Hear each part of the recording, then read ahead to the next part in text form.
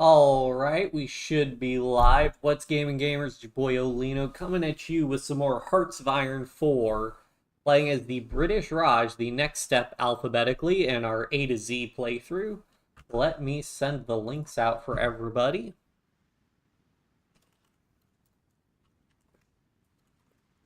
For British Raj A to Z.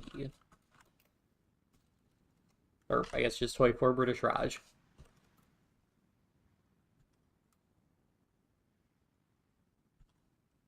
So, yeah, today what we're going to be doing is, again, British Raj, unique focus tree content. So we're going to be doing the historical path, which is going to be Indian National Congress. And, yeah, so basically we're going to stay in the Allies, support the Allies. Our big struggle is going to be getting independence from the UK. In order to do that, we're going to want to build a lot of convoys. We'll set our factories to just build guns for the time being, but we're also going to want to support equipment and trucks later on. And, okay, we do have some stuff with trucks and whatnot.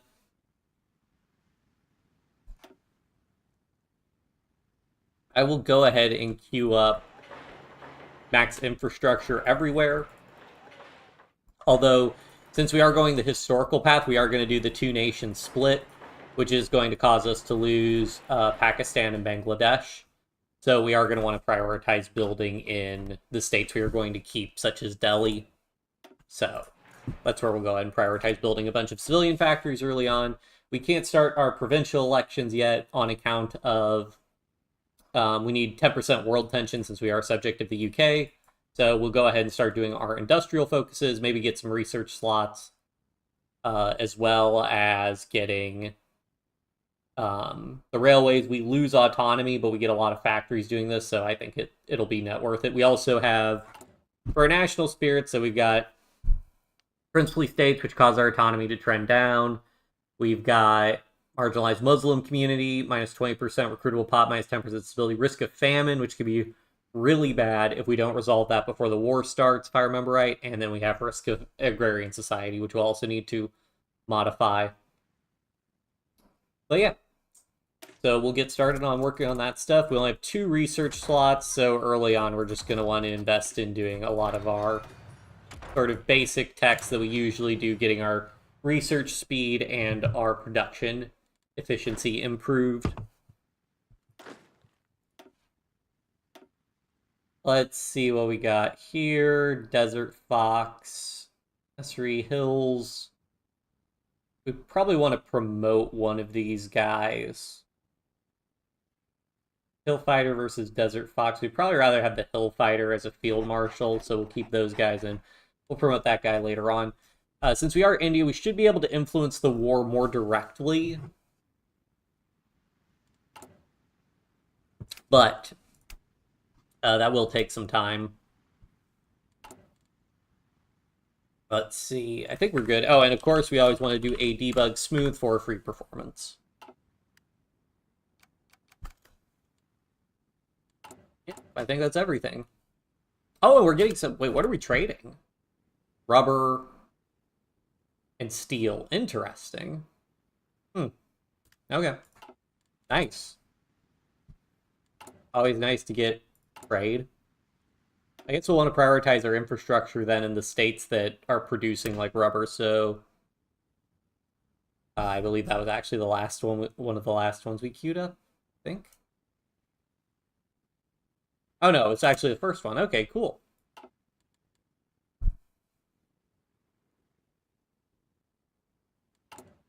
The intelligence agency, we probably just want factories early on. Not really worried about an intelligence agency. We can increase... So, yep, normal stuff, Sultan of Hausa, annexes. Okay, we don't have any restriction. So, unfortunately, as India, we have a restriction. We can't go above volunteer only until we are fully independent. So that's a whole problem for us. So we'll need to deal with that.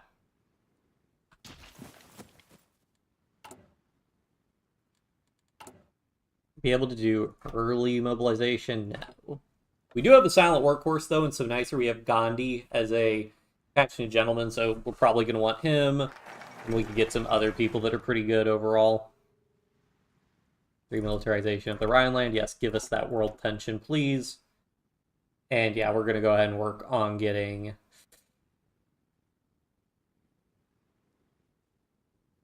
I think we want to get this research slot earlier.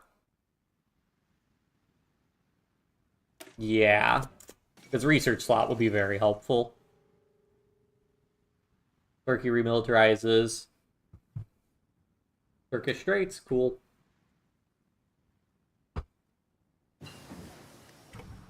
Electromechanical engineering. Ooh, we could go ahead and add radio, get a little bit of a research speed bonus. Nice.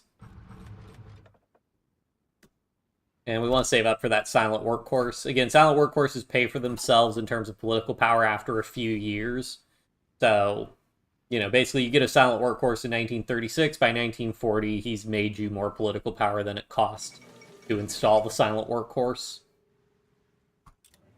More money for the army, then. I forget. No, it's fascists that allow you to get, Fascists have a spirit that also gives you, like, plus 10% political power that you can do in officer corps. State serves the military, I think. But we're going to be going democratic, so we won't have a chance to do that. We'll let a day tick over. There we go. There's our 150 political power for our silent workforce. And we'll go ahead and get this extra steel, because it looks like our steel's being pretty aggressively imported. So if we get some extra steel production, then we can start exporting more steel, and that's all going to be very nice for us. Go ahead and get dispersed industry.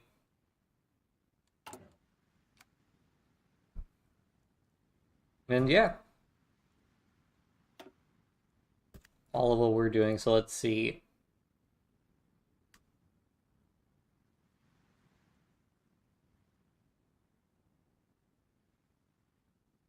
It's going to increase our daily autonomy progress, but it'll let us get promoted to Dominion, so probably worth it. Oh yeah, what is Princely State? So that would give us reduced consumer goods. That'll be good. Yeah, a bunch of this stuff, we're basically asking Britain for stuff, and then because they're giving us stuff, that reduces our autonomy.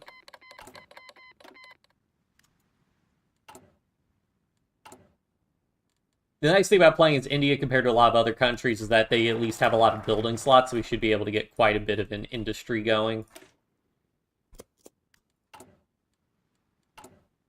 I think what we'll do this time is we'll just prioritize getting some elite mountaineer divisions with supporting tanks and artillery, and then that should enable us to push really well and hopefully beat both the Axis and the Co-Prosperity Sphere fairly quickly.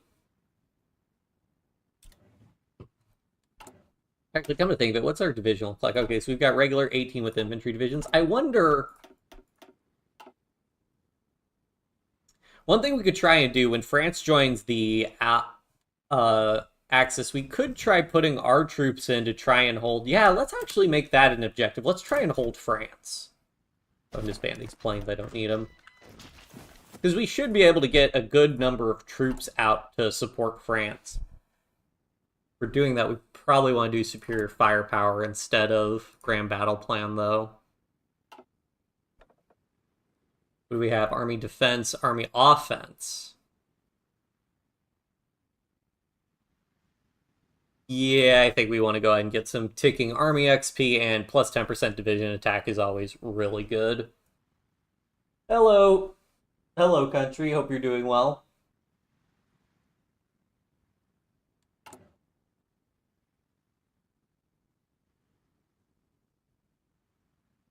Let's see. But unfortunately, we don't really have a whole lot going on. I guess, do I want to build...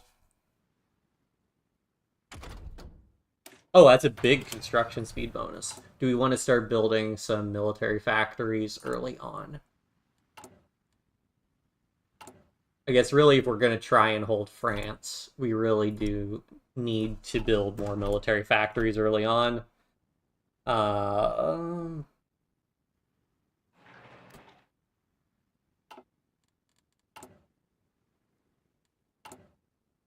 We're also going to need to, yeah, and I'll need to prioritize building some of the basic military, researching some of the basic military techs, like we need trains and we need artillery. Probably also going to want anti-air and anti-tank just for safety. Yeah.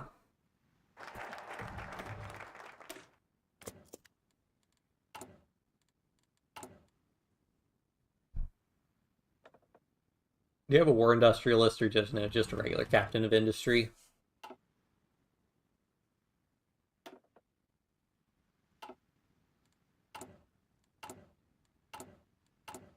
Because we can hold France. That should put us in a pretty good position overall. Okay, cool, yeah, we're exporting even more now. So that's really nice. That's giving us extra factories. Where is all our steel being produced, actually?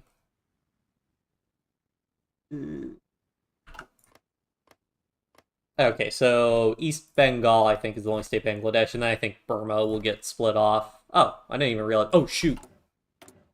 Military governor, which we don't want. We want civilian oversight.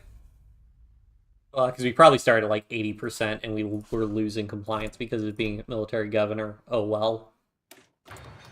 Because the default garrison law in the game is military governor, unfortunately. What do we need? 15% war support. Is it worth it to do improved worker conditions now?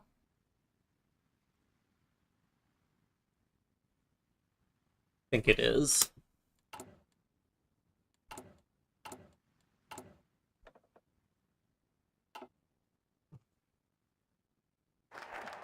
It might even be worth it for us to go to free trade early on, because we're going to be using so little of our resources. Yeah, nuclear technology isn't really something we need. Let's go ahead and get this dockyard just so we can start getting more convoys, because basically the plan is if we lend-lease a bunch of convoys to the UK, we should be able to get a lot of autonomy, which we need.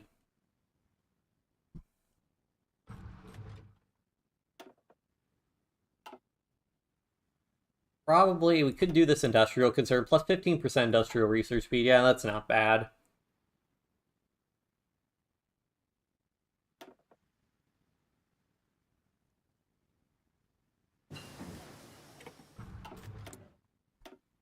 Alright, let's get artillery researched. And then we're going to want to get trains researched. Still can't go to early mobilization, but we'll go ahead and get industrial concern.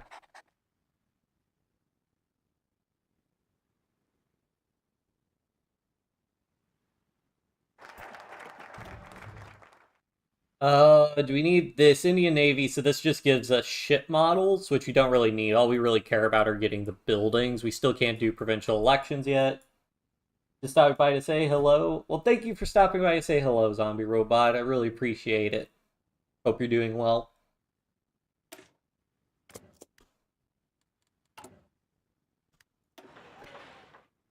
So we have a little bit of factories building, trucks. We're gonna want a couple more, probably. Unfortunately, we don't really have many other high infrastructure states. Actually, we have this one. We could build a bunch of military factories. I'll go and queue them up, though. We can get through all those civilian factories, though. Man, we're already in 1937. Yeah, we're gonna need to...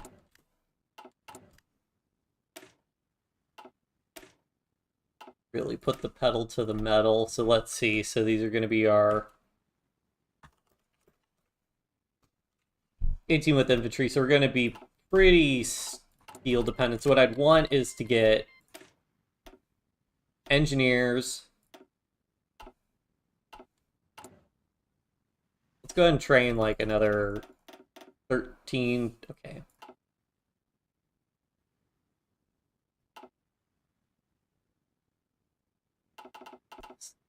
Okay. What do we need? We need 13 more divisions. Ugh.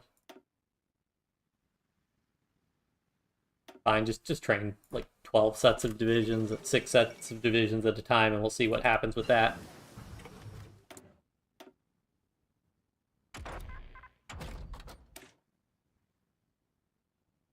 We need trains.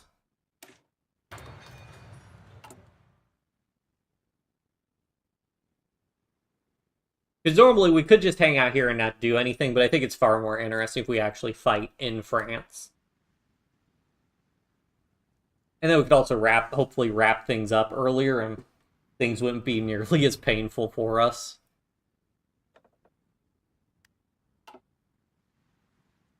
I can't do early mobilization yet, though.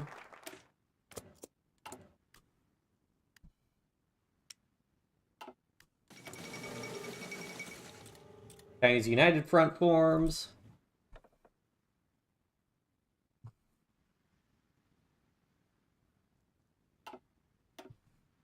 We start with Grand Battle Plan. For India, what's the best move? I really want to switch to mobile warfare, though. That's really what I think best is. We will go ahead and get, though, meticulous preparation, because I always want high supply.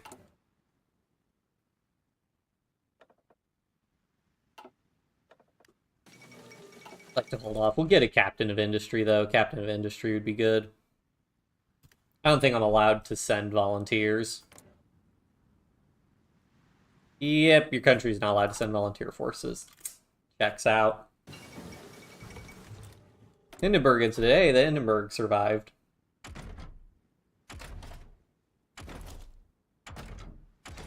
Alright.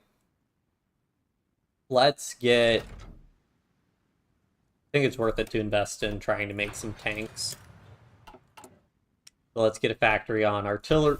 Nope, not what I wanted. Yeah, make it with the company. Just do one set of artillery for now.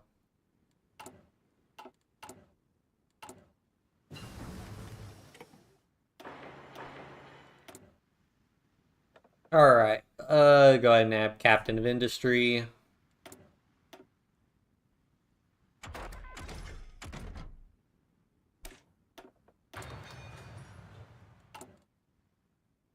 Because we can make just like a little bit of mediums into our tanks. They should be able to hold Germany off pretty well, is my hope.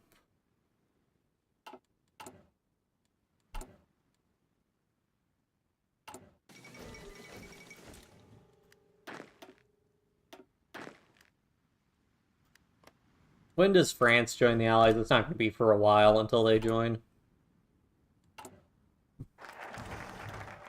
Alright, strength of British ties must be 40% is more autonomous than Puppet. Yeah, so we need more autonomy progress for that. When can we start lend-leasing to the UK? Do they have to be at war? Yeah, they do have to be at war. Unfortunate. But we could still start accumulating that. Oh, hey! World tension's above 10%, so we can start doing provincial elections.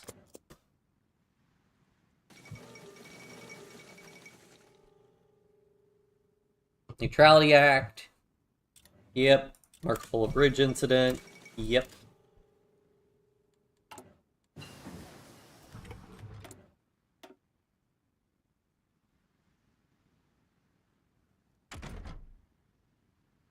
Alright, let's do... I don't even know if we get boost. Okay, construction. We can get a bonus with that.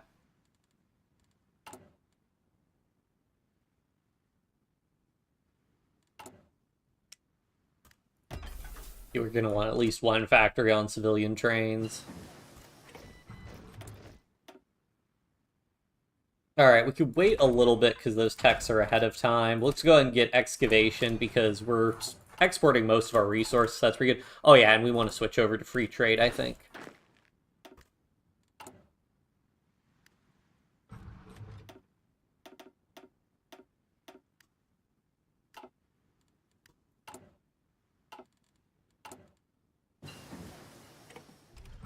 Oh yeah, and we'll go ahead and promote this guy.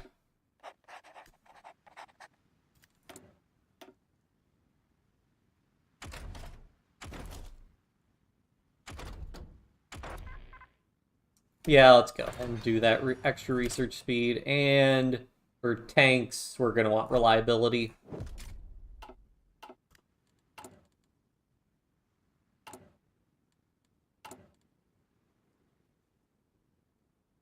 The government of India Act mandates elections in the provinces, establishing some measure of local elections responsible to the Indian population. We'll see what effect this has on British rule. Alright, then we could do the Indian National Congress.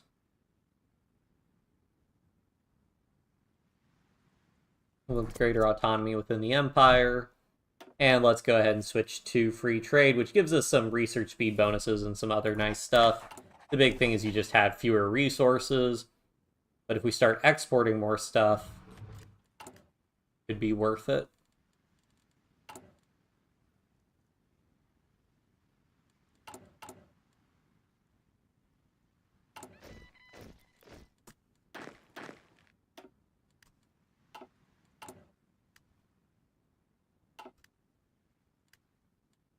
The big thing we're waiting for is for France to be like, hey, there we go. Okay, so they're in the Allies now. We can go ahead and start putting our troops in there. So we'll go ahead and get one army, because he's not going to push through Maginot, so the most important thing is to try and hold that front line then.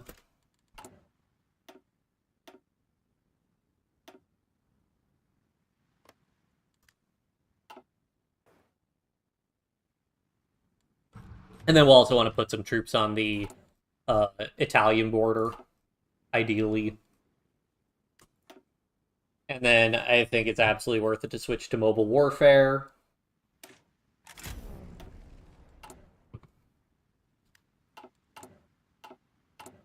Make these guys like bottom tier priority because we want to reinforce our divisions, ideally.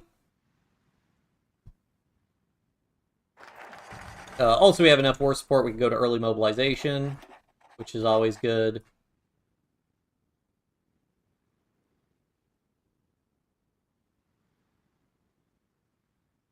Okay, so this will give us more daily autonomy. Go do strengthen ties with British investors because we need those factories early on.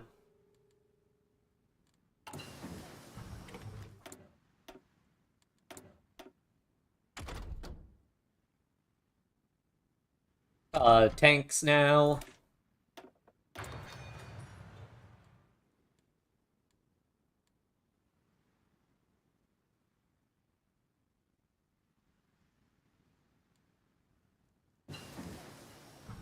Can I also just commandeer? Yeah, I think we need to go ahead and just commandeer civilian trains. Because it'll take a while to build trains normally.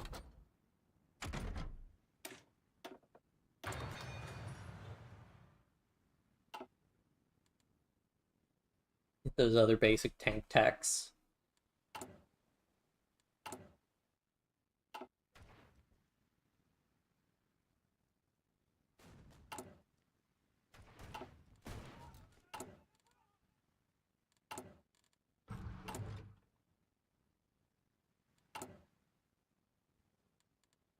Yeah, we really just need more guns.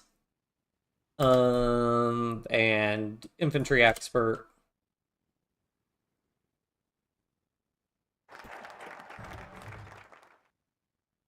Alright, let's invest in...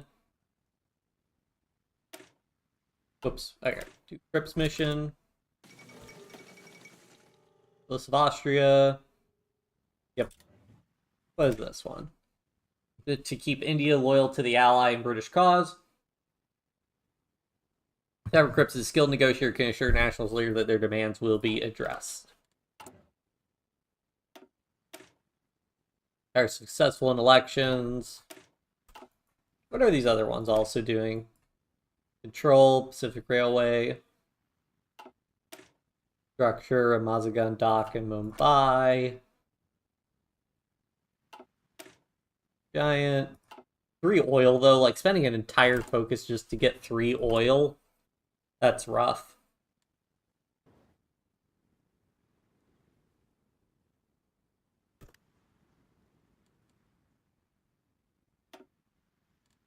I don't think... Do we get infrastructure from... This is all railways.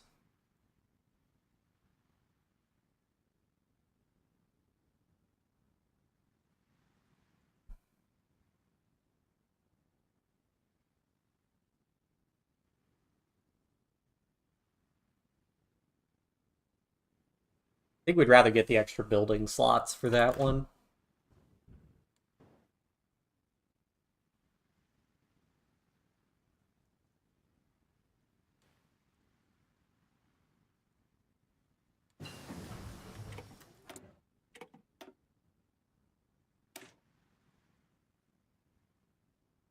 I wanted to get this one.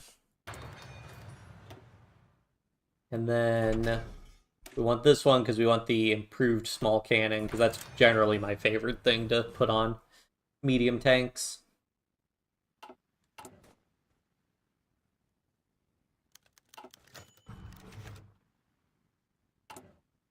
Wingate, they claim he's tasked with new force to help Hail Celestia in the war with Ethiopia.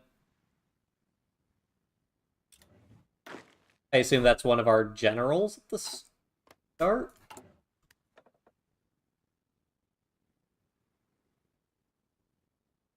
Who was that?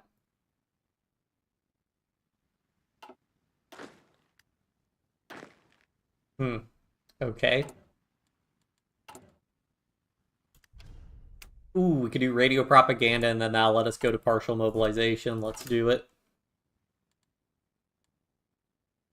We're going to lose 5% war support because of the Crips mission. Great.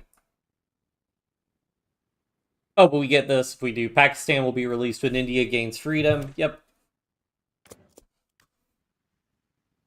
Because we want that autonomy gain. We really, really need it.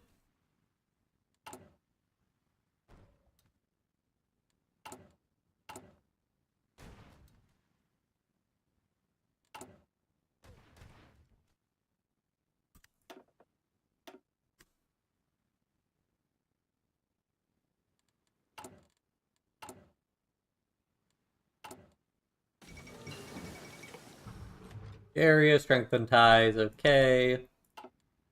We'll hold off on designing a tank. Let's see, for artillery, I just want production efficiency gain. We just need more equipment. Hold off on doing anything else on that front.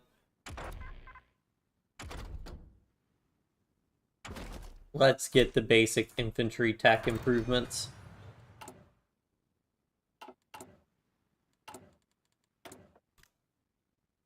And more reliant. Oh, wait. Yeah, I'd rather get the increased, even more reliability for our tanks.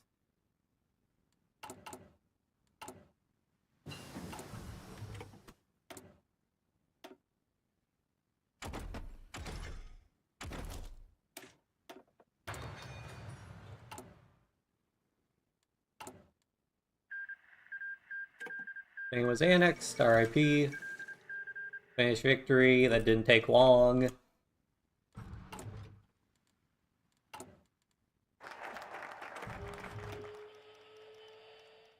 Justification, that's the Czechoslovakia one. We'll also do the Quit India movement, which will give us even more autonomy. Now we should start passively gaining autonomy, yeah, but we're only gaining 0.2 autonomy. This will get us another 0.4, which would be really good. I would like flame tanks, but flame tanks won't matter too much early on if we're just fighting in Europe, because there aren't going to be really big terrain malices that we need the flame tanks to deal with. So I think we're best off doing the computing machine.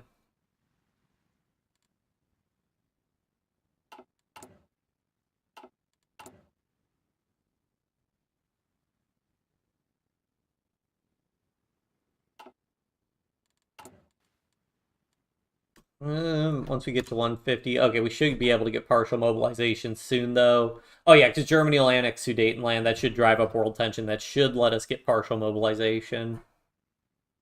Hopefully.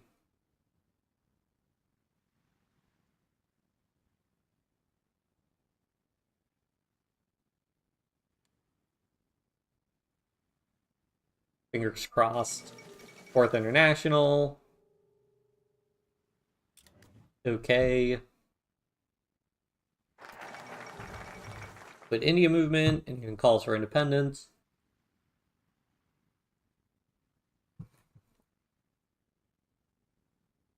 The future remains uncertain. Okay, but that drove up world tension enough. Can we do partial mobilization? Yes, we can. Okay, and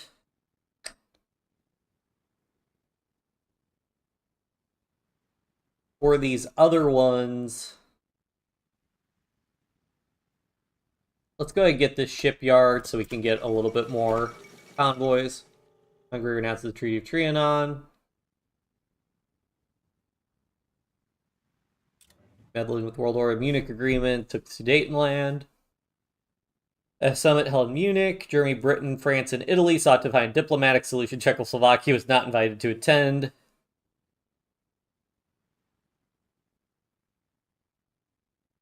Winner, I believe it is peace for our time. No war this year, then. We'll see about that. May as well get the better trucks.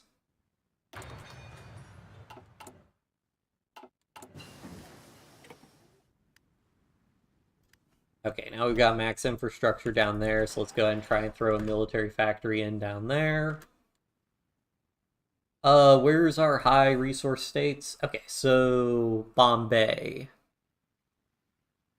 Bunch of infrastructure there, so we want to prioritize there so we get more steel. Wait for a stream that isn't at 3 a.m. my time. What's up? Yeah, I mean, probably last one for, the next couple of days, because I'm back at work. Back at work tomorrow, unfortunately. So, if I do stream again tomorrow, it's going to be later at night. But that's just how it is.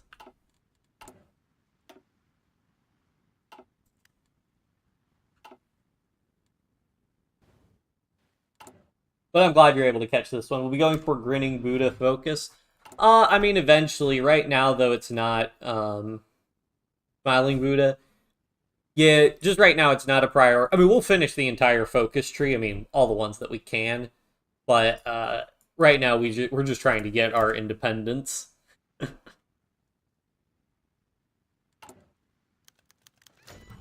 Sabotage.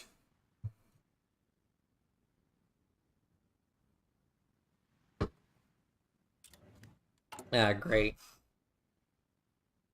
That's not great.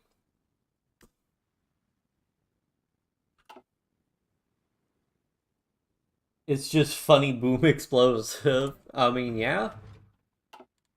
We could do that if we end up... Oh, we have enough. Let's train more divisions. Can't train a full 24 stack. Just do 2 of those. Will we be able to get another 2... another 24 divisions out before the war? We'll find out. Ah, yes, okay. At least we got this plus 15 tech improvement. What's your independence score at right now? So we're still at a colony. We're at 294 because we've got a bunch of competing spirits. So, for example, this Princely States one really kills us with the minus 0.4 autonomy gain.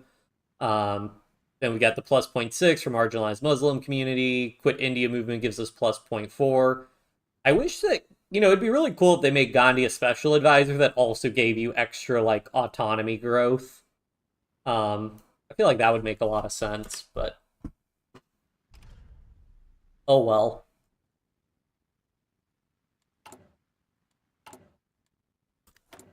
What we have? So this is more production efficiency gain. Yeah, let's just get absolute production efficiency gain for our infantry equipment.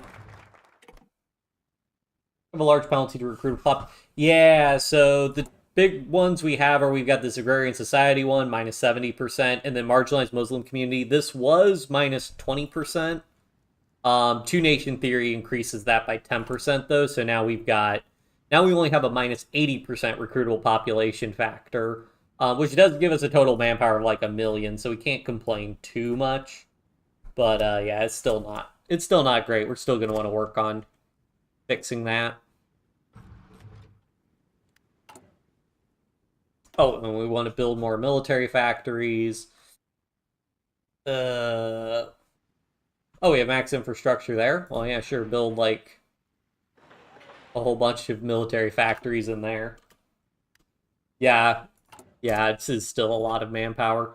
Basically, my goal is I think what we're going to try and do is we're going to try and prevent France from falling. Which also, so I want to put support artillery into this template.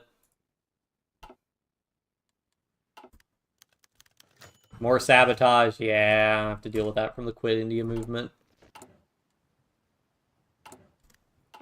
What happens if I were to flip all these guys over to these divisions? Support equipment, need more infantry equipment, and towed artillery. Okay, cool. Like, what's the net stat difference between these ones? 56 soft attack, 207 defense. Yeah, so a good bit more soft attack, good bit more defense, and of course they'd have a lot more entrenchment.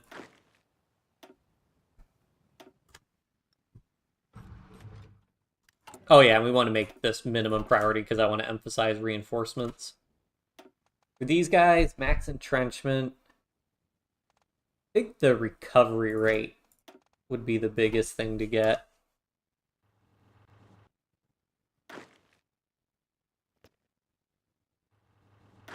And then let's go ahead and have these guys train up.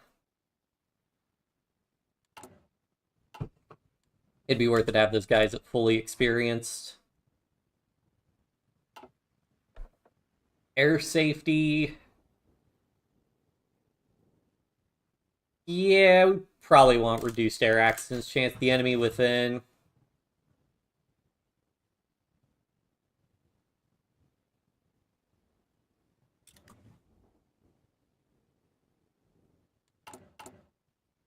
I don't remember these ones being quite so aggressive with when you did the Quit India movement, but it's been a while since I played as India in vanilla. Get more industry upgrades.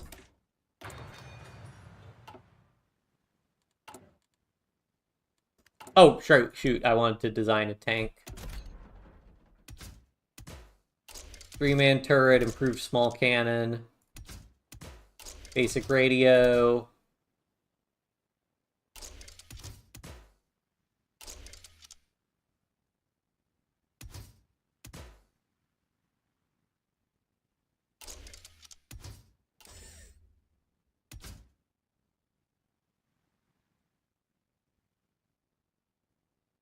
So what I don't know is, do I just want to keep the tank cheaper? Because if it's only 8, that is all a good bit cheaper.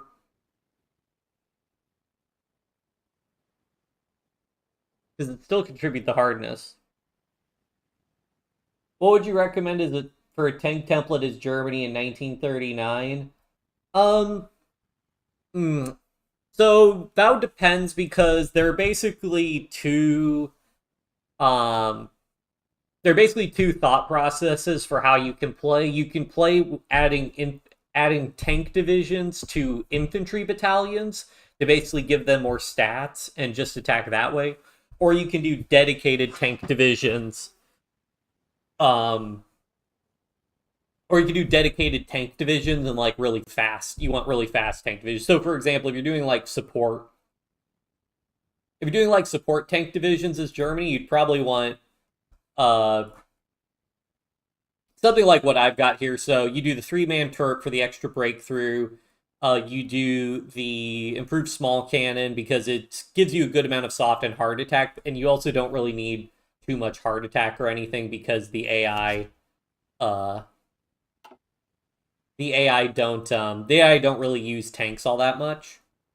Armor skirts for extra armor. I only have this for the extra reliability. I guess technically I don't need that right now. And then you want to do, not that, you'd want to do sloped armor.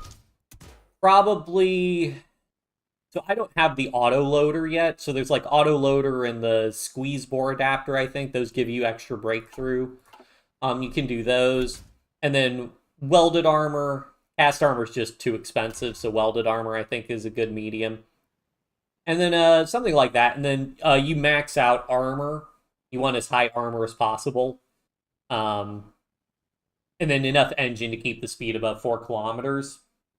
Okay, so if you're mixing tanks with motorized infantry, then there are some arguments to be made for, you can either make a nice medium that's got as much speed as your tanks, but then you're going to want the medium to be overall lighter, Or you could just do light tanks, which are pretty fast. And honestly, if you just do light tanks that are pretty well kitted out, um, so still have like radio, you might want to forego like the sloped armor and putting lots of armor on though, and you just want to make a tank that's like fast and has, good soft attacks, so like again, improve small cannon. Well, here's the thing. Light tanks are really cheap, is the thing. So, as Germany, especially if you go down mobile warfare, um, one of the things you can do is. So hold on, let me finish designing this tank because I'm getting a little lost in the sauce here. What do I want to put on this guy?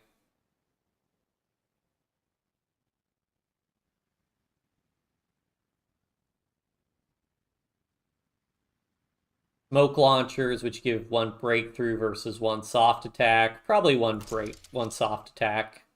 Too expensive. Great. Yeah, mobile warfare is a doctrine. So you want to do mobile warfare as Germany. You should always be doing mobile warfare. And then the big thing is note. So hold on. So we see because the big problem with tanks. So for example, say I put so this tank division, for example, say I remove the infantry. Tanks have terrible organization. Tanks have a default organization of 10.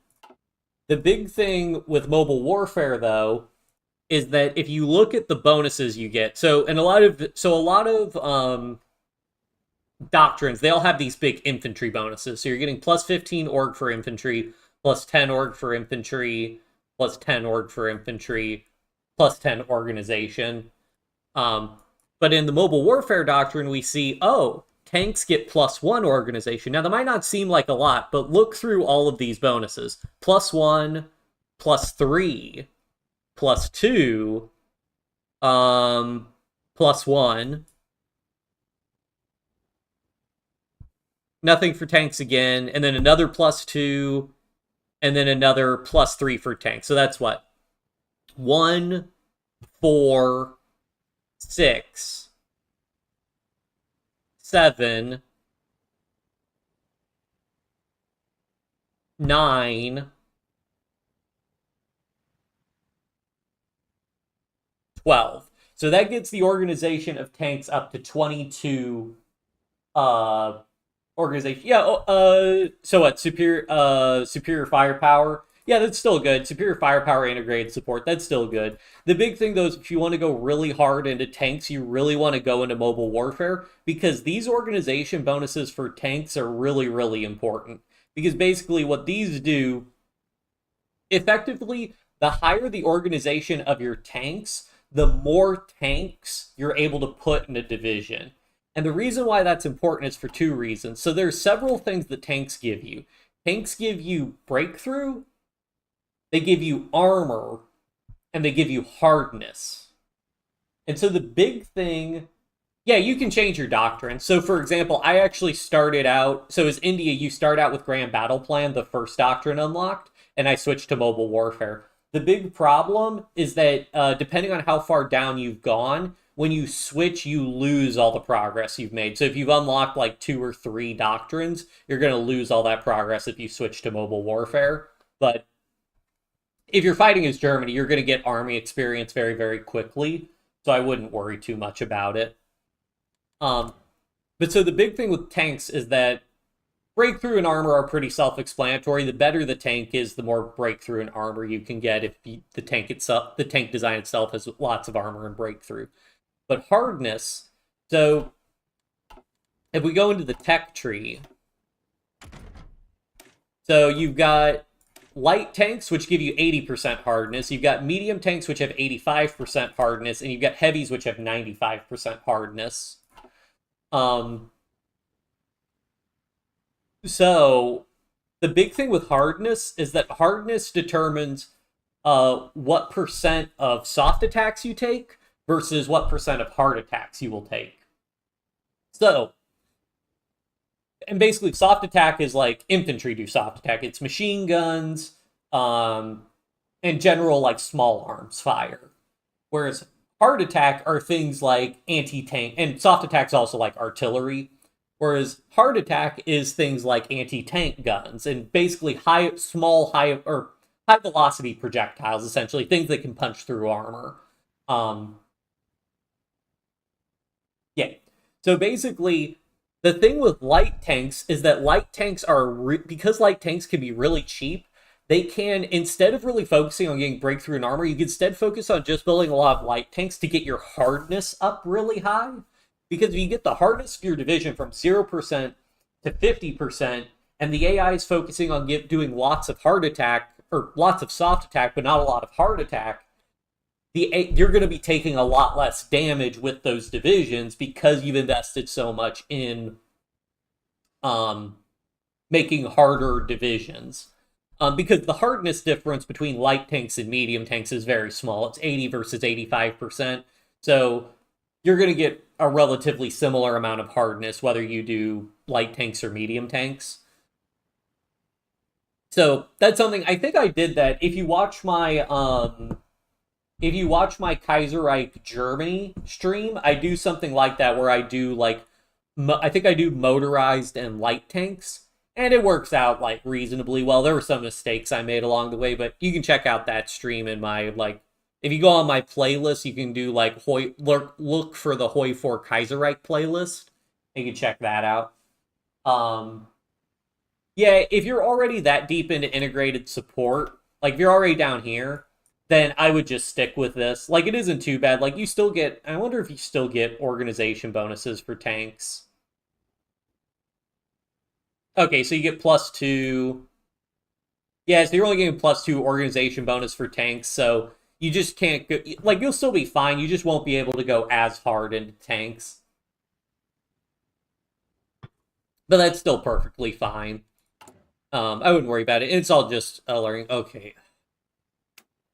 The downside, I waited until we could get high enough war support, but yeah.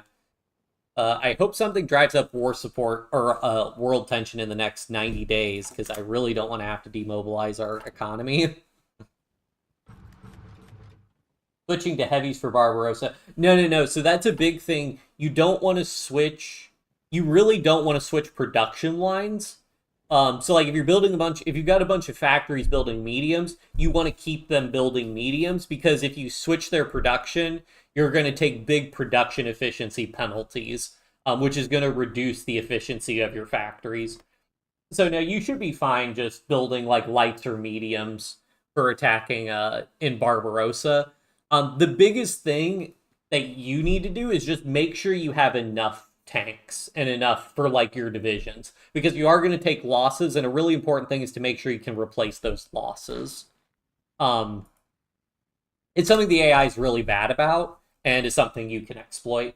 But yeah, for Barbarossa, just make sure you've got a solid line of, what I would recommend, at least since you did integrated support, is make sure you have solid lines of infantry along the front line, and then just have 24 divisions that are your mobile tank divisions, and use those to try and get encirclements and whatnot. Don't try and just convert your entire front line into tanks and trucks, because that's probably going to be too expensive for you to afford. And even if you can afford it, you might all of a sudden, as soon as the war starts, takes too many losses to replace the equipment faster than you're losing it.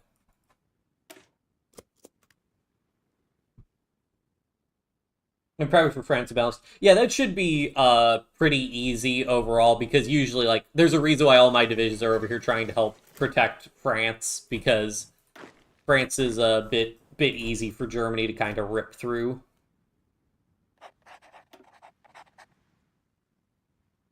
I don't want the entire field marshal training. I only want... Excuse me? Okay. That was weird.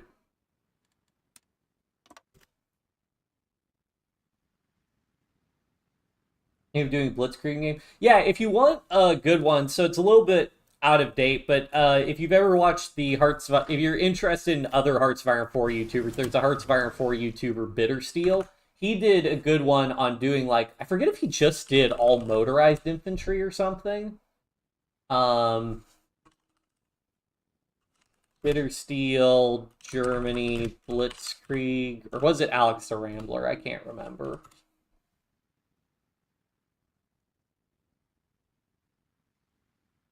Let me mute the tab.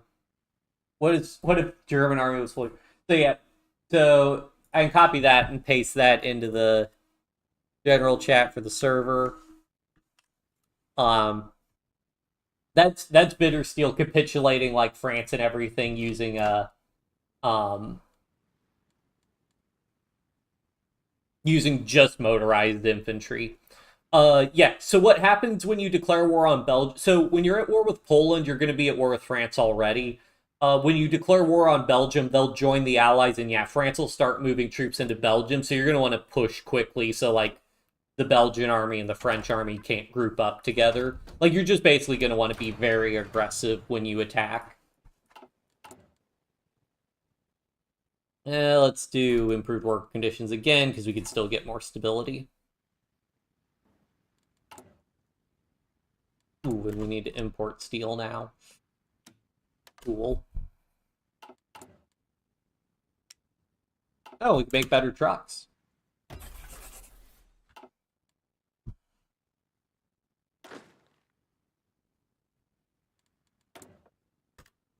And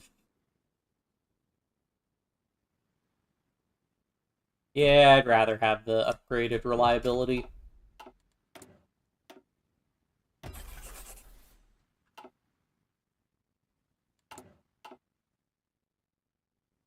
France and their supply issues.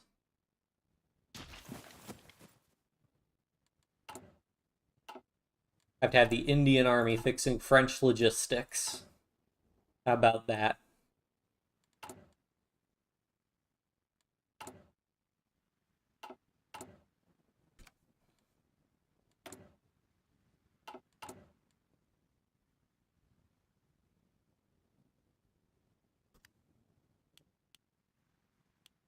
Get more support equipment. Probably want a bit more support equipment. And then that's enough to justify importing aluminum, and we'll just import from the Soviet Union, so I don't have to worry about my supply lines getting cut off.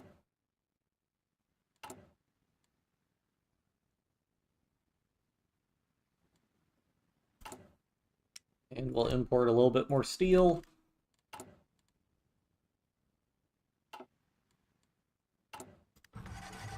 Unfortunately, yeah, it doesn't look like we're going to be getting tanks in to help this time. Oh yeah, my tank division, or my tank template. Double want mediums.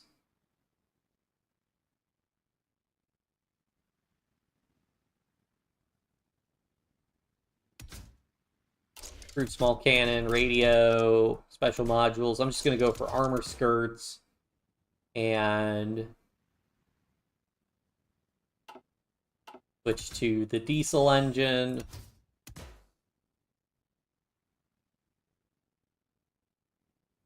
I think we'll just put some machine guns on to get a little bit of defense.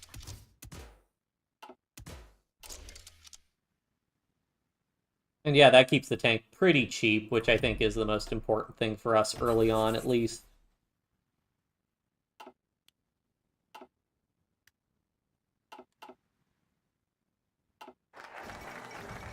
They have Czechoslovakia, so much for peace.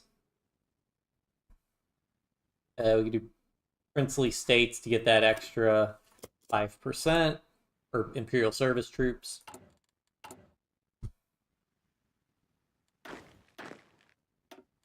You can go ahead and put these guys on that front line order.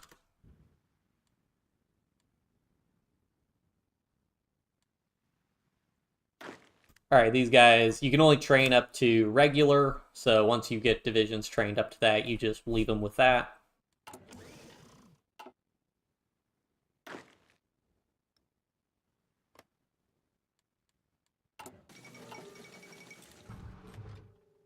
Yellow River blown, a humanitarian tragedy.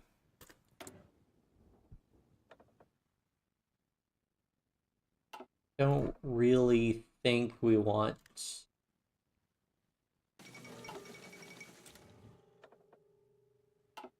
I don't think any of these other ones are too... military theorist is good.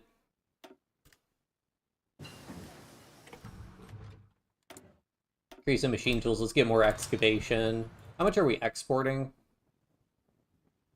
We're not exporting that much. Okay, we probably want to tighten our trade laws once we get the uh, once we have the option to, because we're not fully exporting as much as we could be. And also, countries that are importing from us are going to start getting annexed, so...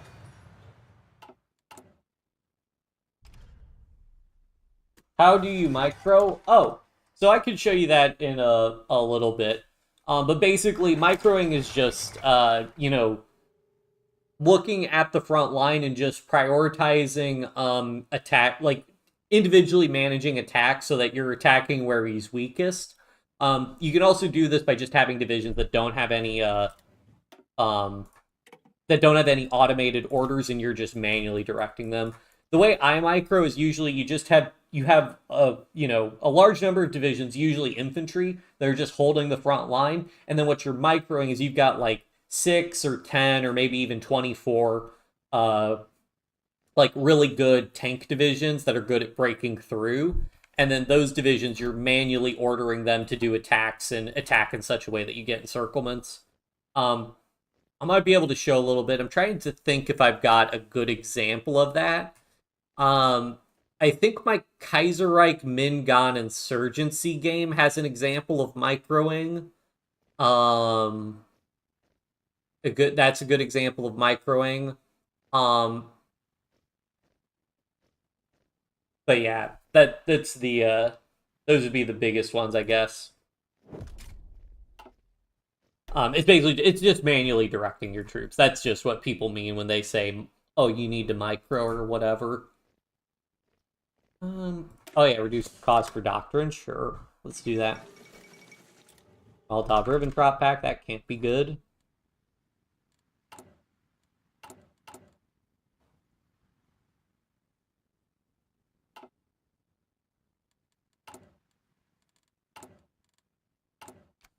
Okay, so Germany will start attacking Poland soon. Get more Oh, we could build a lot more military factories. Let's do that. And sure, more excavation.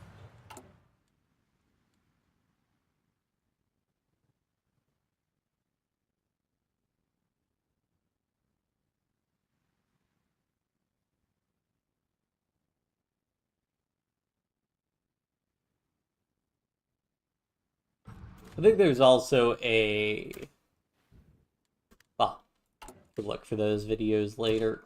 Regional industrial and integration. We want to change... Let's go ahead and change our trade law. So we're exporting. We're getting 16 factories from trade.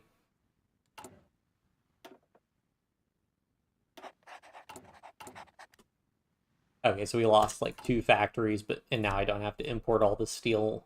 I think we still need to import the aluminum, though. Yeah, the network's in our favor, I think. Especially if we start using more of our steel. Let's go ahead and get all those divisions out.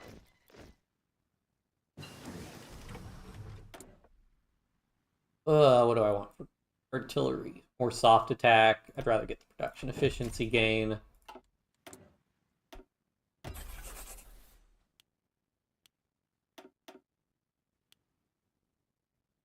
Oops.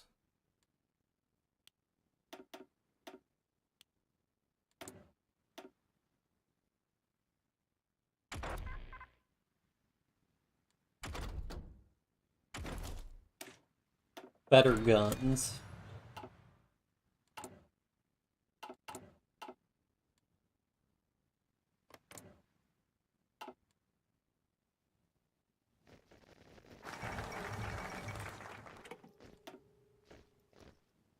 Germany has ignored every warning. All right, cool. Now we can get some more factories. Let's get some more civilian factories for the time being.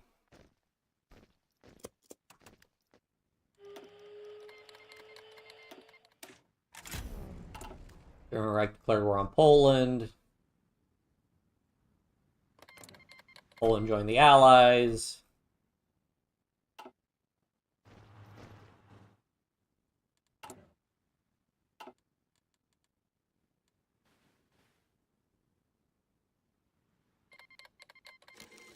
Yep, and now we're also at war with Germany. Is Italy in the war yet? I guess Italy must wait to join the war. And also... Okay, we'll wait for our divisions to get into position, but I'm going to pull those guys back. So that we're not taking such bad... Can I motorize that? Does that help the supply situation a little bit?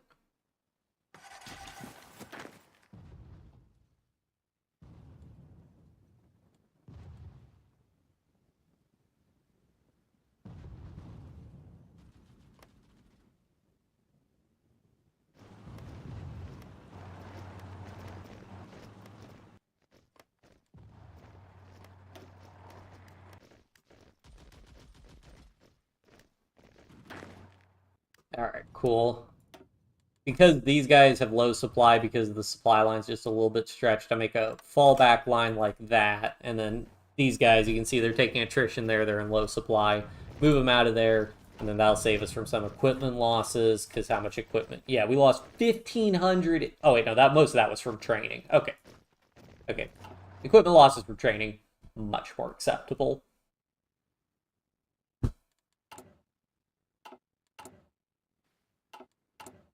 Well, may as well train some more divisions. Oh, do we have enough to switch these guys? Yeah, we're just a little bit short on support equipment. Okay, that's fine. Yeah, let's just train more infantry divisions then. Whoops.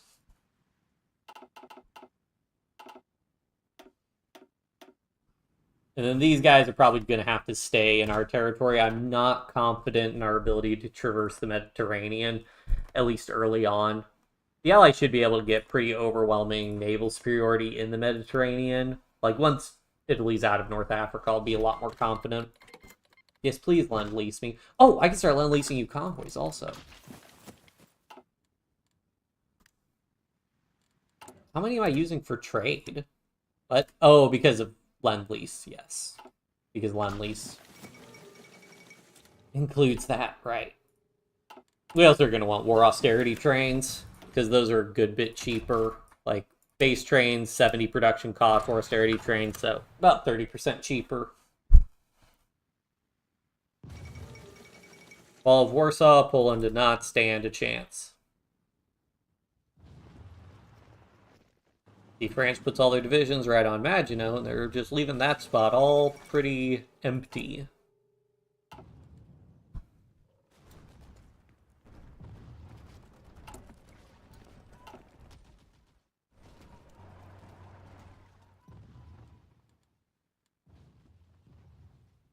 How many divisions does the United Kingdom have? 112. Maybe United Kingdom, you want to put some of those divisions in France, maybe? Just a thought.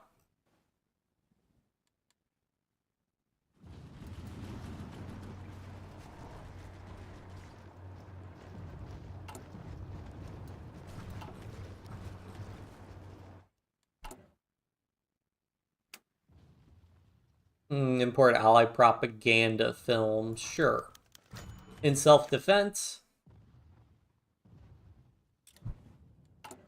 Oh yeah, and I guess we could go to war economy also, so we'll do that next time we have the political power. Netherlands joined the Allies.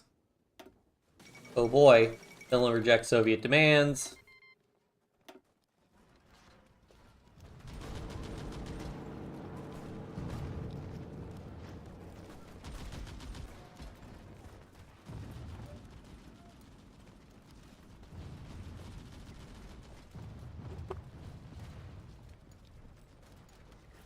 So yeah, you want to fully capitulate. You can wait to declare war on Belgium. You fully capitulate the Netherlands first, then declare war on Belgium, and it's a lot easier because you have a much bigger front line with Belgium to invade them with. Because you declare war on them first, you have to attack through that tiny little gap right there. Yeah, and it's not worth it. Our divisions have been sitting here. They've been getting a bunch of entrenchment, so we don't want them to just rush in to try and help the Belgians. We're better off just holding here.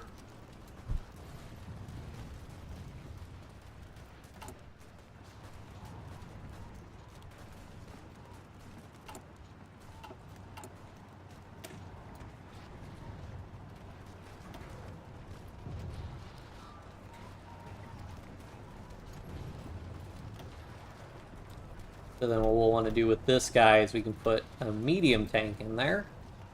And you see we get a little bit of armor, we lose some defense, but we get a good amount of breakthrough and a good amount of soft attack actually added, but we also take an organization hit. And we get some hardness, which is basically a damage reduction.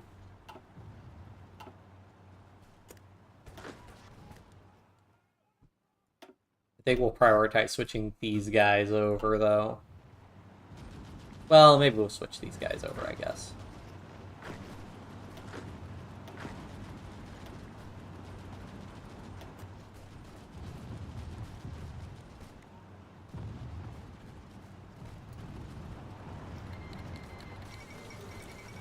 German Reich declared war on Denmark. Oh, there's Norway. Iceland declares neutrality. Yep. This is the interesting thing, where they become a puppet of Germany but don't get called into the war.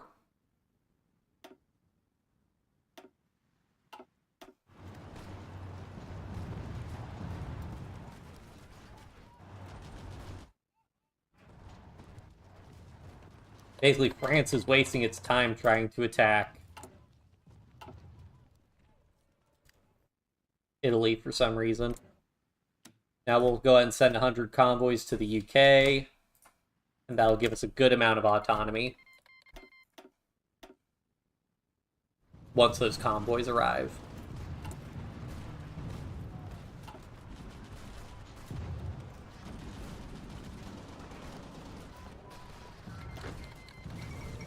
Into the League of Nations. Not totally unexpected. France is really just wasting their energy trying to break into Italy. Alright, now Germany starts attacking us, and this is where things will start to get more serious. How well our divisions can hold out against him.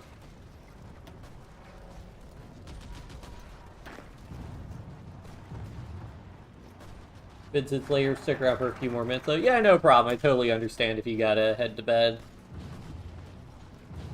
I know people can have work and obligations that they gotta get their sleep for. Yes, we'll go ahead and invest to get some... Oh, Indianization of the army. Sure, get some political power. Why not? The big thing you'll see with the AI. So, like, for example, they're trying to launch these hopeless counterattacks here, which are just going to waste equipment and manpower. In certain situations, you just got to know when it's best to focus on defense. Also, good for Luxembourg. So, up there goes Luxembourg.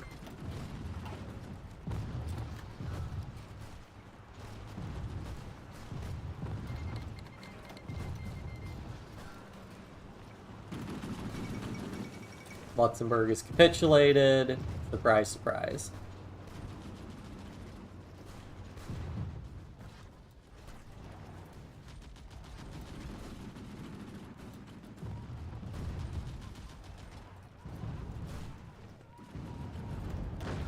So yeah, and then, so this is an example of microing. We can see that he's attacking that spot pretty heavily, so we can go ahead and just manually move troops in to try and help hold that line there.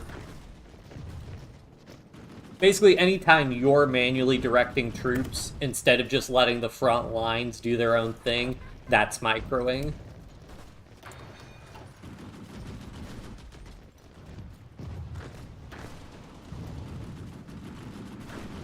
Like, for example, he's attacking that city a bunch, so we want to move some troops in. How do you draw fallback lines? It is... So this is the front line order. It's this order here to the left of area defense.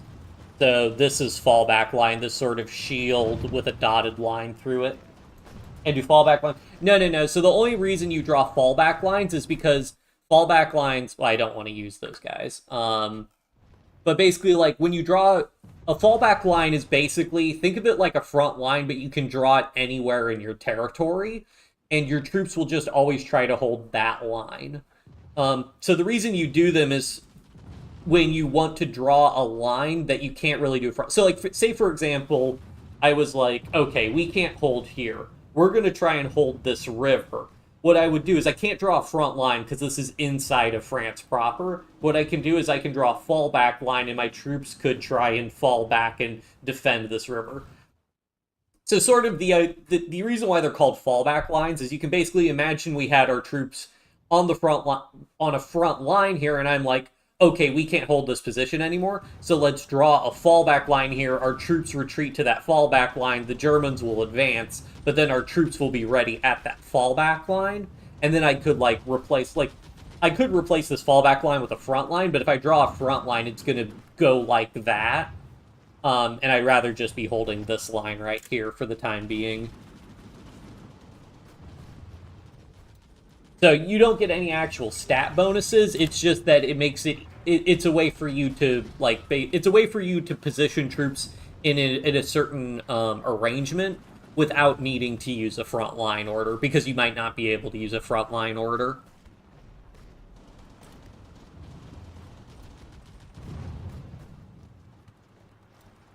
Looks like we're holding out pretty well. What kind of casualties are we inflicting? Wait, we've only taken 480 casualties so far? We've taken 480 casualties and inflicted... Okay, 500 casualties. Inflicted 30k on him? That's pretty crazy. Okay, yeah, now this is an example of where we really need to micro, because he is hitting that province really hard, so we need to get more divisions in there.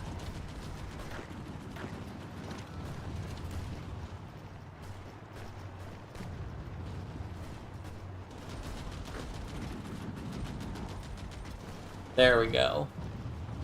Much better.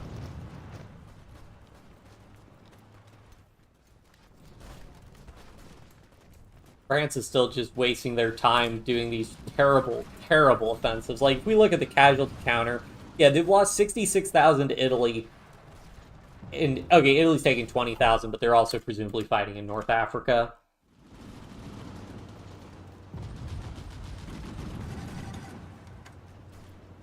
So yeah, when our troops start getting broken like this and start retreating, that's when you start taking more casualties.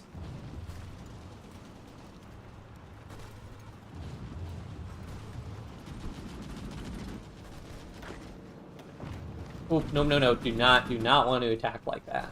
We want to just manually move those troops in to help defend there.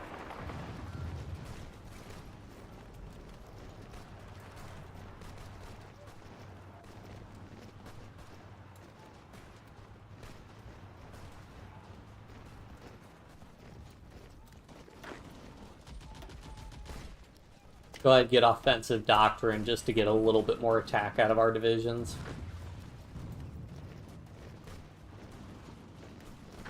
Or attack a little bit more damage. Let's see. Yeah, we can let these guys just move around elsewhere. Battlefield support. Honestly, air doctrine doesn't matter too much. Oh, special forces, though, I might want to... Maneuver warfare coordination could be good. Organization loss when below 15%. Yeah, that'll let our troops fight a little bit better, so I think I'm going to go victory or death. Which will just let our troops fight a little bit longer. He's almost taken that province. Alright, now's where the front lines can hopefully start to stabilize. But he might get more aggressive with us. We want a micro moving in there because he's attacking... He's very aggressive attacking that province. Alright, I think I'm going to drop a save.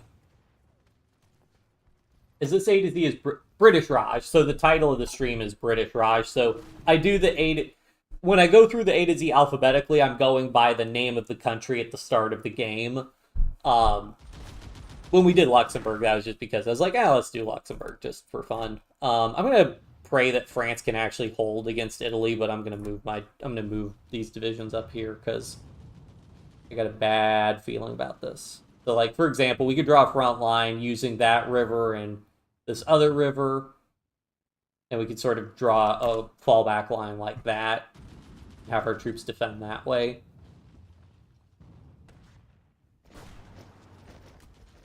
How are we doing overall?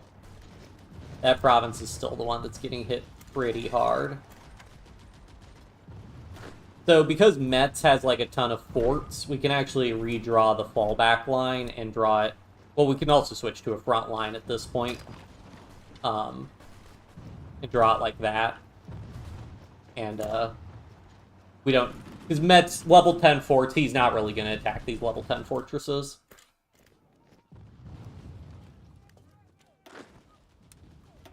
And then we can go ahead and move these guys in to help out also, shore up that line even more.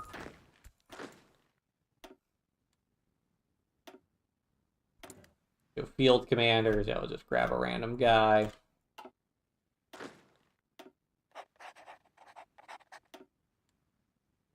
And then, I guess, do we need to prep for Siam? I mean, Siam's going to be the big... Yeah, I guess we'll build a fallback line here. We even... Okay, our logistics for that shouldn't be too bad. Assuming France can hold Italy there, which they should, because that's all mountains. Okay. Yeah, with all that infantry in there, I mean, that's a lot of defense and a lot of inertia to blunt Germany advancing. But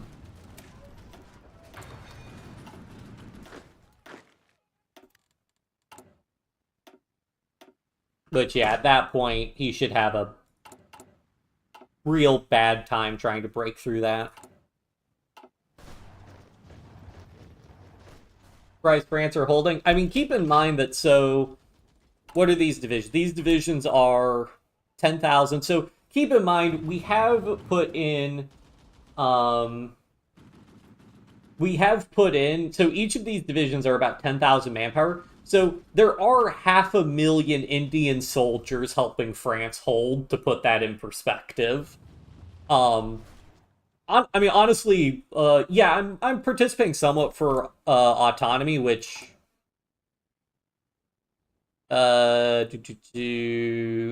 contributed war score. Yeah, we get 123 autonomy from that. But honestly, another part of it is we're doing historical India, so we're doing India that supports the Allies, and holding France just makes it a lot easier to capitulate the Axis. So that hopefully we don't have a repeat of the British Malaya situation where it's the 1950s and the war is still going on.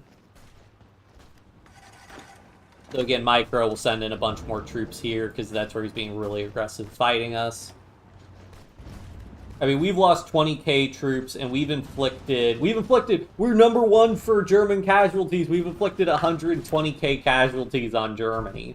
So we're doing something to them. Yeah, I mean, based on these equipment losses, yeah, we're putting a real dent in them.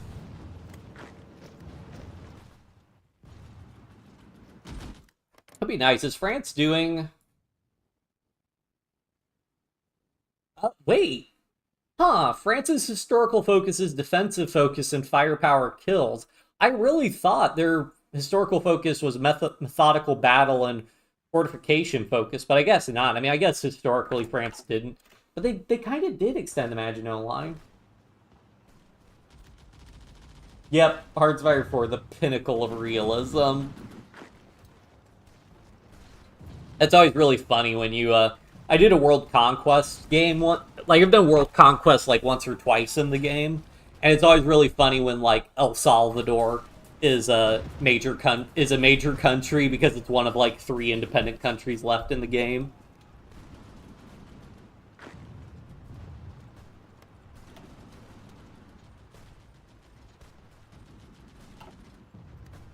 Let's see, I think we can get some more guys shifted over. So let's get some guys shifted over with more medium tanks. No, not disband.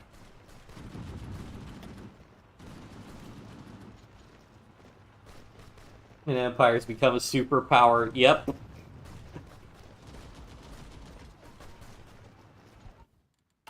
See which house. Okay, our autonomy has been delivered. Hopefully we can do... Yeah, we can do British arms investors next.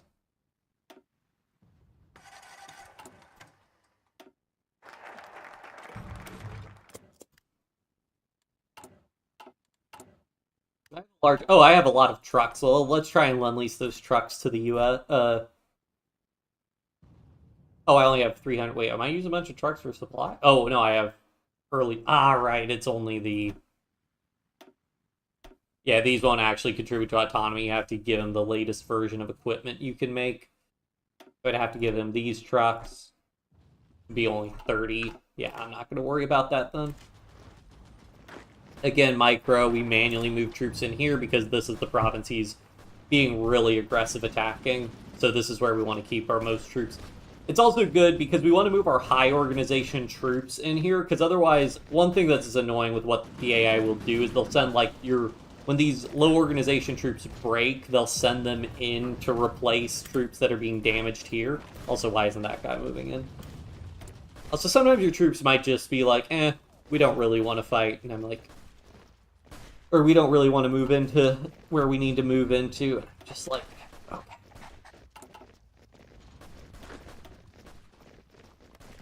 Like, for example, see, that low organization guy, we would rather him go somewhere else. Because if he goes into this combat, he's just going to get really damaged immediately and not do great.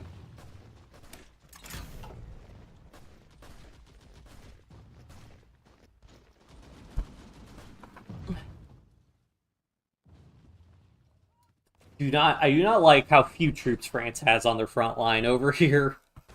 Hopefully they could take, like, North Africa, at least. If they could take North Africa, that would be very helpful. Ooh, we need a lot more guns. I guess we can go ahead. It's not the end of the world if we actually build in Bengal that gets given back to Pakistan. Oh, and let's get upgraded engineers, because we are using a lot of engineers.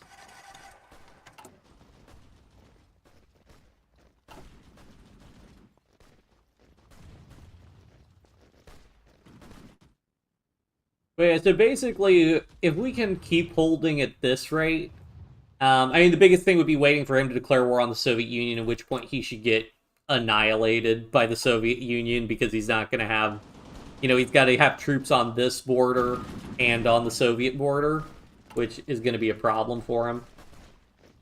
And also, France will keep getting stronger, because France's industry starts out really bad, but they'll build up. Like, France has, 108. Wow, the UK has 200 factories? Jeez.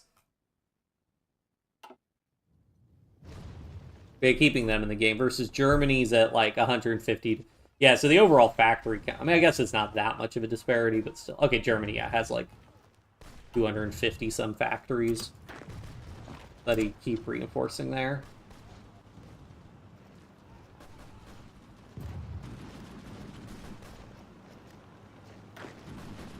You do not...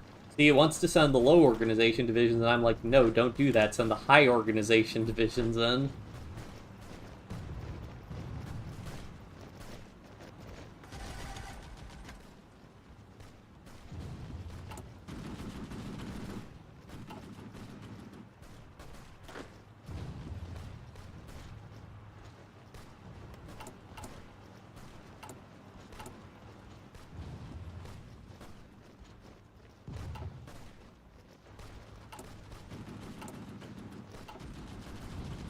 Org is important. Yeah. So organization is really important because it basically, when divisions are in combat, they lose both organization and strength, but the amount of strength they lose relative to the amount of organization they lose a lot more organization.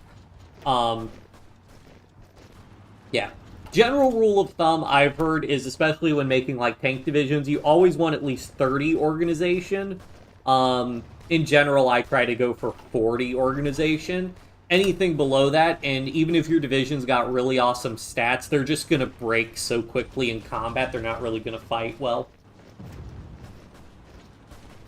What happens at low org? That's when your divisions break and retreat. So, like, this division ran out of org, so it retreats to leave the combat. Like, basically, you can think of that as your troops being like, enough of this, and we're gonna, leave or whatever. Or they can no longer, basically, like, it's not, in other Paradox games, it'd be morale.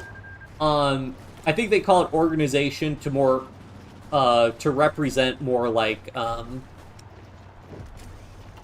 basically how important it is to have, like, structure and cohesive command structure for your divisions, and basically low organization is that command structure breaking down and no longer holding together. Easy is hitting this province really hard.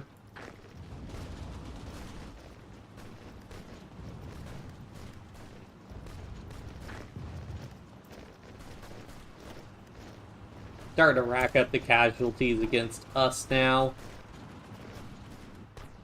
Okay, what I'm going to do is we're going to draw. So this is an example of a fallback line. Because it's so hard to hold that province, I'm going to go ahead and fall back with anticipation that that province is going to fall. Because it's just way too challenging. And unfortunately, you can't build forts in your allies' territory. I don't know why it doesn't want to let you do that, but you can't. And that's really annoying.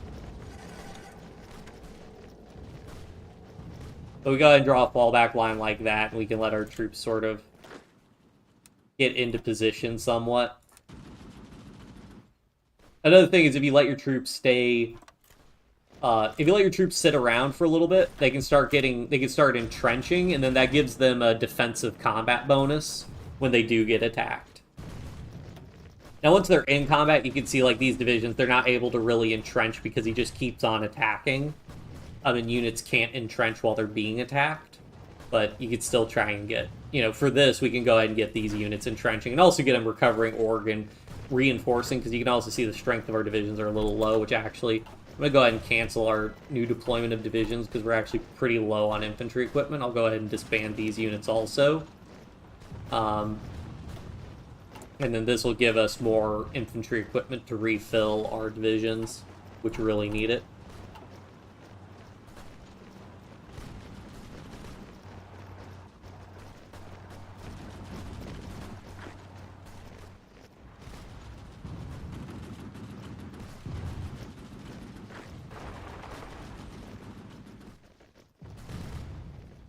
Okay, so that province fell, so we can go ahead. Well, another thing I can do, actually, is we can go ahead and come in here.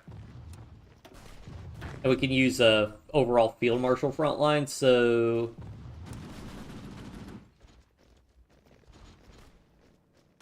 do that. And then also what I can do is... flexible cohesion. Let's do balanced cohesion for that.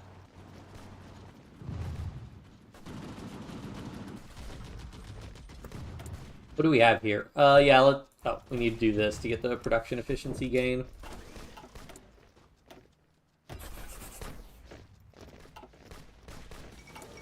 Fall of Nanjing, yeah.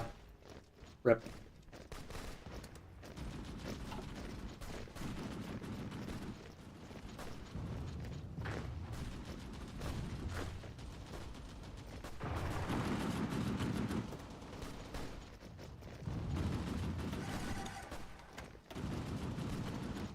So now that province is getting badly attacked.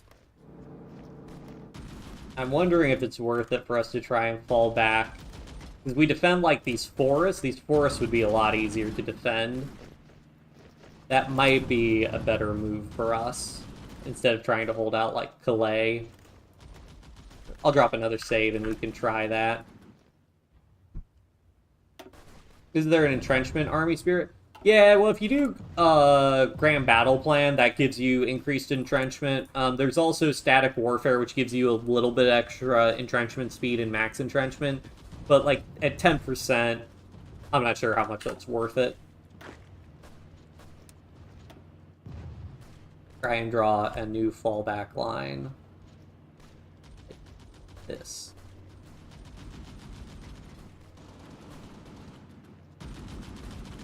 See how well that works.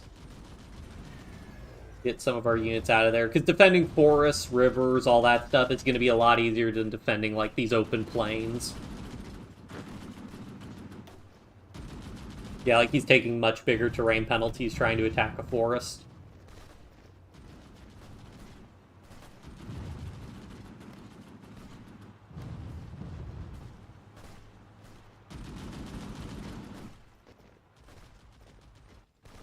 I guess debatably we'll want to try and get troops in to defend Nancy as well. Because if he punches through there, he can, like, encircle Maginot, and that's going to be a problem.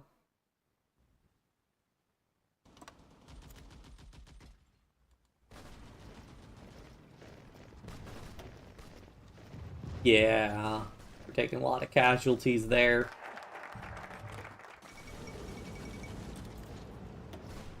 Alright, we got British arms investors. Oh, Indian commanders. Do we want to do that? Let's get the British army support first. Who's attacking? That's something you gotta do also when your troops are trying to redeploy. They might be like, oh, hey, let's attack. And it's like, no, no, no, no, no, please do not attack. Do anything but attack.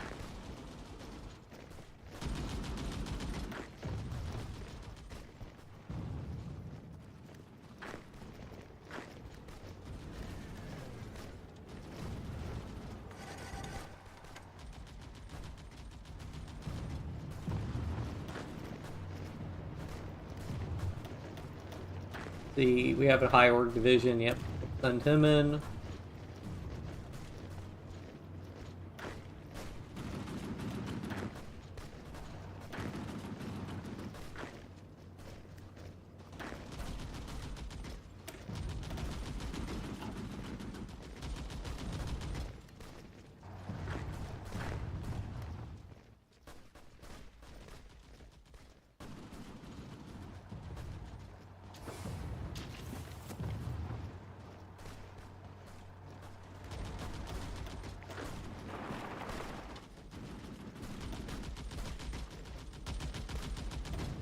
Yeah, now see, he's going to get river crossing penalties, which is really going to blunt his attacking efficiency against us, which is exactly what we want.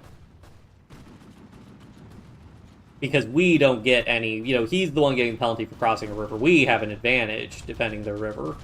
Oh, cool, and our mediums do give us a little bit of armor to hold. So let me go ahead and switch. Can I go ahead and switch these guys over to 18 width plus mediums?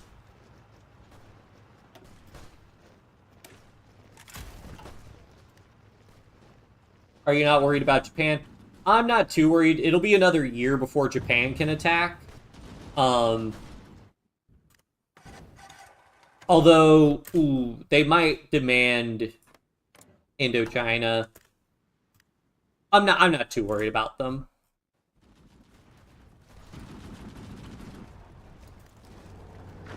Maybe I should be more worried, but I'm not.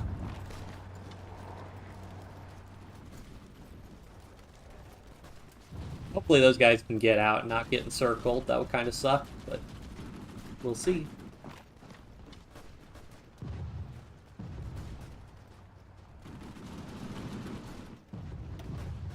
Okay, so again, he's trying to attack across rivers. He's going to take a lot of penalties trying to cross a river. Overall, we're going to have a much better time trying to defend this way.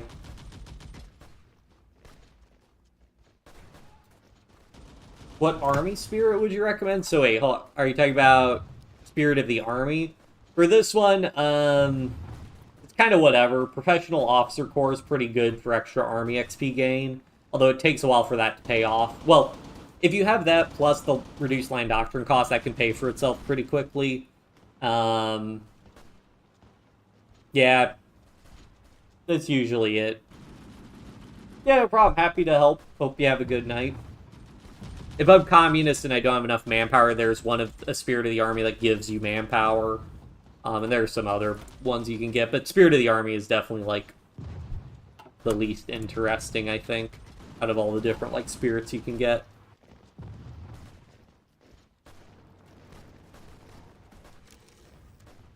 We can raise our autonomy, yes! Oh, that automatically switched us to a democracy. Huh. Okay.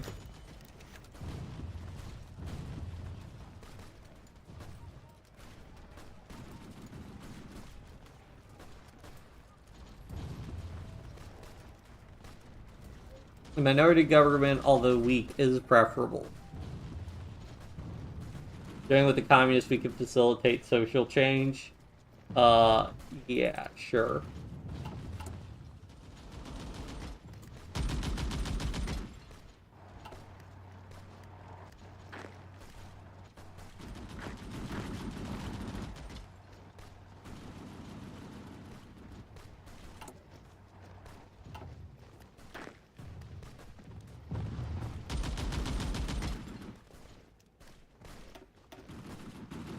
How many mediums do we have? We have another.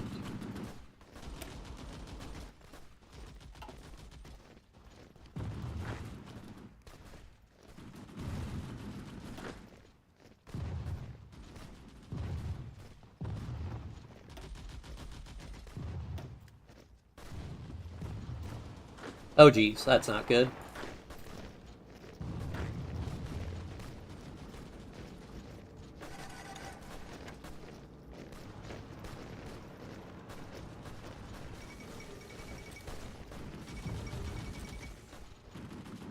Access Soviet-German trade agreement. Yeah.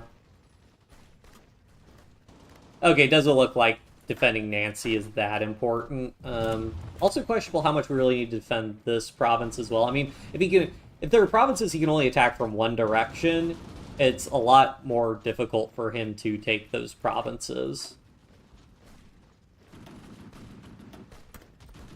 Just because he can only get so much combat width through.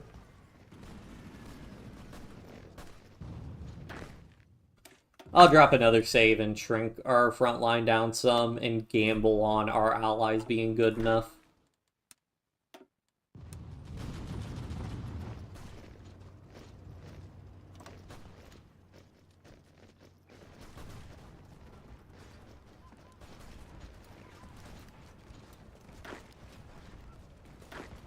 Buddy, you stay behind. I will literally make you a separate army group so that you will sit right there and regain your organization.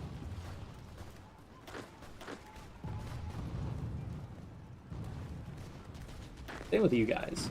Just chill out.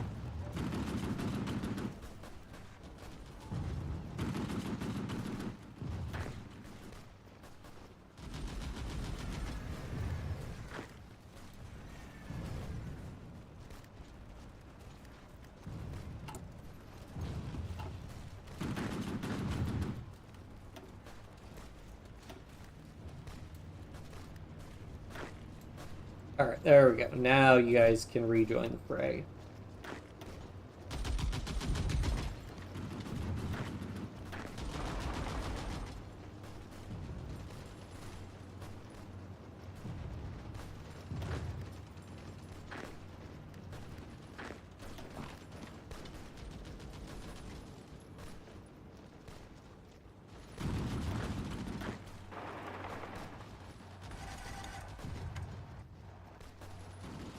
Like, this is just ridiculous. Also, him attacking, like, 3 different directions from one province, that's a complete waste.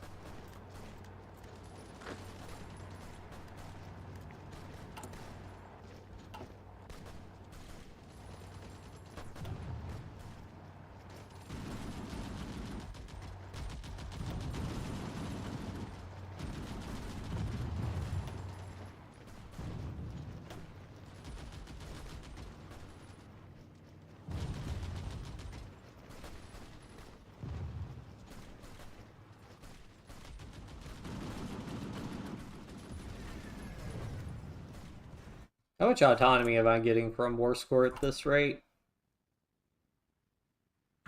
Cool. I mean, how much have I contributed? 32%? I've contributed the most in this war. That's hilarious. Now that's great. That is tremendous content.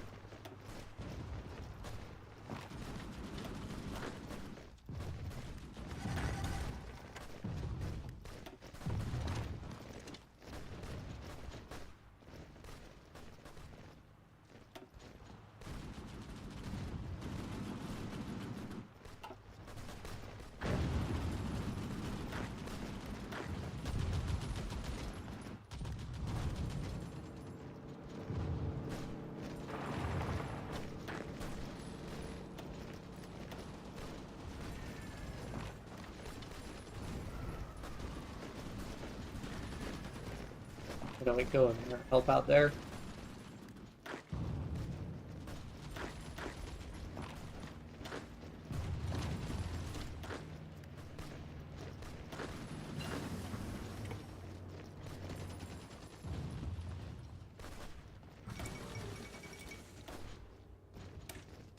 Oh yeah, better Infantry equipment definitely going to be helpful.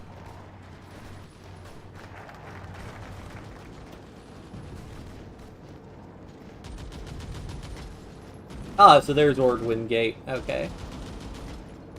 An elite infantry division in Delhi. Oh, clamp down on corruption. Yes, finally. Remove risk of famine. Yes, please.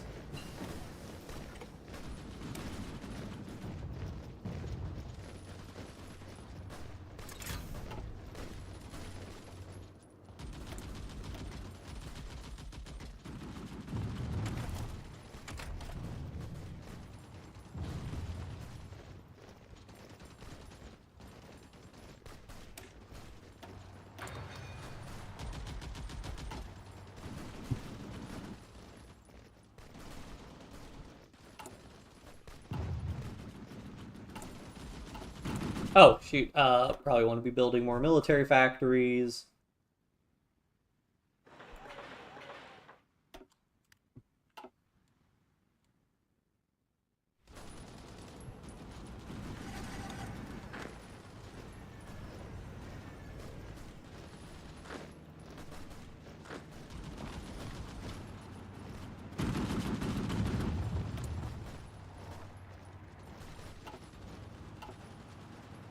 I'll go ahead and get the Democratic Reformer just to shore up the hold of democracy.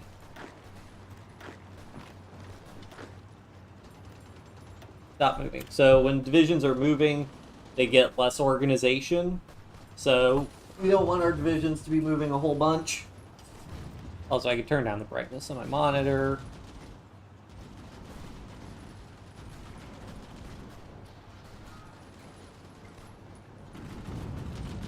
It's easier on the eyes.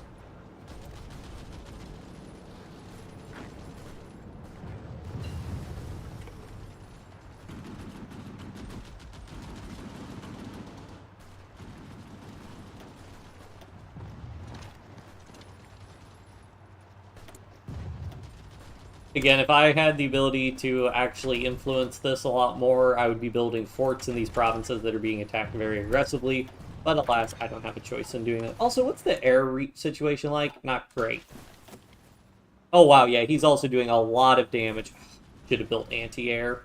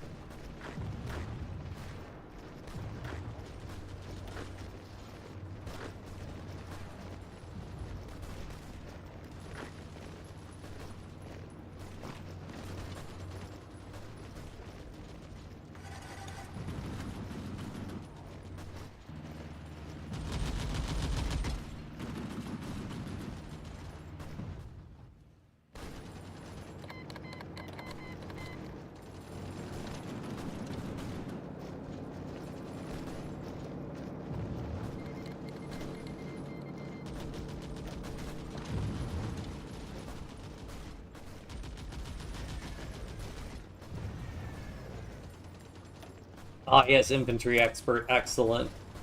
Huge benefit there. Guys, please just reinforce the province that's about to fall.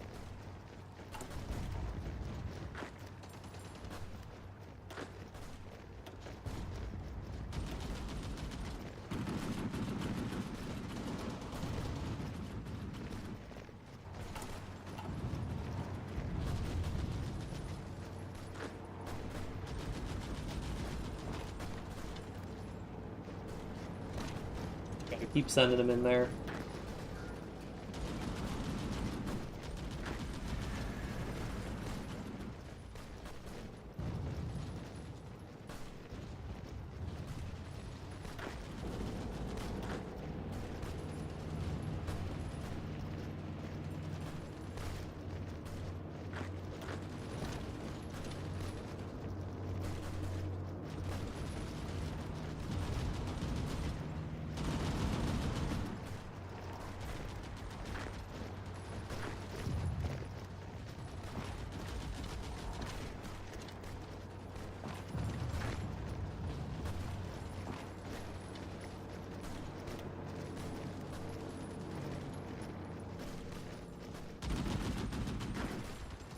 don't know what the heck this guy is doing, but get in there.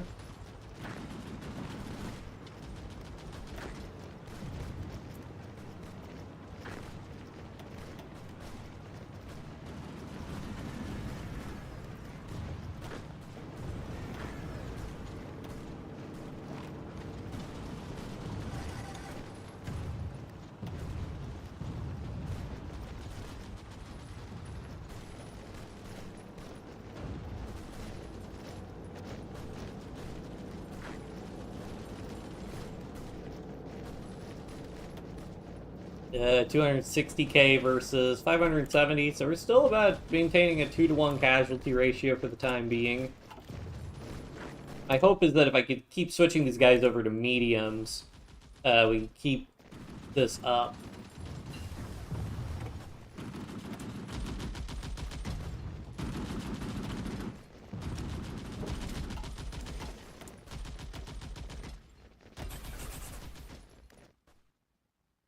I have more convoys. Let's see. I think we have to be at peace, though, to become free. Oh, no. Did they get rid of that requirement? Because that really sucked before, when you had to become... As India, you couldn't become independent until you were at peace, which was really, really bad.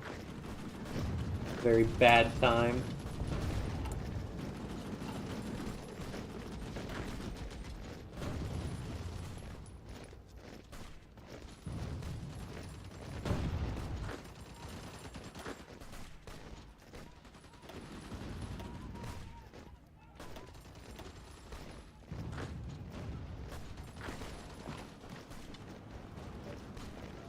Alright, let's get back in there. Just have to keep holding. Hopefully France can hold there. Okay, he does seem to start to be slowing down a little bit. Get another infantry expert bonus. And I really need to research anti-air. France, please reinforce that province, please.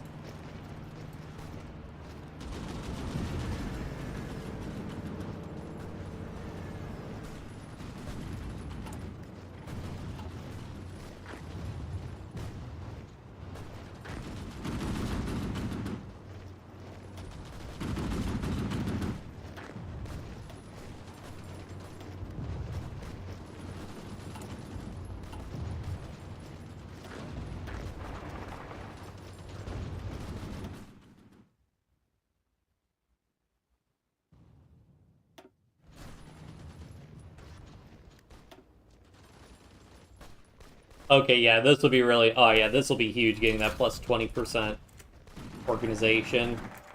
Alright, we got risk of famine removed. We have to be fully independent, though, to fix our agrarian society.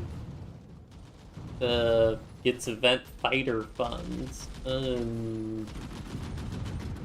Sure, what else? Oh! We can get our extra research slot. Cool.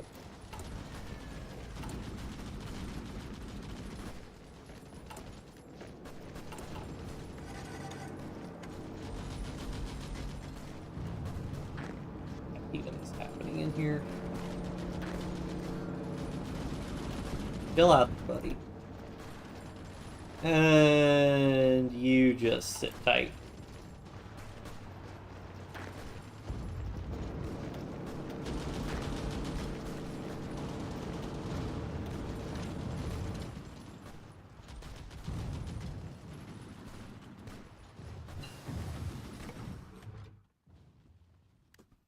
Are they winning? Okay, they're finally sort of winning in North Africa. I'm hoping once they can finish there, they can focus, you know, on helping us up here.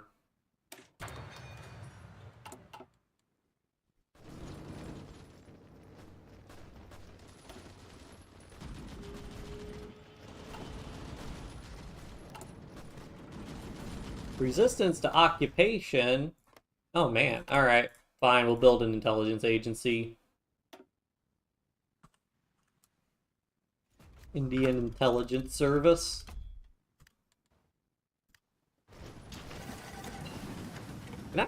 There's no way I can just release Burma.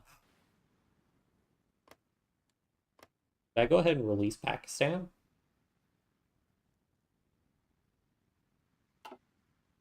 Wait, can I?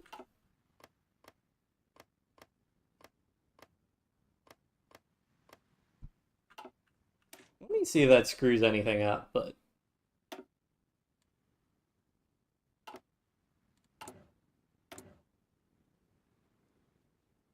if I could just release these guys, I mean, it would suck losing the factories there. Yeah, it'd suck losing the factories there, but I don't think it'd be that big a deal.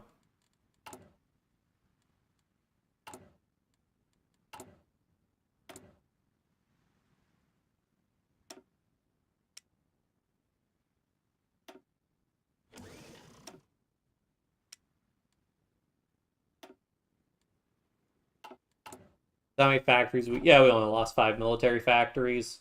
I'll take it.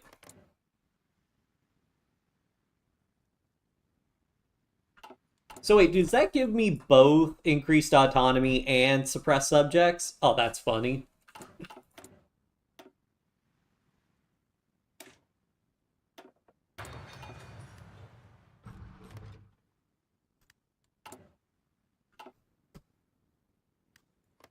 Well, these guys get the default focus tree then, so they could start working on that. If I could get them down to integrated puppets, we would, we can take some of their factories. Would be nice.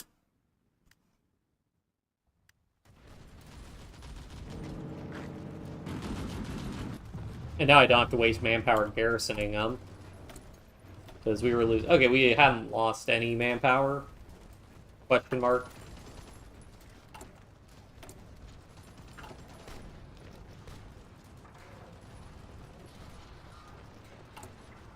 Okay, does look like it's stabilizing them. Let's change.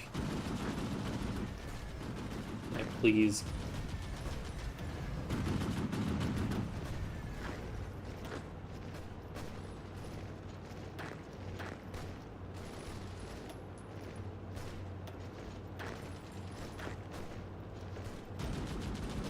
Place those guys with our medium tank divisions because those tanks those divisions just perform a lot better in combat.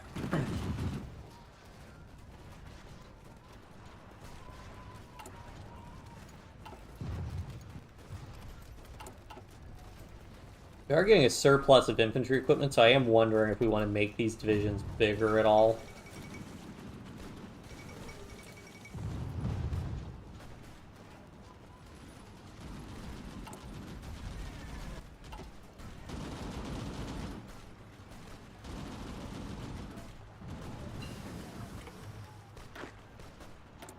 Let's see, yeah, production efficiency gain, please. Alright, what was something I wanted to research? Oh yeah, we could get better mediums. Oh, anti-air, that's what I wanted to research. Yeah, we'll get that next time. He doesn't have that many support planes at the end of the day. I guess now we don't really care as much about getting the redoubt resistance bonus.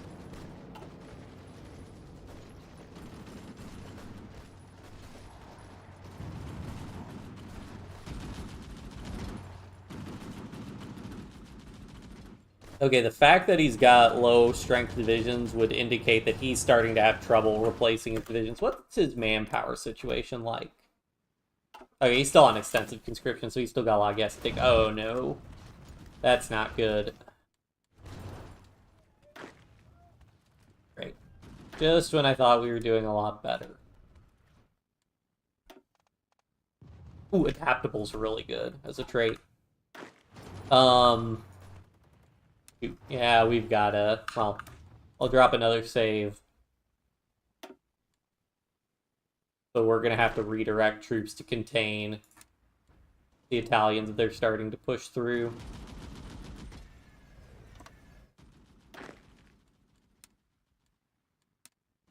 If we hold this river... I can't tell, do these... Okay, these two provinces do touch, so I don't need a division there.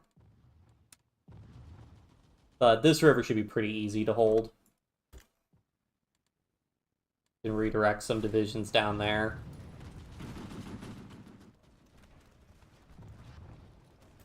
Did France get rid of disjointed government? They have not. Do they have strengthened government at all?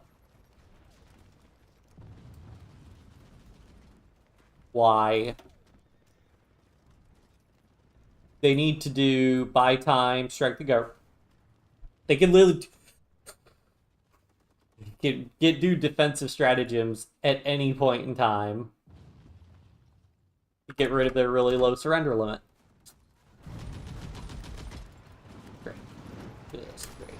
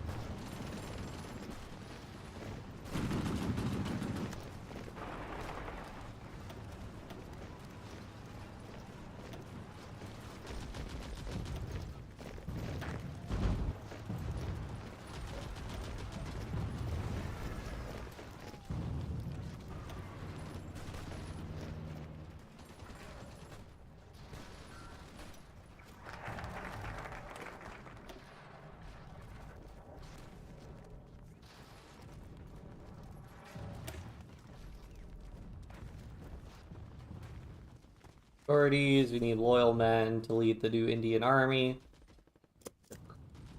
We just need... I just want that research slot.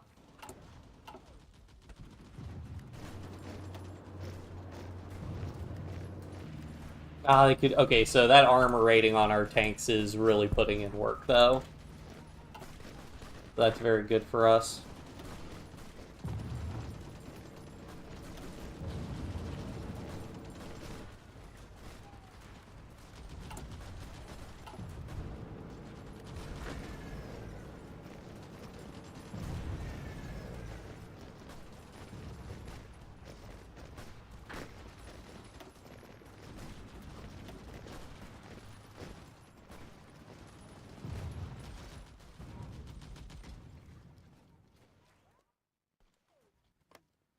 Yeah, France shouldn't surrender just because they lose Marseille. I mean, how close are they? 42%. When it has 75% or less, oh god, they might actually choose if they lose. Ugh, capitulate if they lose Marseille. That would not be good.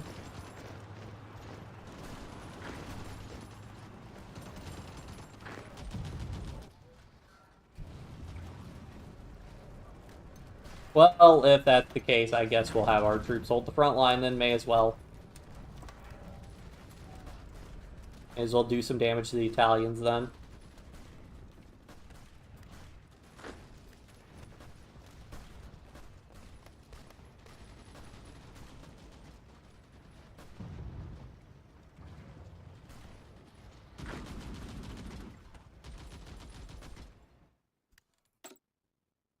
Sure, a demolition expert, why not?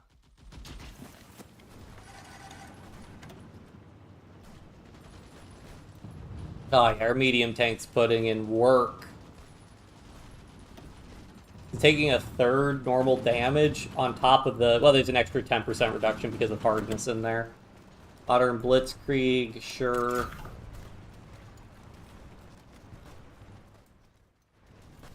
Ooh, that's not a strange attack. Okay.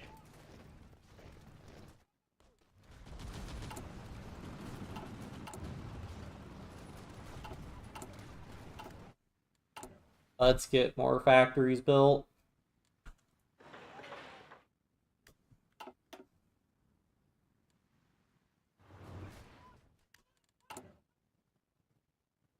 Need 125 more political power. Oh man. But that'd be great though. I guess we got, I mean, how much more autonomy is from war score? 1800. Are we still? Oh, we've contributed half of the war score. India is literally carrying the allies here. This is amazing. This is great.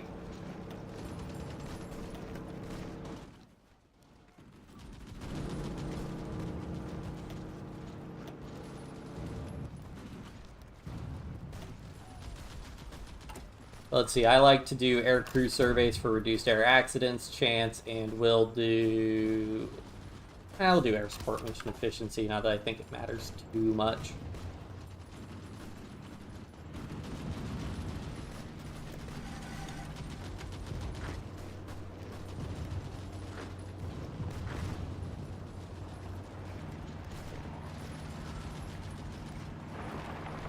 Yeah, let's send virtually all our divisions over to help. Well, from that province over there to help. And our casualty rating is improving again. We're almost at a 3-to-1 casualty trading with Germany. Man, if they invade the Soviet Union, it's going to be very bad for him. And he's starting to have serious problems re-equipping his division. I mean, to be fair, so is France. Oh, and Germany decided to declare war on Yugoslavia. Well, that probably won't go well, but... Oh, hey, they finished the North African front, though. That's good. That should free up more troops. I just hope France and the UK don't do something stupid and send a bunch of troops to Yugoslavia. At the expense of, you know, letting France fall.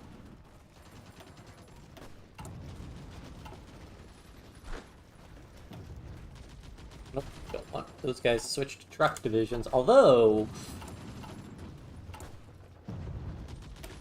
I wonder how well...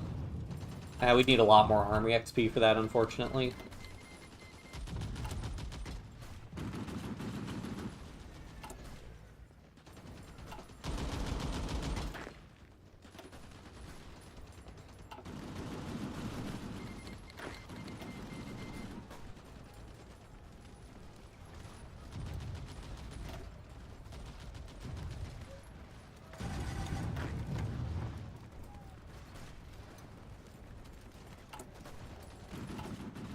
They'll have 11.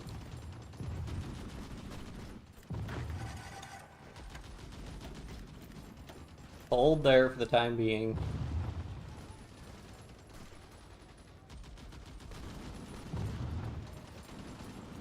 Be back up to max fighting strength.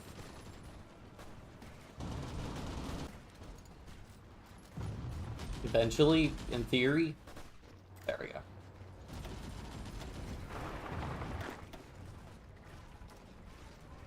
Infantry expert for this guy, yeah, probably worth it. I think that adds like a 5% damage bonus, which is well worth it. I'm gonna just go ahead and switch all these guys. I don't think it'll be that bad to switch him over to medium tanks. We'll have a big tank deficit, but that's fine. We're producing tanks relatively quickly, I think.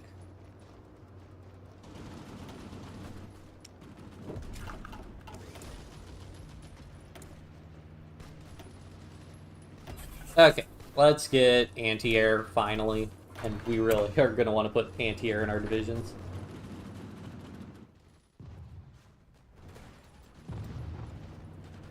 Yeah, I mean, these German divisions, they're having such big strength penalties. And the big thing also, when they start having equipment problems like this, you can see his tank divisions. This indicates that he's probably really running out of tanks, which means he's not getting those stat bonuses for having tanks. So yeah, I think they're in trouble. Oh, France, please, just get rid of disjointed government.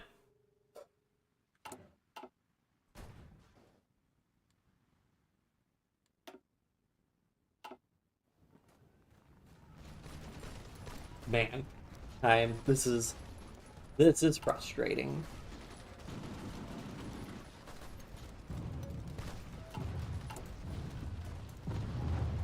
Debating if we want to go up to 27 with infantry. Like, let me duplicate this template.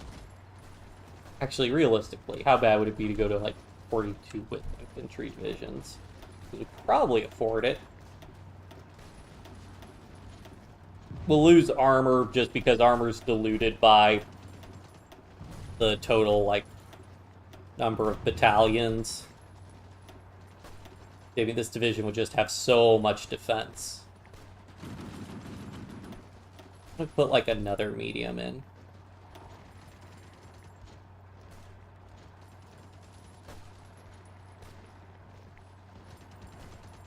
Oh, shoot, that's not enough. Ah, can't get there.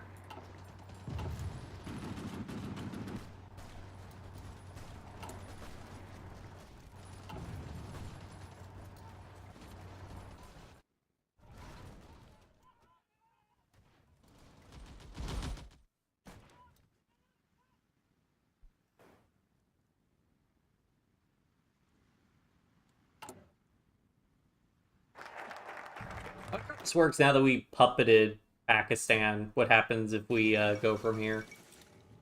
Or I'll abdicate. Sure, get bonuses for engineers, I guess. We should go ahead and start training some basic infantry divisions, though, because of the war with Japan.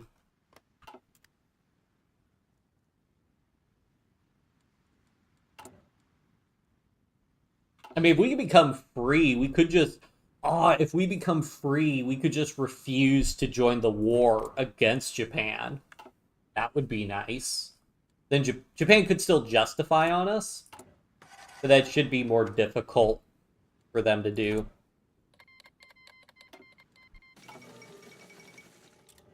Greece joins the Allies. Yeah, we are really hitting them hard now.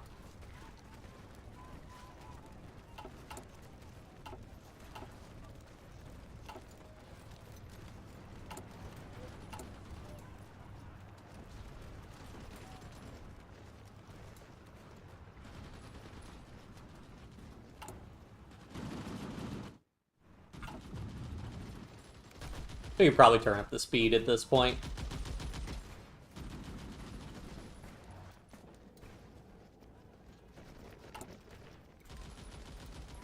I'll go ahead and make my 42 width medium template, which for the time being will just be like mostly infantry.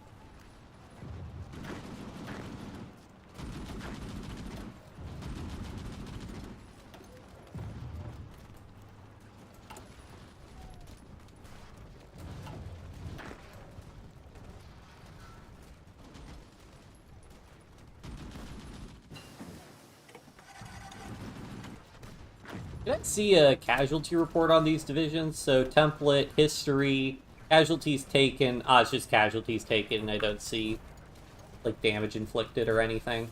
Unfortunate.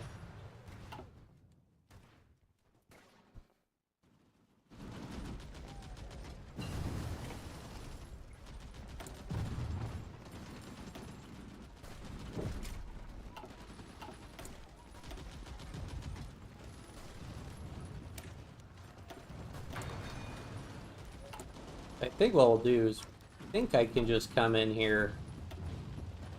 Is it this, and then I upgrade all modules? Nope, that doesn't work, unfortunately. So I have to redesign and improve heavy tanks. So basically the big thing is, I think the new template just gets more, it might get more armor by default. Yeah, it definitely gets more armor by default.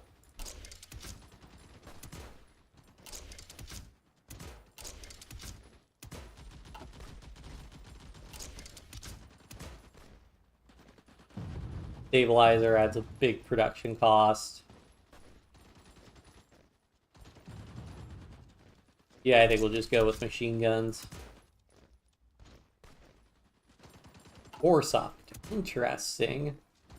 With 1.5, it doesn't have the defense like the machine guns do, which we actually really want. The extra defense is actually very useful for us. Keep a gasoline engine. Although, I am thinking, let's see, interleaved road wheels.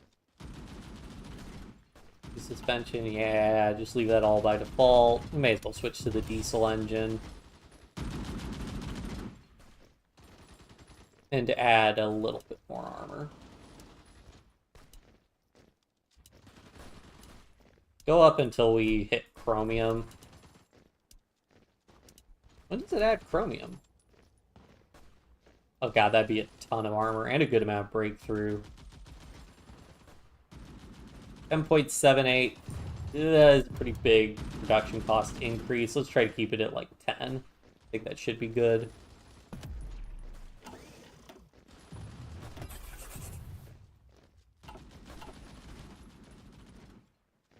Alright.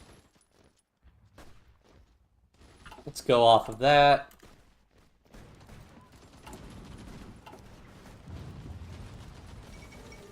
Oh, and did we have anti-air yet? We're about to have anti-air. Cool. Yeah, we'll want... We should only need like 2 or 3 factories, or maybe 3 factories producing anti-air because we do need to catch up. Yes! We can raise autonomy. We're free! Okay, yeah, and then this means we should hopefully be able to avoid... Okay, so they do give... So is Pakistan becoming... Pakistan did stay a puppet of us, though? Really? Now that's interesting. What would have happened if we had released Bangladesh instead?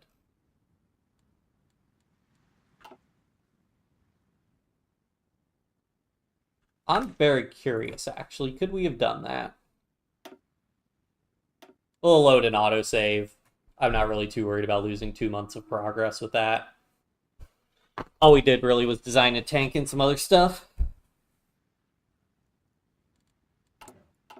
So yeah, let's go ahead, and we'll lose a lot of military factories there, but should be fine. Releases Puppet.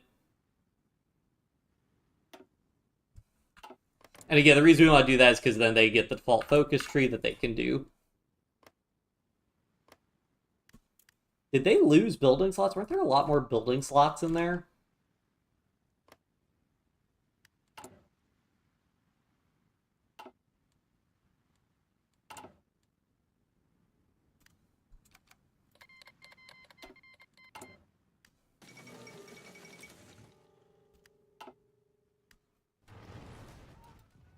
Now, what I'm curious is if we become free, will Bangladesh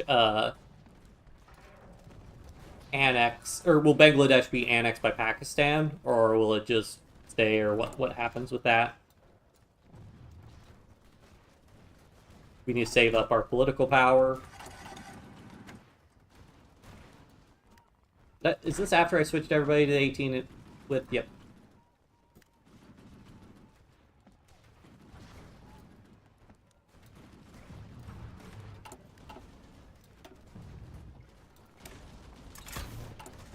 We've got so much Army XP coming in. We'll finish up our Doctrine soon. We have almost contributed 50% of war participation. We're doing great. And again, if we become free, we could just refuse to join the war with Japan until after, like, Germany's capitulated. And then we're going to be in a really good spot. Again, Japan could manually justify on this, but I find them manually justifying on us to be unlikely.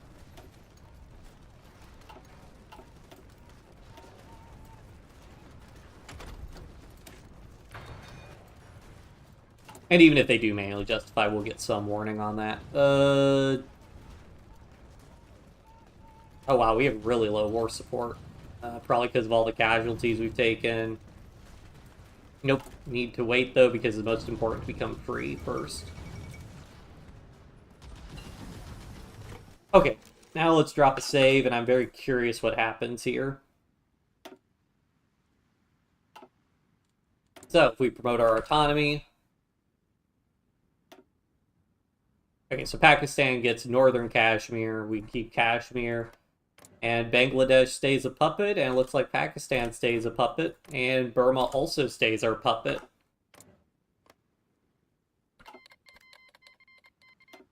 The idea of British rail investors, oh well, that's fine.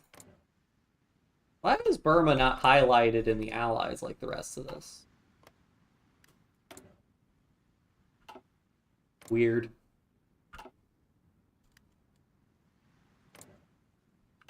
Cool. And then when you release like that, we did lose the core on Bangladesh. So is that we also lost the core on northern Kashmir though. So oh well, nothing too heartbreaking there. Let's build some anti-air.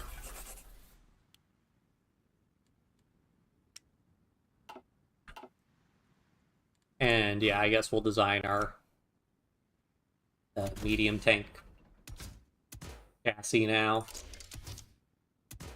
3-man turret, improved small cannon, radio,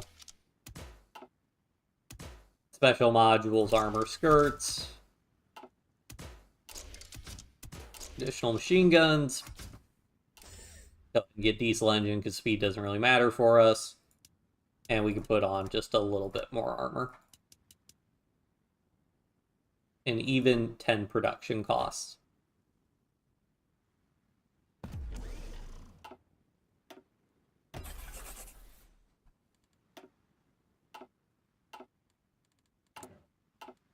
And we've almost caught up with our initial medium tank cost. And that's before I invested all the Army XP in our 42th Division. But yeah, now we should be in a good position here. Okay, do we want to... We should go ahead and invest in administrative oversight.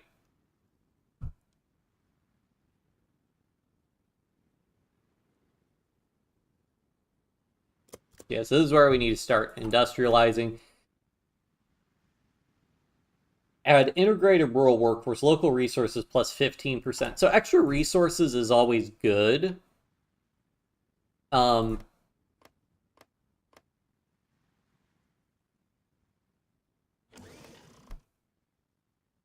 But like I believe it should be a plus 15% relative to the bonuses we're getting from infrastructure plus our extraction technology. So realistically, I mean, extra building slots are going to probably be way more worth it because we have, what? Probably about maybe like 15, 20 states in our country. And so that'd be an extra 15 or so building slots, which is just going to be better. Because also, again, with construction speed, like, I mean, even in terms of building slots, we are getting, like we are going through, like, spending all our building slots.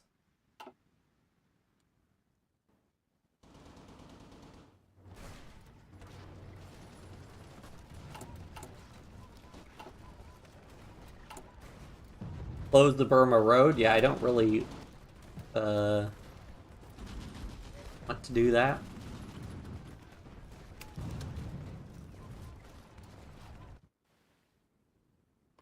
Do these guys get a default autonomy change or anything?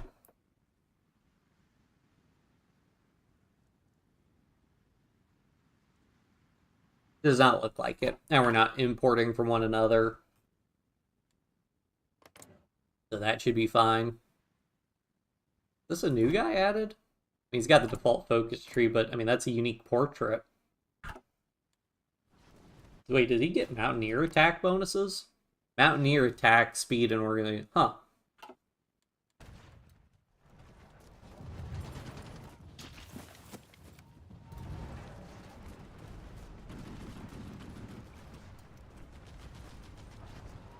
I really hope he... Like, the thing is, if you do enough damage to Germany, it is entirely possible they might not declare war on the Soviet Union if they're in such a bad shape.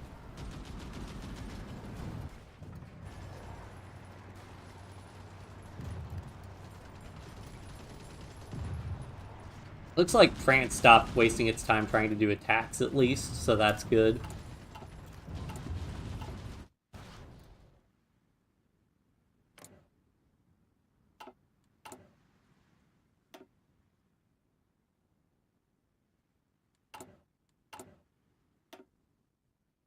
Okay.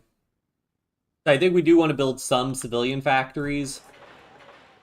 And the reason for that is we're getting so many from trade right now, and we really want more civilian factories to help balance out. Because if we were to, like, lose all our factories from trade, we would have very few civilian factories for,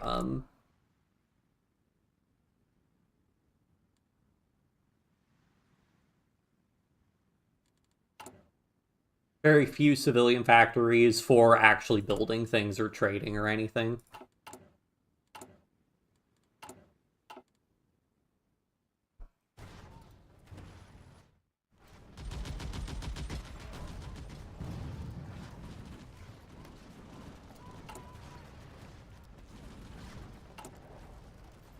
Okay, so one thing I was wondering, if I duplicate this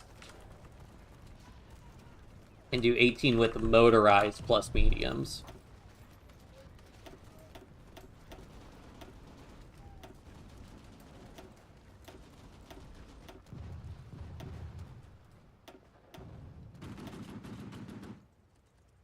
More breakthrough, same amount of soft attack, more suppression, more organization. Okay, only a little bit more organization, though.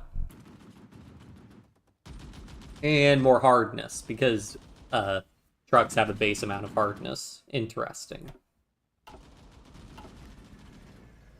I might try. I mean, the problem is how many trucks do I use? 280 trucks, so I would need... Yeah, we'd need a lot of trucks to sustain that.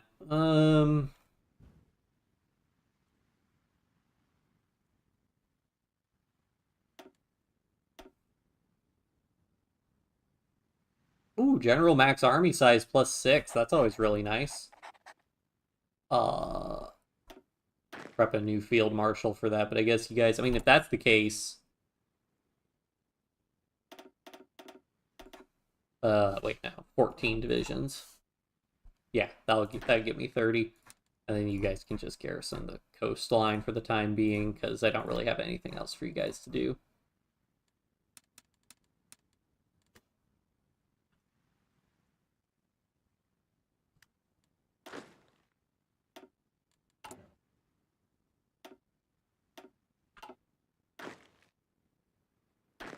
And of course it would use the exact same color for everything.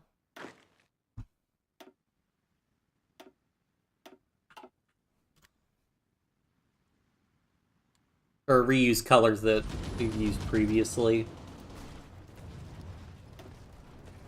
How's the casualty disparity going now? Oh, France is actually coming in with more... Where's France getting... I mean, to be fair, France is actually defending a lot more since we moved so many of our troops out of the way.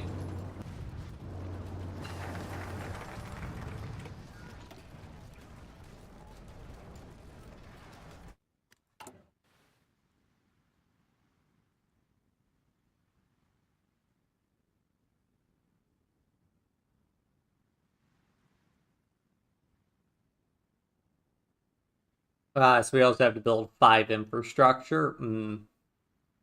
Minus 3% stability. Jeez. Okay, we definitely want to be doing improved worker conditions then. Man, that's going to cost a lot. I mean, I'm glad we can remove it. That is nice, but jeez.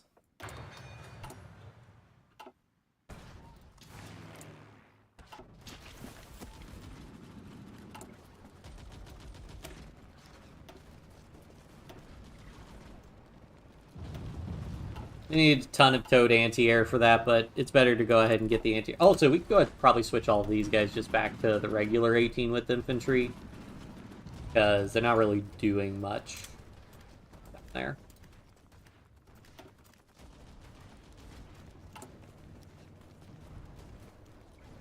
And then the anti-air will go into these divisions here, which need the anti-air a lot more.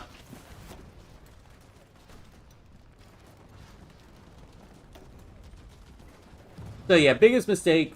I should have been building anti-air earlier. That's probably like the biggest change I could have made early on here. And we also could have been building mediums earlier. We could have been building interwar mediums. So that was another thing that could have been better. 50% damage. Oh, that's beautiful.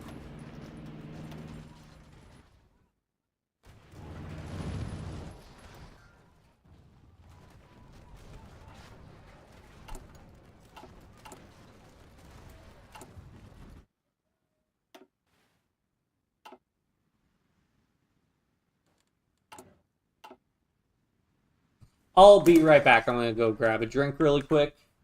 Take that. Chad, BRB.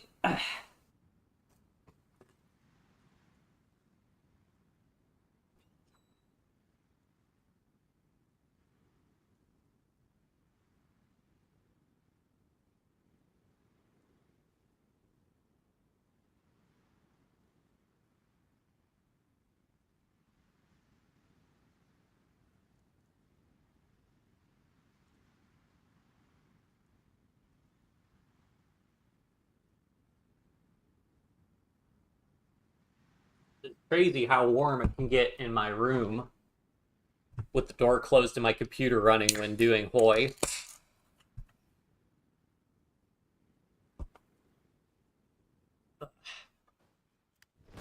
Alright. Let's see what we got going on here.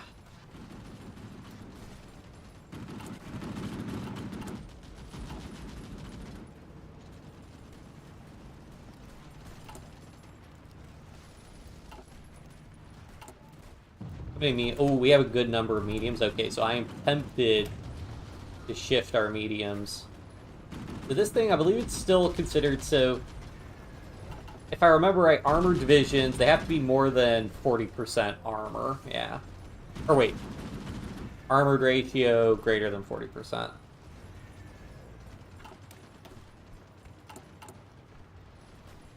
So I think if we just add like one more tank, these are still technically infantry divisions. Oh, nope.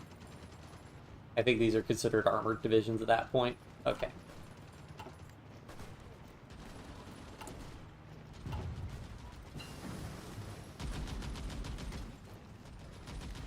Hooray, more building slots.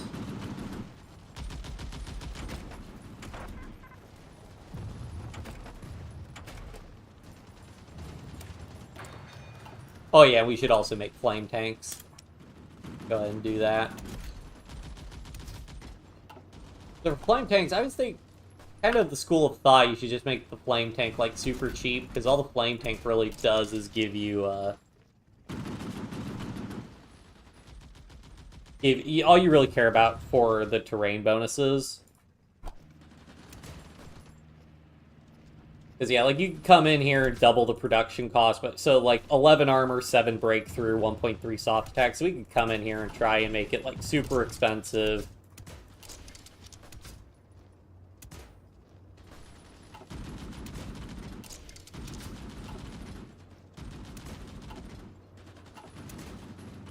You know, put on sloped armor and a stabilizer, get on welded armor. Make these things crazy expensive, but at the end of the day, it's like, what, 35 and 43 versus we just remove all this stuff.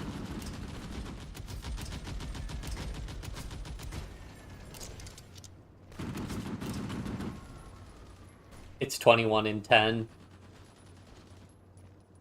And to be sure, if you have, like, all the production in the world to do stuff like this, then sure, why not?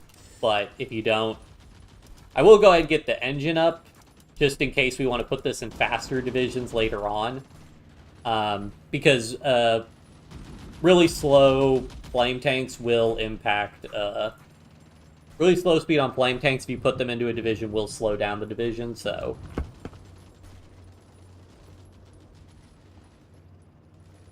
There's that.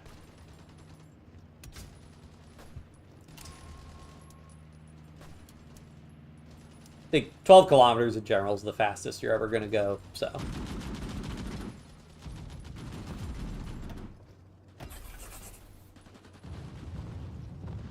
And we'll probably only need one factory on that.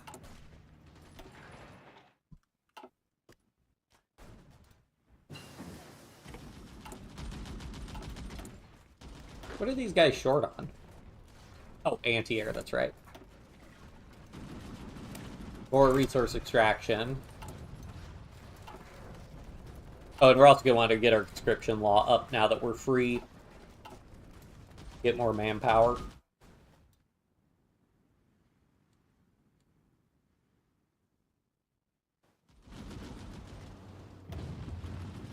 %. We've literally done half the war contribution. Beautiful, Germany, yes. Just attack like that. Throw away so much manpower. What happens if we try to counterattack him? Yeah, you can't pierce our divisions.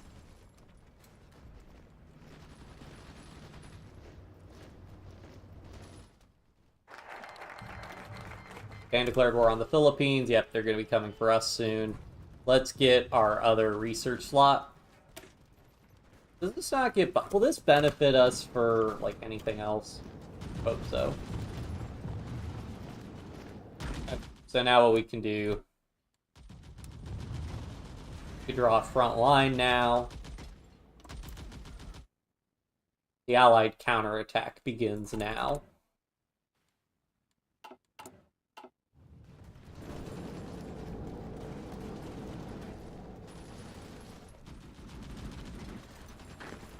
You guys know the drill. We can attack, and he's got in multiple combat, which means his divisions are going to get shredded while they're in multiple combat.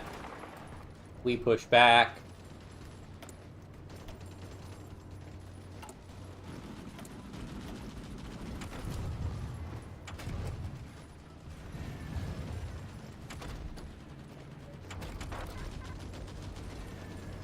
Let's see.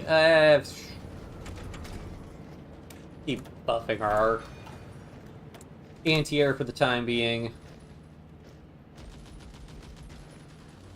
I'd rather get the production efficiency gain.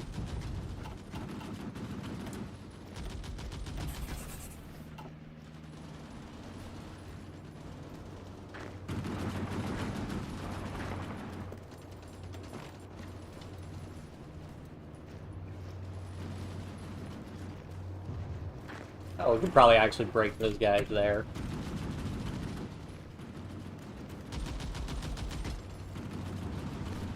We could encircle his divisions here, because yeah, if we take Dunkirk, there's no way for him to evacuate his division, so might be able to get a little bit of an encirclement here. Of course, that's incumbent on us not getting encircled.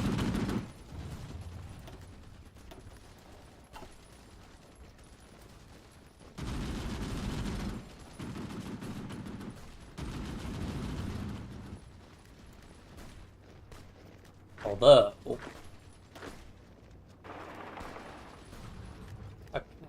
do that.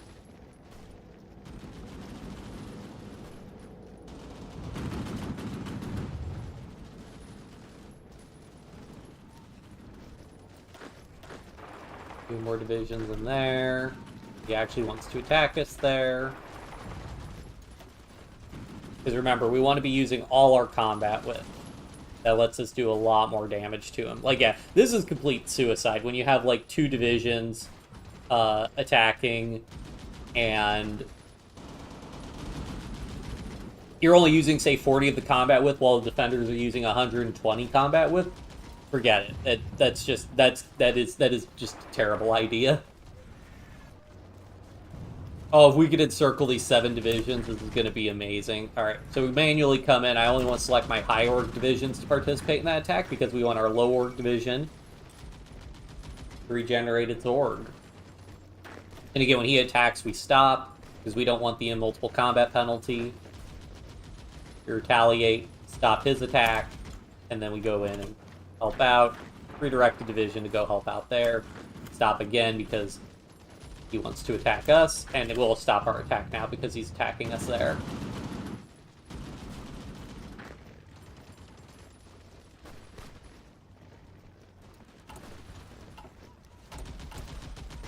Go ahead and just deploy all of these divisions and get them into the... Oh, right, they get auto-assigned to that order.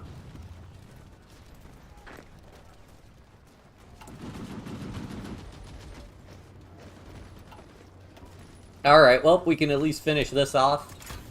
Modern Blitzkrieg, and then we'll want to do our special forces. We might need to research Mountaineers.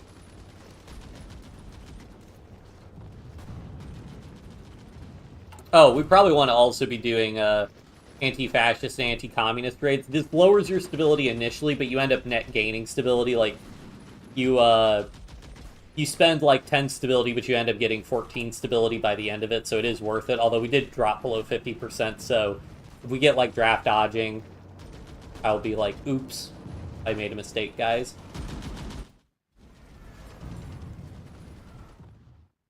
See, he doesn't... Does he have his war goal on the Soviet Union yet? No, he doesn't. So he doesn't have his war goal on the Soviet Union yet, so I guess he hasn't done it. But this seems late. I mean, because historically, I'm pretty sure it was in June. Also, what's he doing down here? Did France ever do their... France, please. Like, okay, we need to deal with that because... France could get inadvertently capitulated still, because their surrender limit is so low. So, we have to just... That doesn't happen.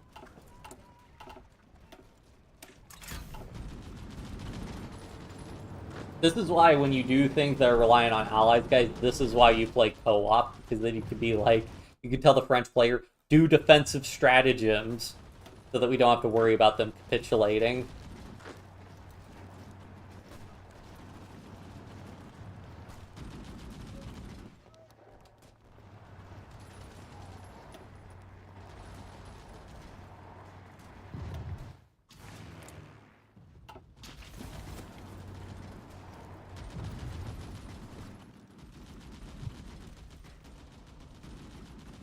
Yeah. Oh well.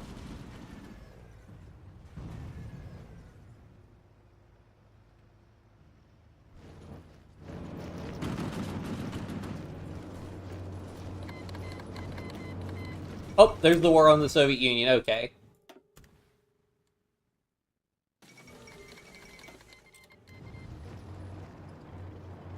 Yeah, he should start pulling a bunch of divisions off his front line now, which appears to be what he's doing, which is going to be a terrible, terrible mistake for him.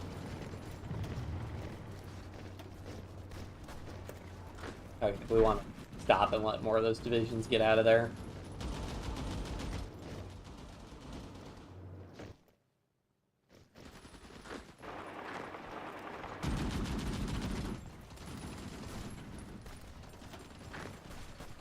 And he still wants to attack us, no less.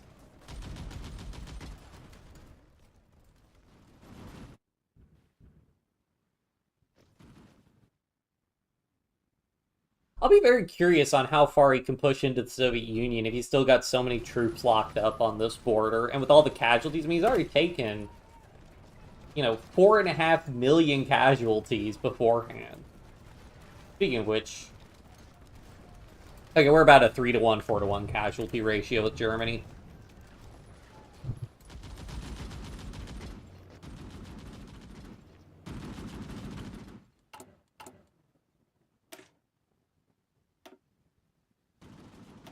Go ahead and put in support anti-air and logistics companies and what will be our 42 with division eventually.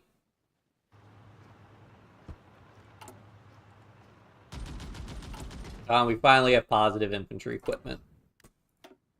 Let's see, we need to build more military factories. There's Japan's war on the Dutch East Indies, but we're not at war with Japan. And we should be able to just refuse joining that war. Oh. Can you It would be really nice if we could bypass that. But, oh well. Alright, again, I think we could turn up the speed because we're just waiting. United States join the Allies. Cool, cool, cool. And we are not going to join the war against Japan because we are busy.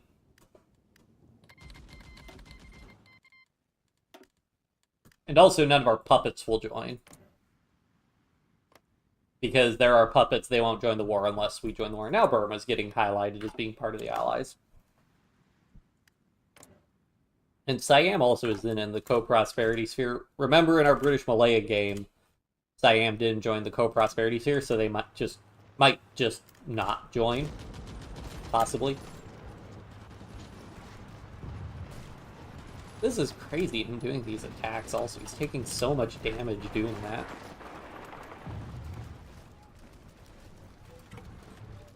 Oh, please. Please. Here, we want to split up some troops so that he can't reinforce there. Let our troops move in. Got it. Now we launch our attack, knock out these divisions. Oh, this is going to be great. Now I am very, very confident. Alright, cool, we did get a research bonus, but we'll go ahead and research better guns for the time being.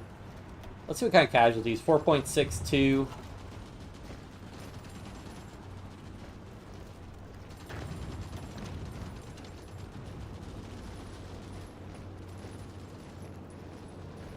I should have looked at what we had actually inflicted. But yeah, that was probably about like 100,000, 80k, 100k casualties.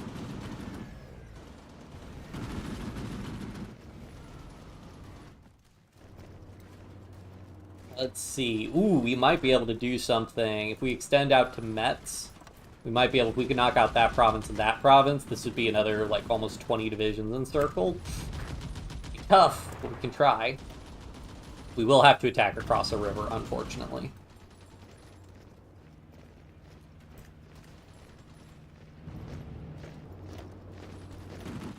It looks like he's also... Oh, yeah, he's also moved his planes. He's probably moved his planes over to the Soviet Union, and now he has to contend with the Soviet Air Force, which is not going to be great for him.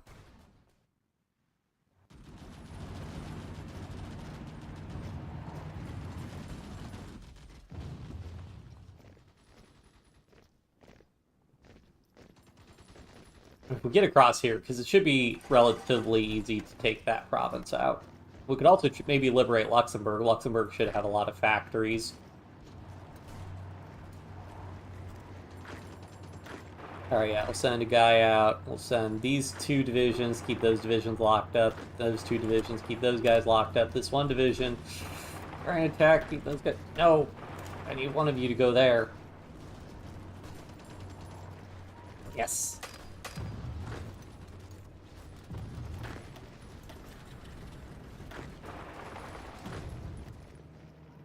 Let him panic, reorganize his troops.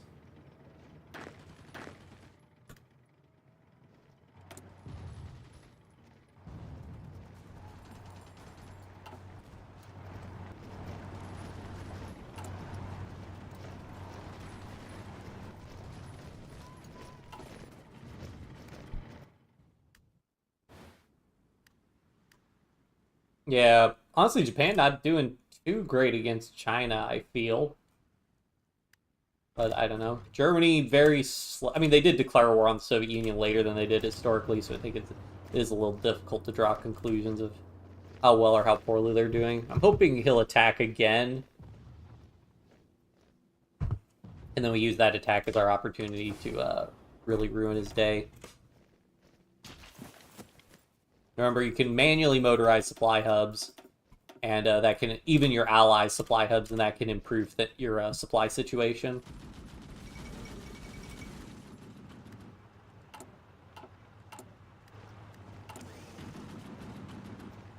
Okay, do I have the army XP to add all of the infantry I want in this division template? Well, I don't think so. Well, we can go ahead and say we're at 32. We need, like, what, 25 more army XP? We can get that. Alright, let's try again.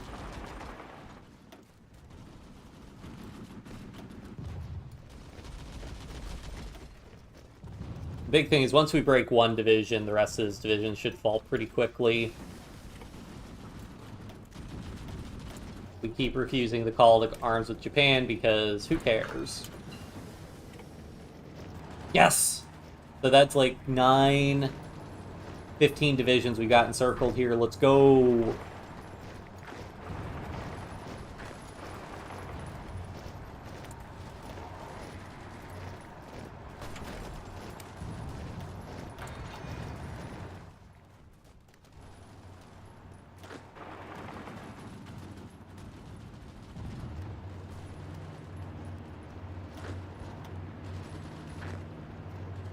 Grab our stationary divisions, do a control right click to assist there, because we don't want them to move out of that position. Assassination Trotsky. Love a Trotsky survives the first assassination attempt. Stalin's like, if at first you don't succeed. Moscow armistice signed. So again, Finland pieced out. Hungary proclaims Greater Hungary. What's our overall... Okay, so we are losing some more contribution to the Soviet Union because the Soviet Union comes in and it's just such a big front line. They could just do so much damage to them, but these encirclements, we might get quite a bit of damage dealt again. So we're at India 1.9 million casualties. This should get us up to 2 million, I'm hoping.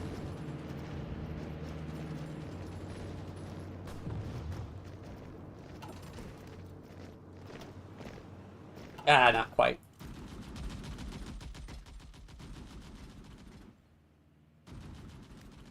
Alright, we don't really need to be protecting Metz because it's protected by the Maginot Line. So we can shore up our front line. Okay, this is all an example of me actively managing the offenses here. I'm not, I'm not just making frontline orders and telling the game to just go.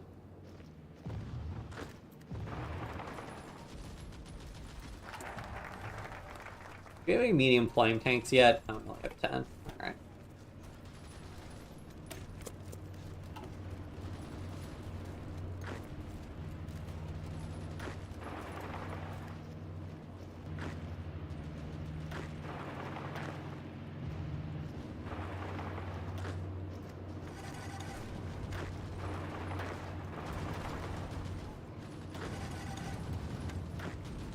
Alright, we get this, we get another encirclement here. Beautiful. Everybody stay.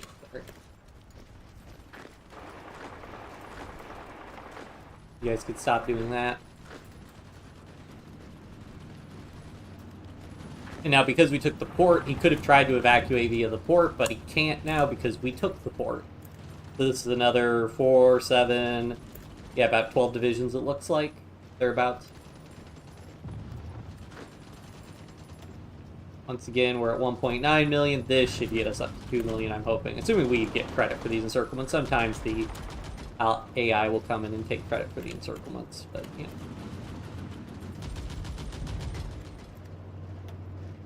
There we go, 2 million.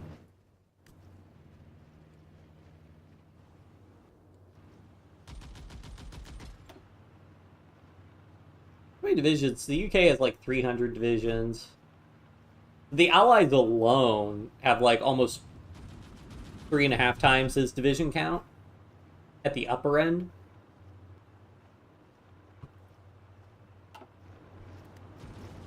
But yeah. Let's get... hold on, let me check something really quick.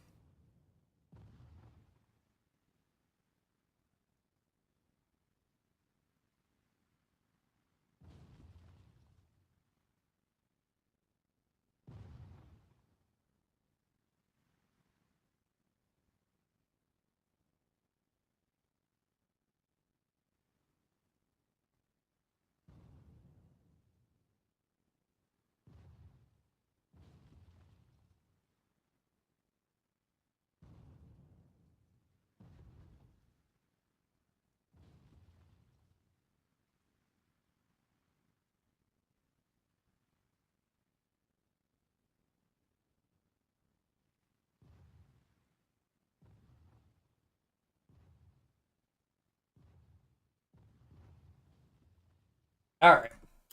Sorry about that.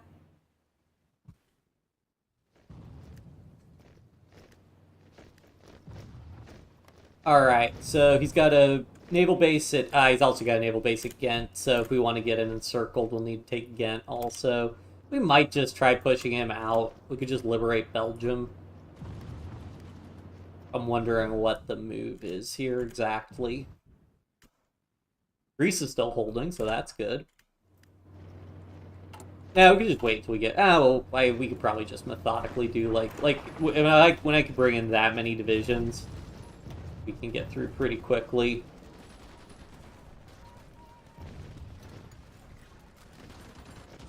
And then from here, I could just lunge at him with 6 divisions. Before he can react. We can get a little encirclement as a treat.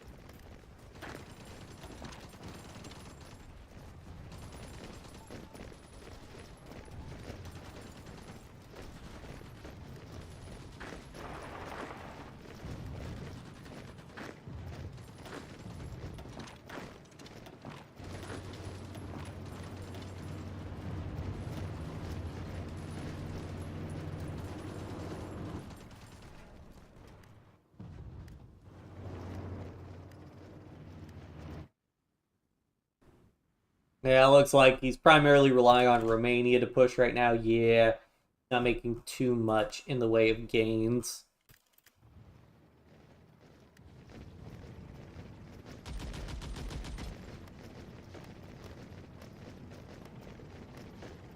so yeah, so these provinces are all connected, so we'd have to like push up over there to get encirclement, so we'll push through here.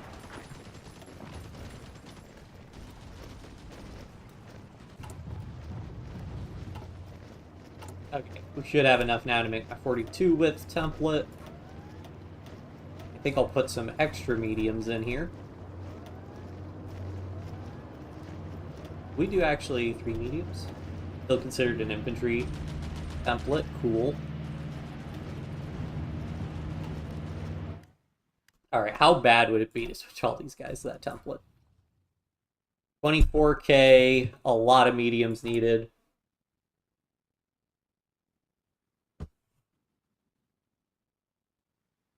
Toad anti-air still needed. Honestly, actually, what we could do is we could come in here. If I actually remove these guys and put in artillery, that would cost too much. Never mind.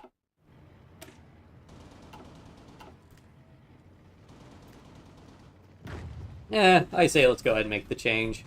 Over.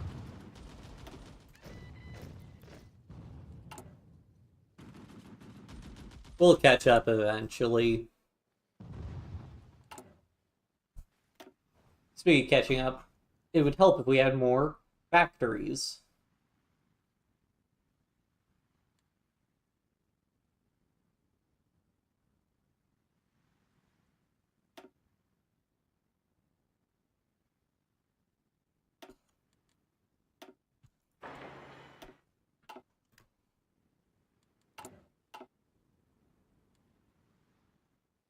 Oh yeah, we also want to up our conscription law.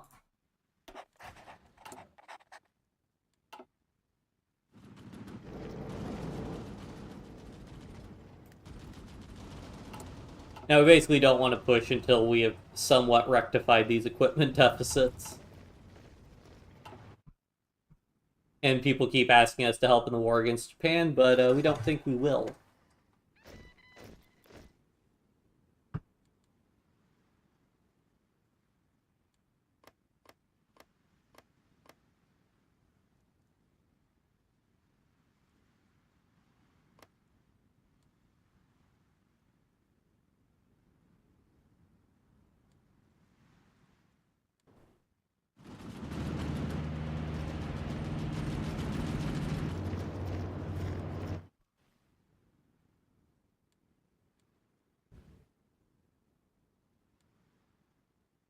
See. Are they actually fighting in here? Oh, they are contesting the airspace some.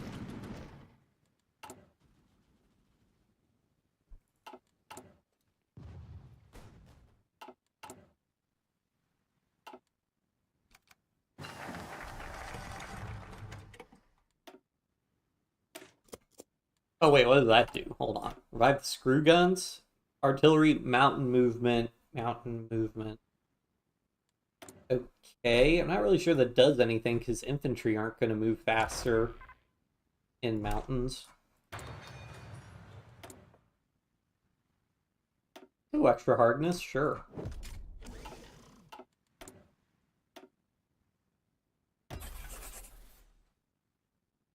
Put another factory on trucks. In case we want to switch over to mechanized trucks in the future.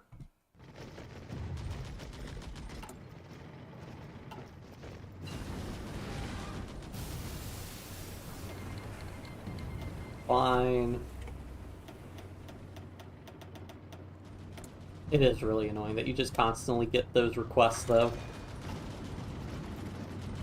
Let's see how these guys do in combat now. Okay, so you can't pierce our divisions. 5 enemies deal... Ah, they're only dealing 80% damage. So... yeah, now that we increased our combat width, we have a lot fewer divisions that can actually get into combat. So that's the downside. But overall, our stats and everything... like, our defense and even our breakthrough is pretty good. But this is also good, because it's not really an easy way for us to get more divisions in here anyways. Oh wow, we could actually get... I could get another 6 divisions. I can take, like... 6 divisions and just send them over there, and then just, again, do another flip. Love big equipment loss, don't get me wrong, but like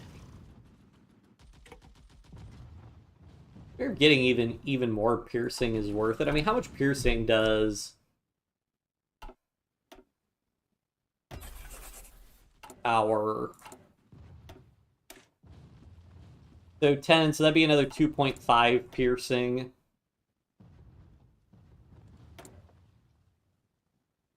Versus another 5% soft attack. And 3% breakthrough.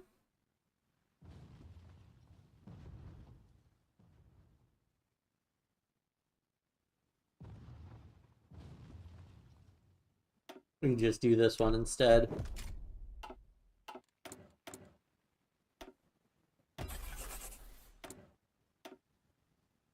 What year is it? 42. We do more tank stuff. Get even better tanks.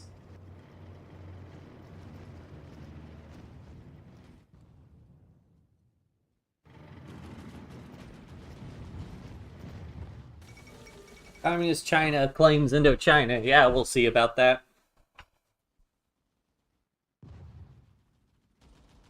Surely nothing bad will come of that.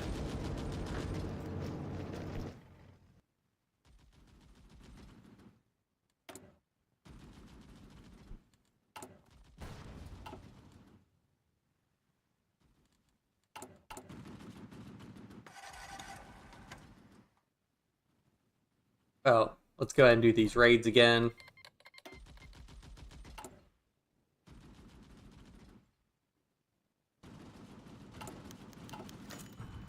Communist influence. Communist officers consider themselves part of the international revolution. A choice to accept as partners in our government has drawn the attention of many close international allies. Says Communist parties maintain close ties to nations which have abandoned our form of government in favor of dictatorship with proletariat, ties which we may need to acknowledge.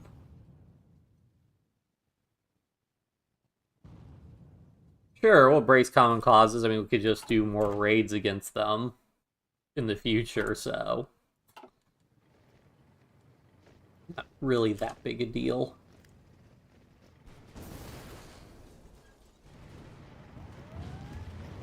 Probably knock this guy out here.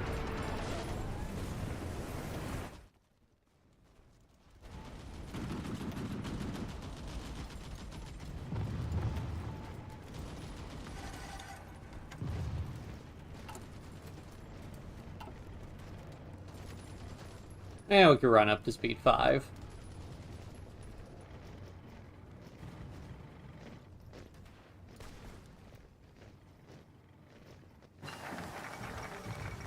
Up there's Siam joining the Prosperity Sphere. I bet they didn't join the other time because they were like surrounded by allied troops and they were like, this is dangerous.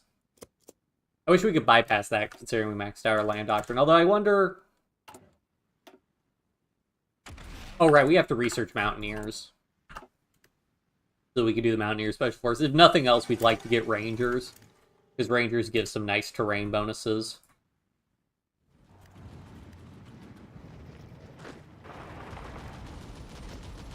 If we push to Rotterdam, we could encircle, like, all the guys over here. In fact, if we push around via Eindhoven, might be able to encircle a good number of guys.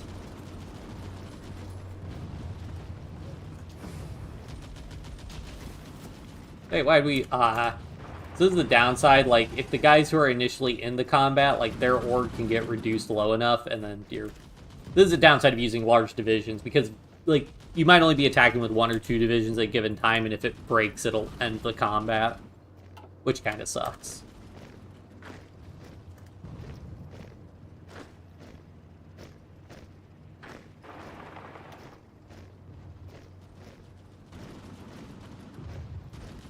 France is still in the lead. I'm still surprised that France did so much, but I mean...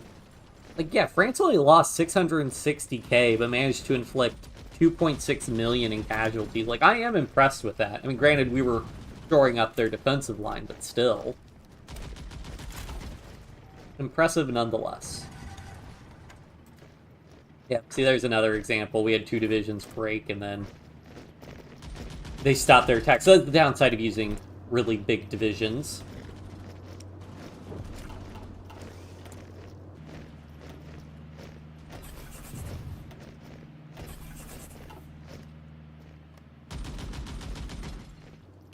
How much would it cost for us to add medium flame tanks in here? Yeah, 450. Yeah, that's a bit much. We do have all our anti-air filled for our division, so that's good at least. Let's see how well we do fighting these guys on planes at least.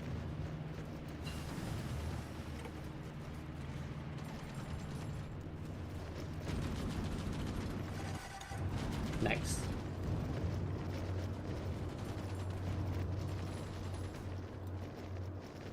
Dollar division, regain org. These are our research slot. Better artillery, sure.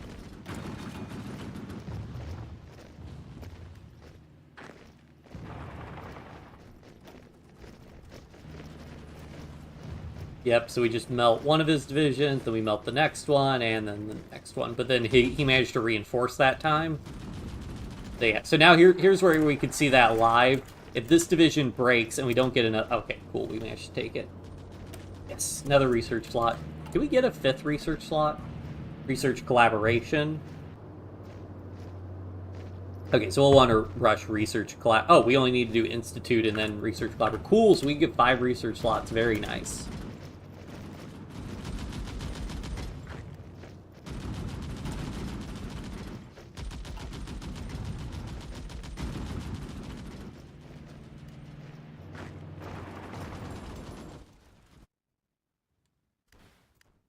Yep, and the Soviet Union's already counterattacking. Yeah, Germany's doomed.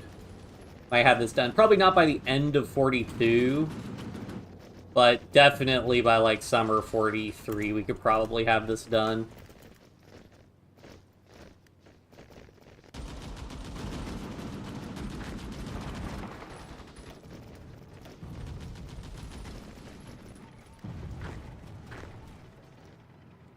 Mountaineers. We want to research Mountaineers next. Do our raids again.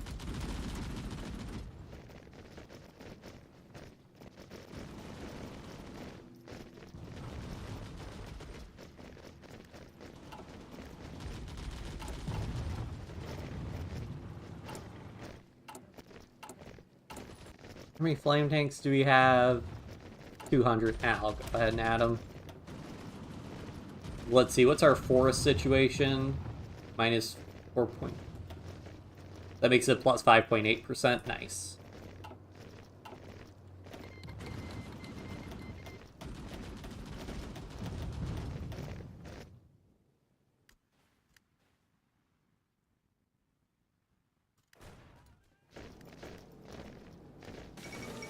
Philippines have capitulated. Fall of Manila, yep. Not our problem.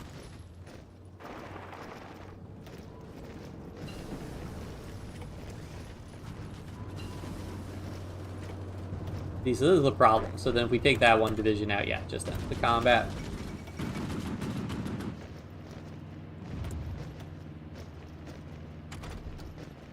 I guess I could micro that.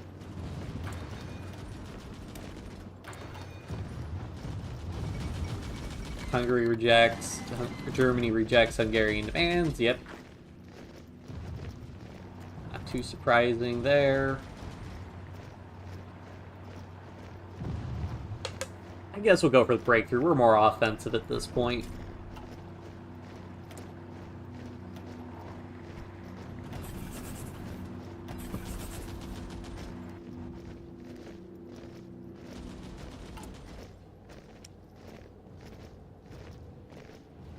So we're exporting all our steel, so yeah, probably worth it to... Yeah, I don't think we really need to import just yet.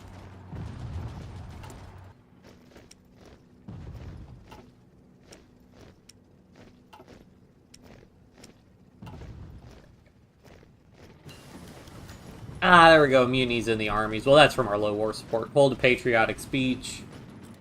Yeah, it's going to burn through a lot of our political power. Hopefully that works. Extra research slot. Very nice. Work on getting our 5th research slot. Only has 2 divisions there now. Pretty easy for us to get through.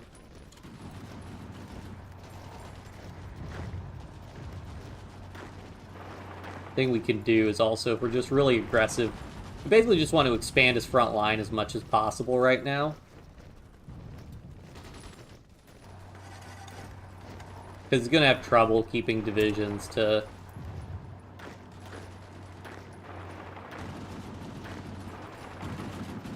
cover his entire front line.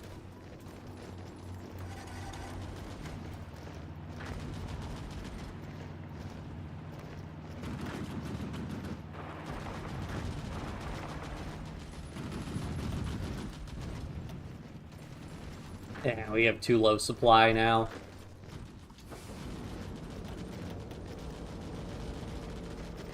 Helps a little bit, but honestly, probably just concentrate on pushing over here. Oops.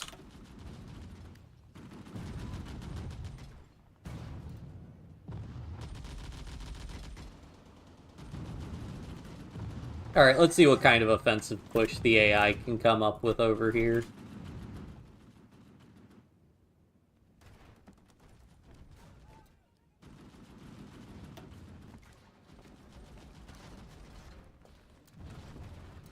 I would go ahead and liberate Luxembourg maybe along the way. What are we waiting for? Hooray! Remove mutinies. That's good. So yeah, that's something you can get if you're below 50% war support, which we are at because of such bad combat casualties we've taken. Like, what's Germany's war support, though?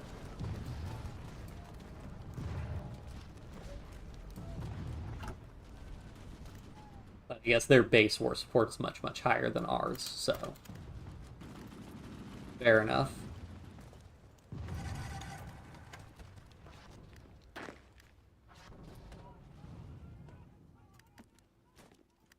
Alright, let's stop the offense for the time being. Seriously, guys, just stop.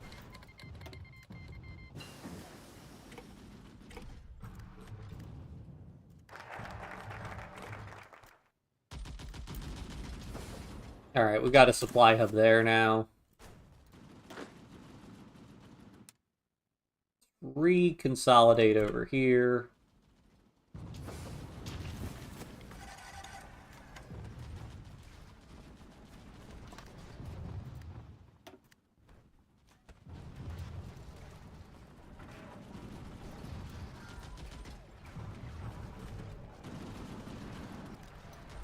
Yeah, that's not working well. That supply is a bit of a problem. Let's see if we can actually push from Maginot.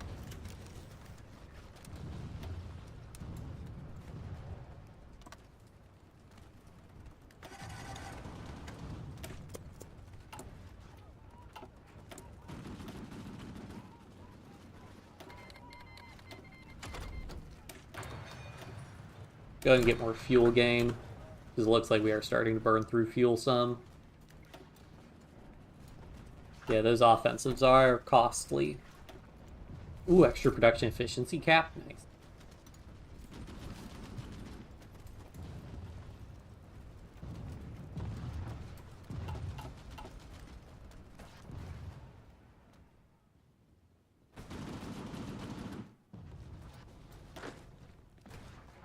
Actually, let's concentrate on this side, because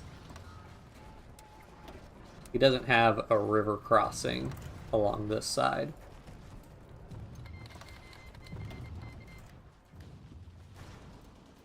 Ooh. What kind can we get? Reduce supply consumption. Beautiful. Although, wow, those are really expensive, though, so we need to save our political power.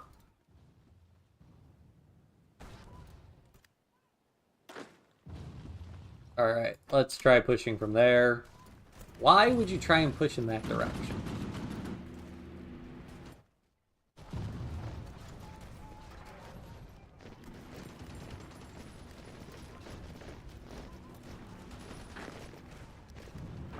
Why don't you guys support that attack? Yeah, I'm better off just managing this myself.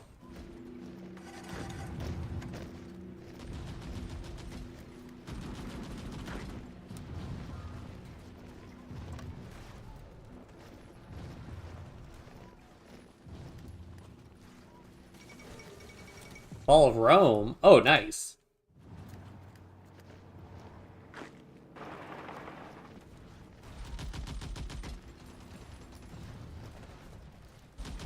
Get another encirclement here, maybe.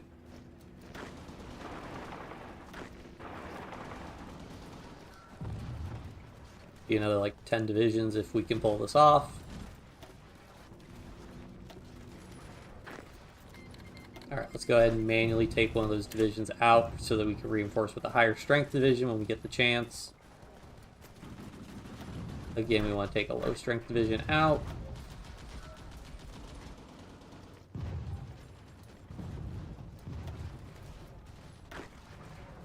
Low strength division stop. There, we can keep embracing our common causes. I keep doing raids against you guys anyways. Benito Mussolini deposed. Cool. Let's get more stability. Can't actually get through. I think he's got... Yeah, if you've got too many divisions, like, moving around, causes problems. Try again.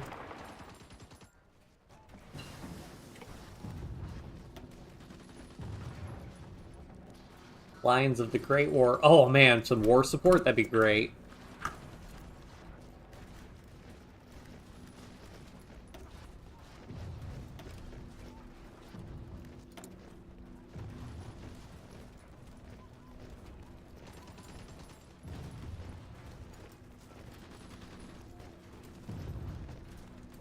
Let's see. Breakthrough versus production cost.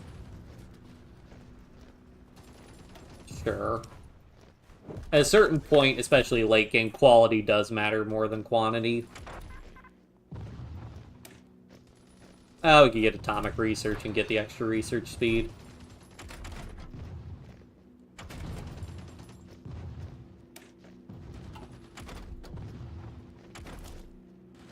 Land night attack's good.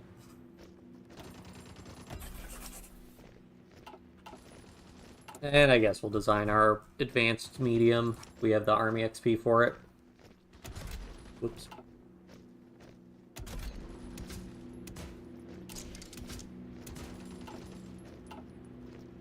How much would it cost to put the heavy cannon on? 7? That doesn't really get us that much more soft attack.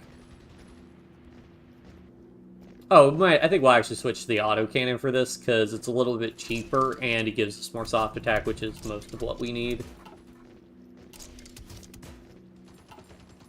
I think now also we would want to specialize in doing more breakthrough overall. So we'll forego the machine guns in favor of a stabilizer, I think. Although we could do extra ammunition storage. We probably have the reliability to afford extra ammunition storage, actually, especially if I switch this to diesel engine.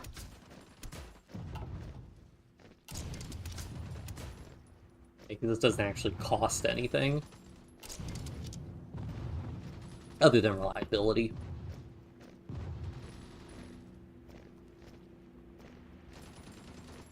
Honestly, we just want to do this just for 7.7.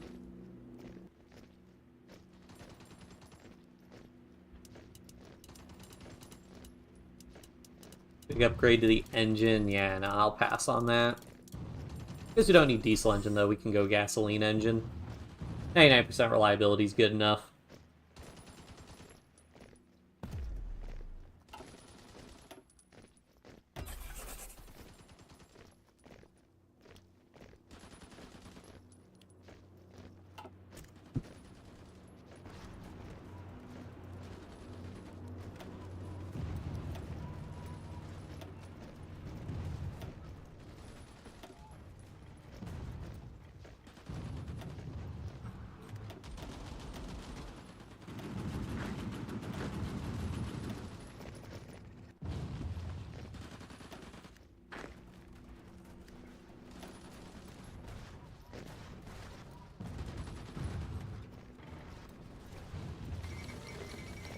Yep, Italy fractures into the Civil War.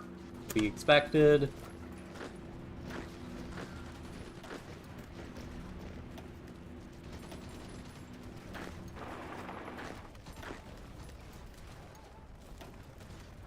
Yes, finally got that encirclement, jeez. Again, big divisions, you need to micro your reinforce rate. Or micro which divisions are fighting and reinforcing and all that stuff.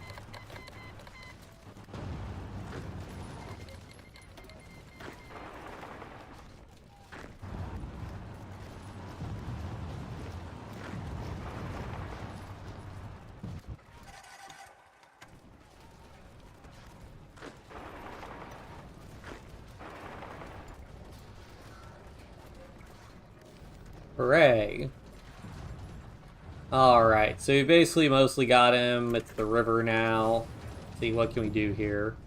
Luxembourg, motorize. Saarbrücken, we can motorize. Helps out a little bit. Also, we need fuel. Support from the Soviet Union.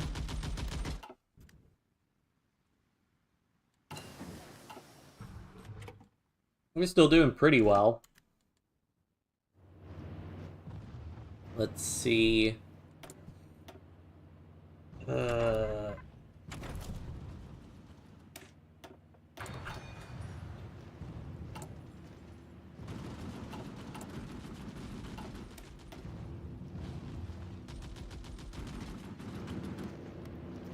we attack this province? No. Can we attack this province? Wait, can we attack that from 3 directions?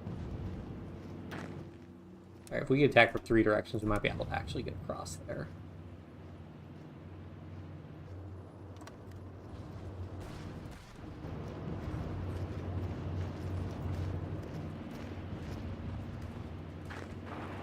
Nope. Okay, only 2 directions. Still, though, might be able to get across.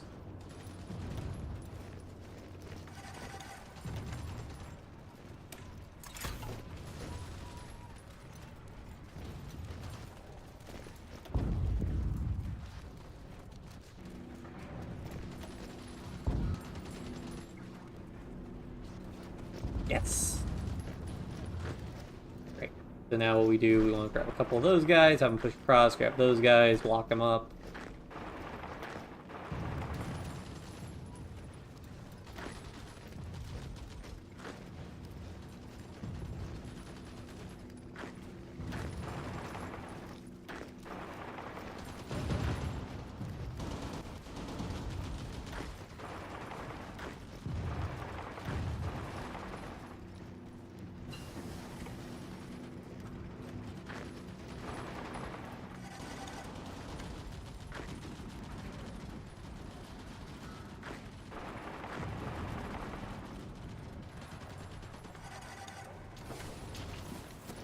Alright, then we really need to push up there to get that railroad connection for the supply hub.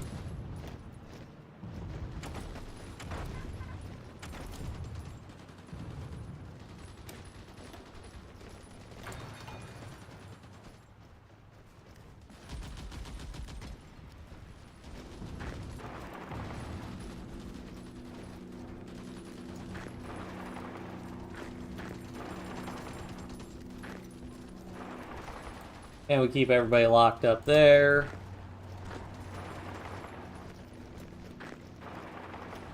Yeah, we're down to 33%. Soviet Union's probably, yeah, Soviet Union's grabbing a bunch of war contribution, but we still contribute the most out of all the allies, so that's cool at least.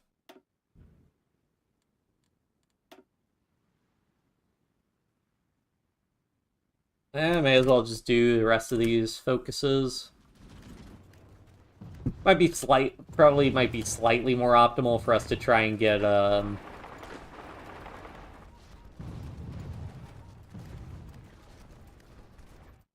I think we can. Oh, this is the chance. Just try and rip across here for the time being. He's very disorganized for the time being, so this is the chance to just ruin his front line.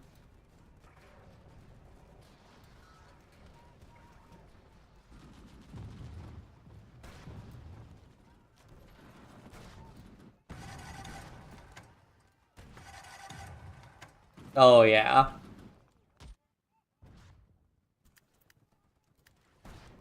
Stop. Everybody halt. Redraw the front line. Focus more on this side. Just keep pushing. He just has so few divisions, and he's going to have to spend time moving his divisions, but the AI is also pushing him at the same time. We are going to outrun our supply hubs to an extent. But we can literally get free territory for the time being while his troops panic and try to reorg.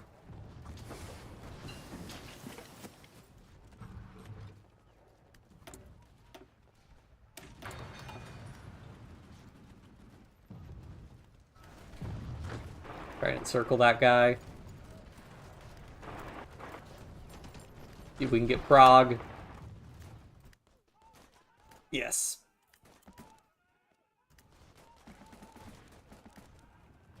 Who all just needs to be capitulated among the Axis? Okay, so Italy being in civil war, they need to be capitulated fully. This is the nice thing about the Allies. See, the Allies will put troops to garrison like those little things because of that Austrian mountain range issue. Let's focus everything on A, taking Berlin, because I want to be the first one to Berlin, because I think it'd be hilarious to see Indian troops being the ones marching to Berlin. Yes, minus 15% supply consumption is amazing.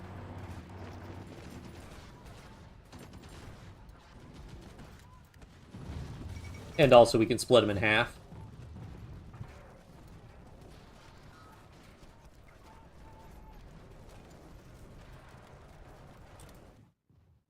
Wait.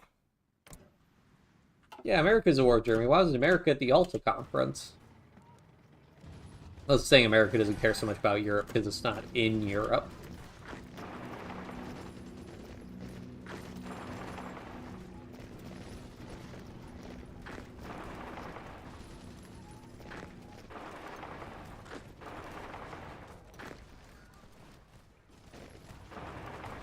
Alright. Come on, let's go for it.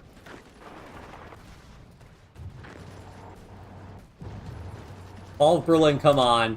Give me the event. Yes! French! French, I'm sorry. Do you see any French soldiers here? It's probably because they got the occupation. Lame.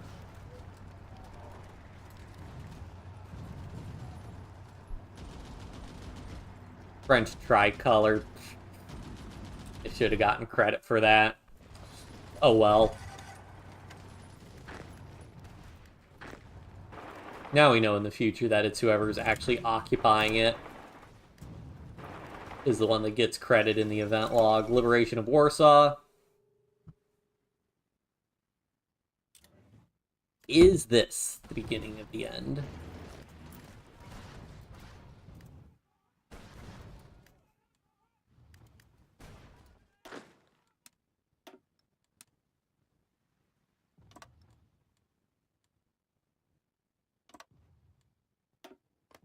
Denmark at war with... Oh, Denmark isn't even at war with us. Oh, well.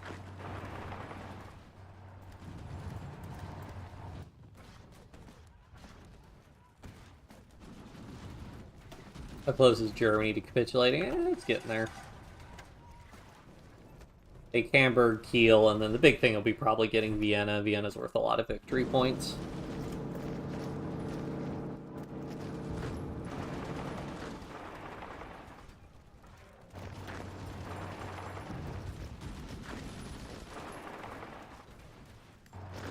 Here's also, this is where Flensburg is, so if you guys ever hear reference to the Flensburg government, which was the, after Hitler died, and it was, what's his face?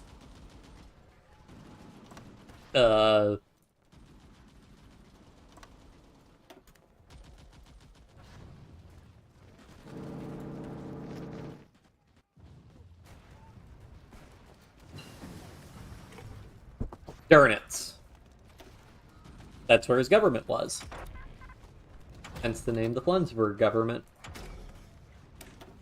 Because for some reason I thought that was like further south in like southern Germany or something, but no, it wasn't.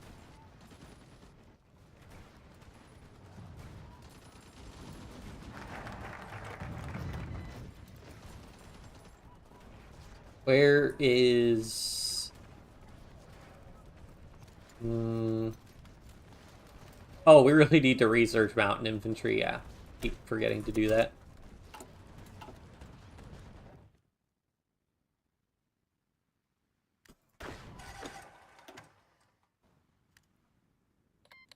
Germany capitulated, hooray! You're at 34% war participation.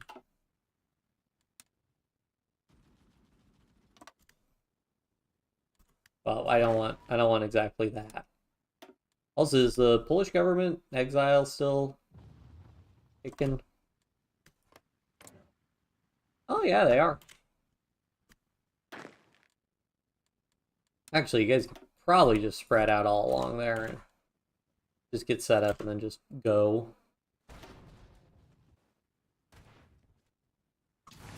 I suspect, yeah, we got air superiority.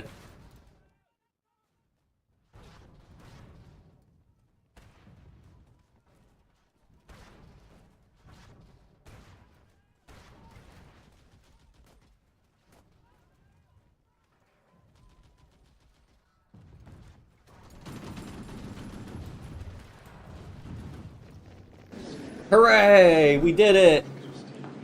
Got the most war contribution out of everyone. Oh, that's awesome. Alright, cool. We actually have a large amount of war score. Let's divvy this up. Oh, so we can actually annex Poland. Okay. Well. Oh, what am I thinking of? Okay. So, let's clean up the borders first. So we'll go ahead and just give Ethiopia. I'll go ahead and make Greater Ethiopia or whatever. Like Ethiopia can just have all that stuff from Italy.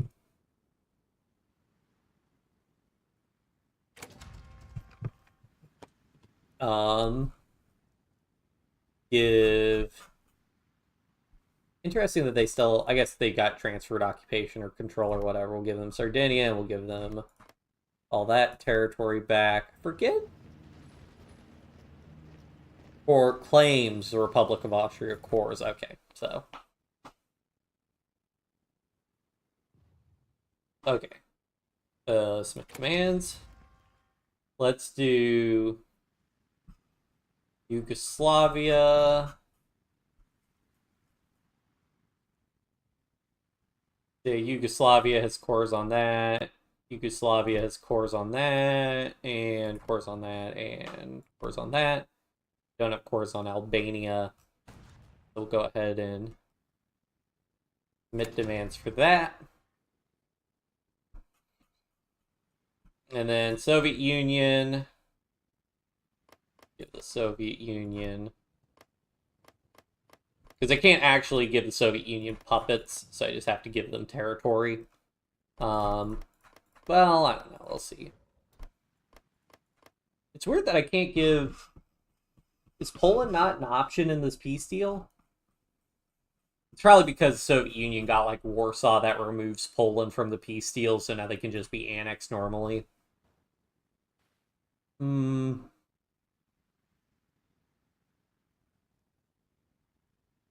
Let's see, what can... Oh, wait, can I could liberate Czechoslovakia again. Can we liberate Poland? No. I could puppet Poland. Weird. What's the deal with Iran? Is Iran in the war?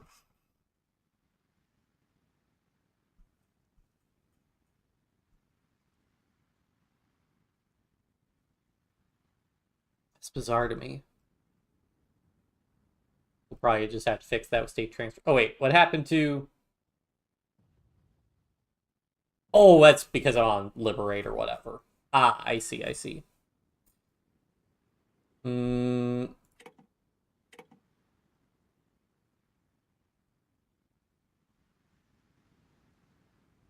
Ah, right, we gotta fix Norway. Let's see. Norway, Norway, Norway. What the heck is... Ah, there. I Oh, and I'm going to make Greater Denmark again. Are they an option, though? I don't no, Denmark never got liberated, so never mind. I could do that in post, though. Um...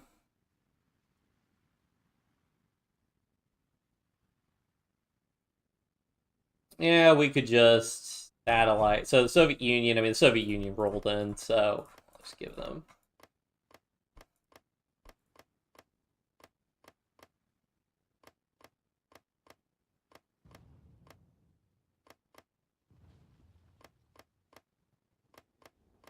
I also don't really want to create a bunch of tags because that'll slow the game down more.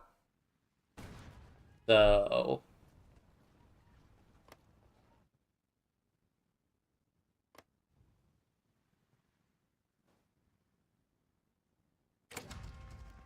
that's a big Soviet Union. From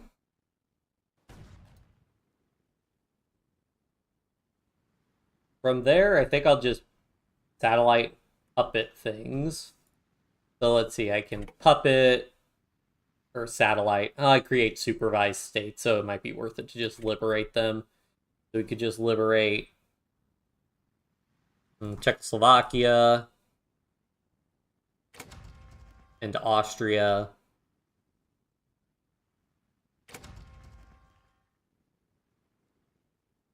And then, yeah, do we just leave a Germany from there? They don't really like the looks of, like, the Silesia and...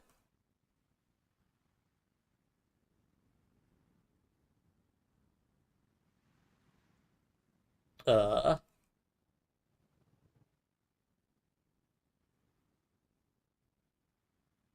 way the Silesian Kashubia leaves, like, Ostmark hanging out.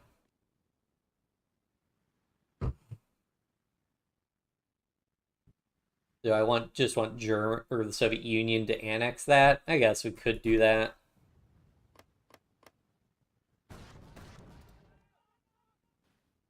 Get a reduced Germany like that. Will they still have Denmark as a puppet? I wonder.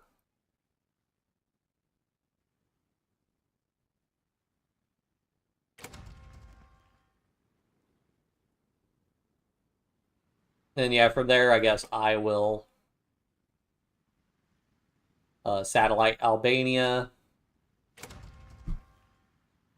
and satellite Germany.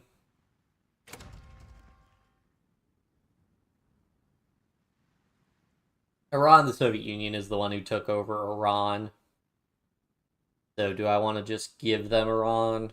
Or do I want to satellite it myself? I think they got enough. I feel justified satelliting Iran myself.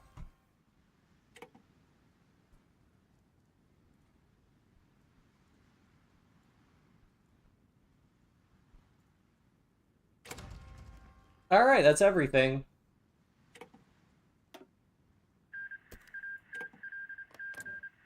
Indian occupation zone. That's funny. So how do you manage subjects with, like, supervised states, for example? So they're either annexed or free, but you can never annex supervised states, and they'll passively just gain independence eventually.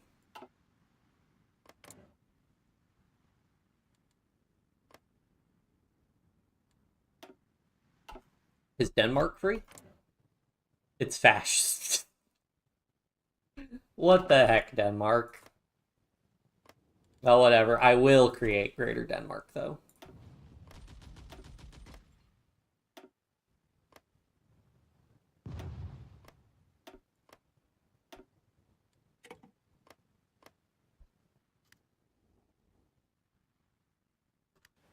Alright.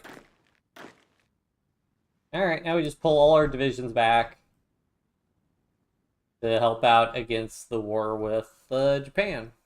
And I guess Siam, but Siam hasn't actually accepted the call to arms. Okay, cool. Well, shoot, there's not really much for us to do then. Oh, I did want to clean some stuff up, though. Mark, state, transfer, and then marks. Well, I won't do that because they might have division stationed there.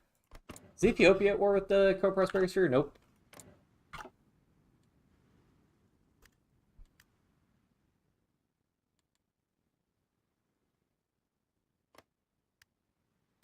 Let's see, are there any things I think would be better? Transfer to Czechoslovakia? Not really.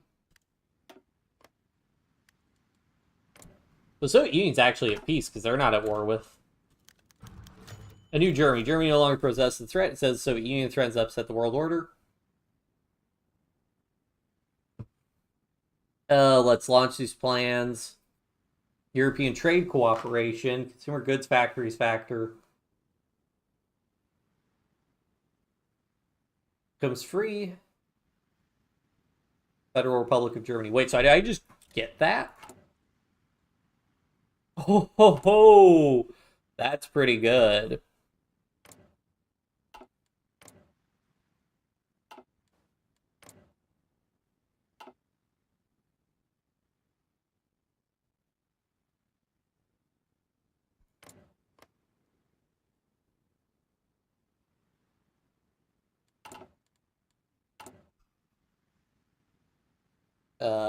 Right, we really need to do these industrializations now.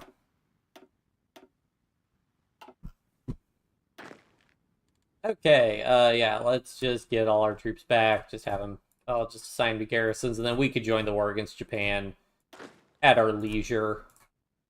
It's kind of annoying because China isn't in the Allies, so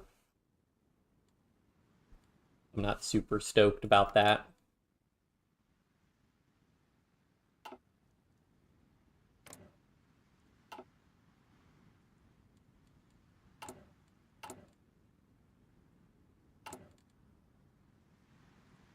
Demobilize our economy. Do I need to?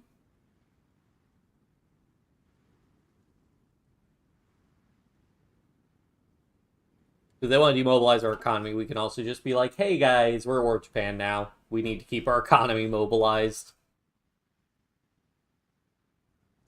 Although I think we could technically leave the Allies at this point.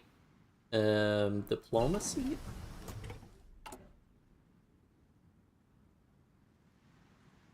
Oh, I think we'd have to tell the UK leave faction. We could. How much that benefits us.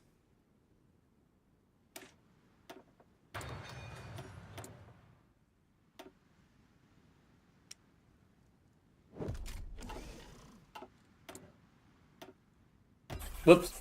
Wait, did we just... That's annoying. We lost all that production efficiency. Oh, well.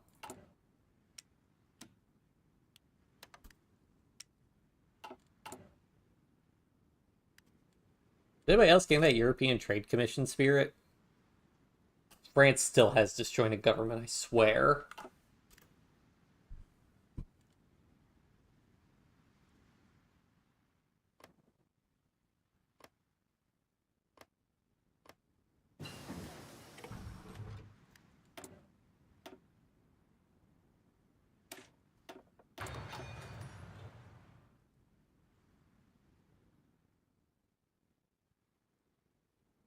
The problem is we're not really equipped to fight Japan. I guess we could spend all this time investing into... Oh, I guess we could start building... We need to research submarines. Oh yeah, I forgot. We have a fleet now, actually. Not very big, it looks like, however.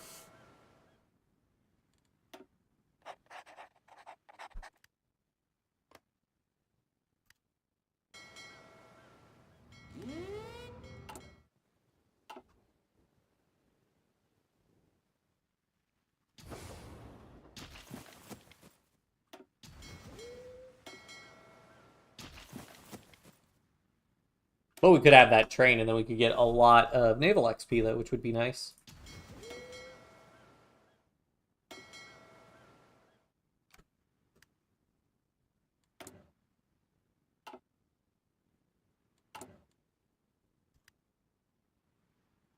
What's our base stability at? Yeah, we should just invest in the industrializations at this point. Get our recruitable pop-up.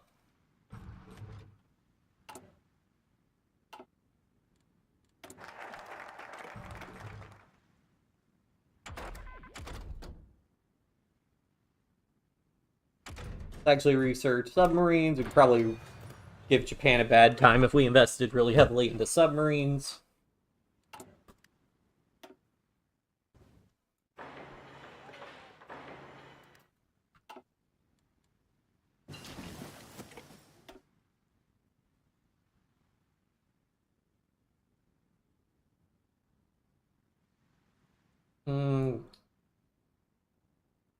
Right, Mountaineers.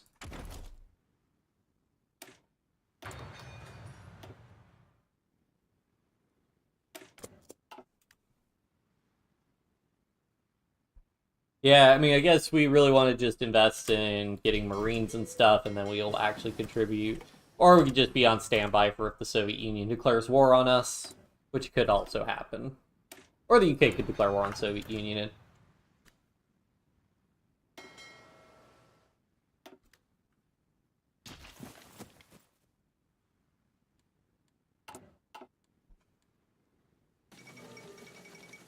Iraq has capitulated.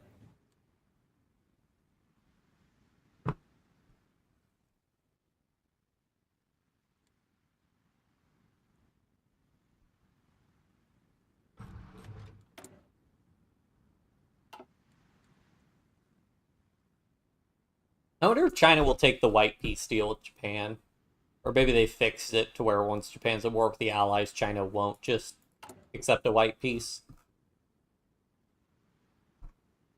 I want the naval guy, naval reformer. I think we want the naval reformer so we can get our, because that'll modify the XP gain, and then we can get a lot of other stuff better.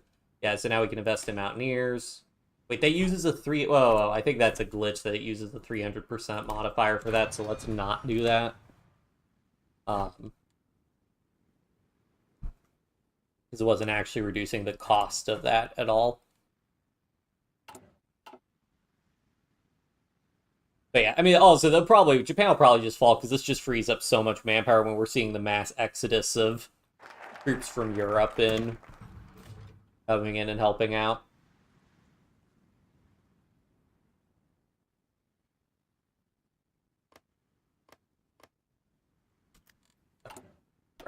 Do Gurkhas now, which gives us a 2% recruitable population factor, which will make a big difference. Keep going for early submarine hull, 1936 submarine hull. We still have 300% bonuses. Nope, we're gone. Marines then, and now we can invest in Mountaineers. For Rangers, I think that Mountains is just better, because again, snow, you can just, a lot of times you just wait till summer or something, and Mountains are much more likely to be what's blocking you. Mountaineer combat width versus just extra breakthrough for line artillery. And Mountaineers, I think that's just better. Horde artillery to all Mountaineers plus 15% breakthrough. Rangers to line artillery plus 20% soft attack. Yeah, I just think that's really good. Mountaineers extra organization, and then overall just increase your special force cap. I'm pretty sure the special force capacity multiplier is busted, because like we can have 66 Mountaineers or 66 total special forces battalions. We get that, and now it's 332. Like, most of our armor could be special forces now. Not most, but a large amount of our army could be special forces now, which would be kind of ridiculous. I may as well get the last Mountaineer tech.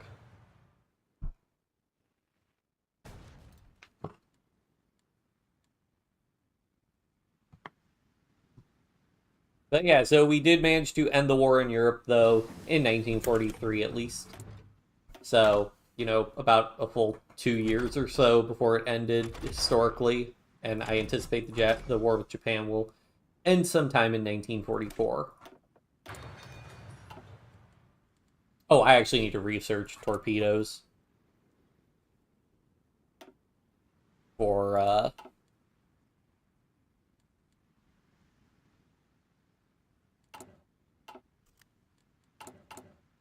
research torpedoes if we're going to build submarines. Yeah. And we'll switch over to base strike. Actually, We want trade interdiction, though, if we're going to go hard on submarines. Yeah, probably. Oh, and I should have gotten... We can get naval reform to get even more naval XP.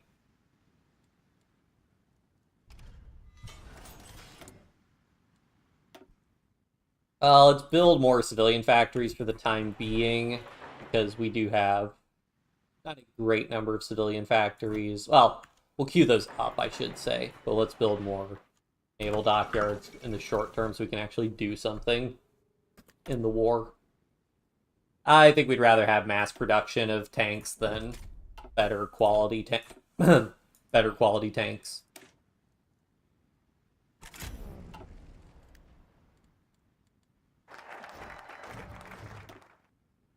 Jungle training, Marines, Mountaineers, and Paratroopers all get bonuses to jungle. Interesting.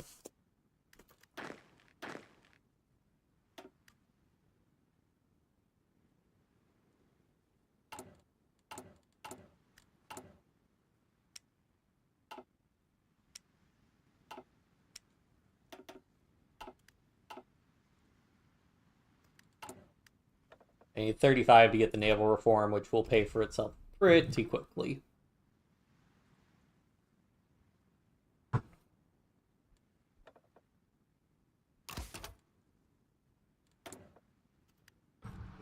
Piercing versus soft attack versus defense and production cost.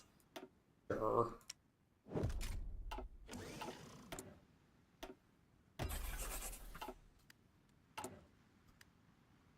Alright, cool. We don't actually have to demobilize our economy, which is nice. I do like how we can get rid of agrarian society. I wonder when they changed all that stuff with agrarian society and whatnot. It's been a while since I played Vanilla India. This is definitely a lot better, being able to become independent before the war ends and being able to get rid of the agrarian society malice. Definitely better. I'm still not a huge fan of it compared to some other mods the way they do India, but it's serviceable. What's this? British Italy. Okay. Neat. Torpedoes. Escort Fleet Task Force Ship. Oh, geez. Which one buffs submarines?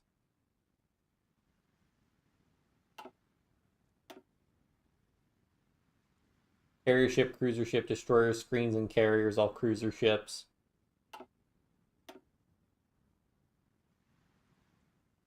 So none of these buff submarines.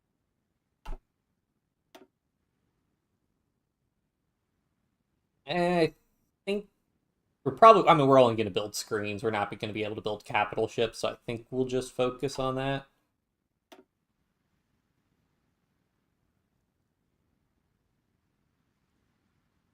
Yeah, we'll just focus on, I guess.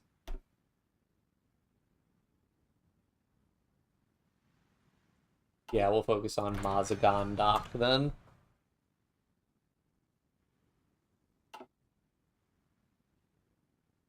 Let's see. So let's get a check on how that works. It's only one war now, so because of the United Front. Yes, the United Front has taken significant casualties. Wow. They lost 6 million men while inflicting 1.6 million casualties. That is rough. Siam's like, I want no part in this. Can't say I blame them. How's the United States doing in this war? 805k to 815k, so yeah, pretty 1-to-1. Looks like they've mostly retaken most of the islands. Yeah, I mean, it's just swarm. Like, this is just madness. This island swarm. I guess, yeah, we might not want to get involved, because then we could end up messing with the peace deal. I wonder if the Soviet Union will declare war on Japan. I forget if they get, like, a war goal or something.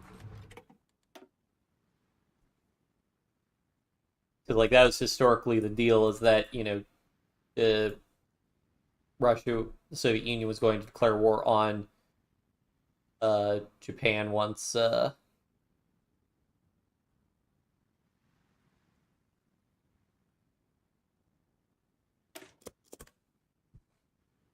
So he's going to declare war once the war in Europe was done, but I don't know how that's going to work because we ended the war so early.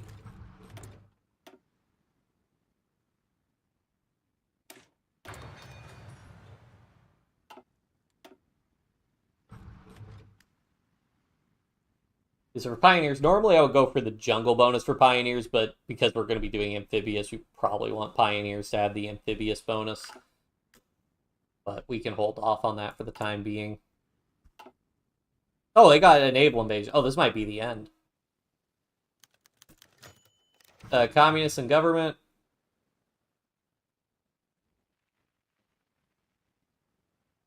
Rather reform than revolution, he said while launching anti-communist raids.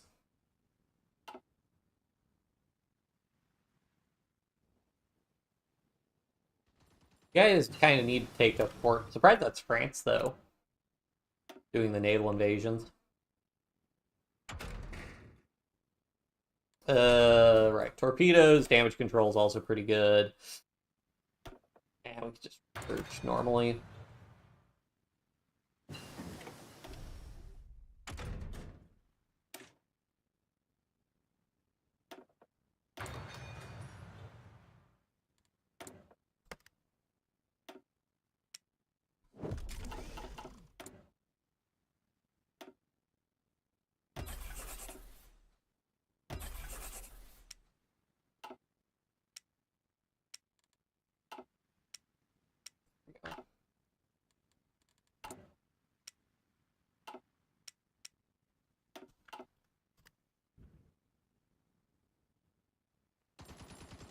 Guys, you really need to just take that port.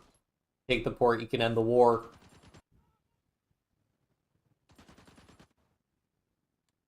And they'll probably just keep doing, like, a huge number of naval invasions eventually and just overwhelm Japan, because Japan doesn't keep that many divisions garrisoned in the home islands.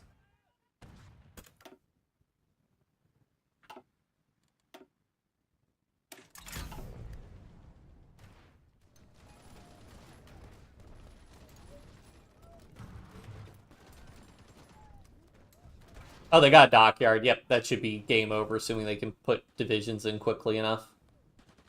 Yep. Oh, yeah. They took Tokyo already. Yep, it's game over for Japan. People were like, what are you going to do about Japan? The answer, nothing. Just sit back and watch. So again, we'll go ahead and take a peek at the casualty report again. The Philippines, big losses. Dutch East Indies, the United Kingdom. What kind of casualties they inflict? Yeah, pretty even. New Zealand. Pretty rough for New Zealand. Mexico. Yeah, didn't even get on the board. I imagine that's a lot of convoy raiding. And of course, China, huge losses. Yeah, once Japan capitulates, that'll be over.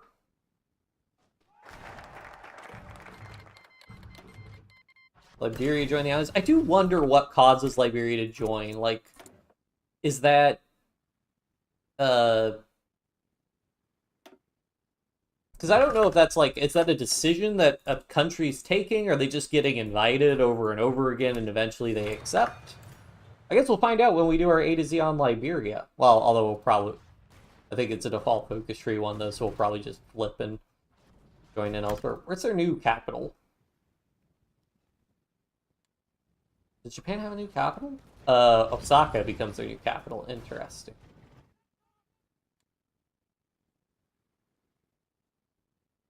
Summer of 1944. Will they end it in time? Looks like Japan's pulled a bunch of troops back. Ireland joined the Allies. Ireland's like, sure, yeah, we'll fight in the Pacific. Why not?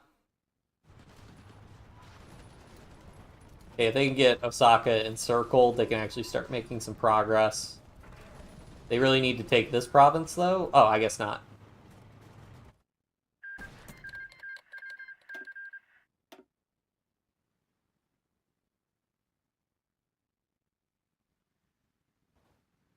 Right, party in Japan. So yeah, I guess Kurdistan was liberated.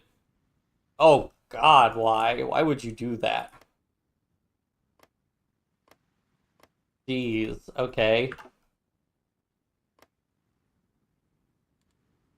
All right. Well, we got China, Japan. Go ahead and drop a save. I am curious if the Soviet Union is going to declare war. I am wondering also. So I guess the United States just took Okinawa. Can't have a core state on that. China took it. I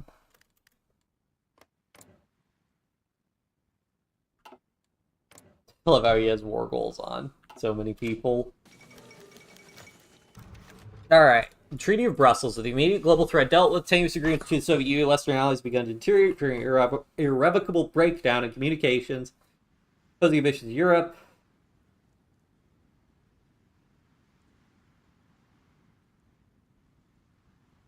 Neutrality by necessity.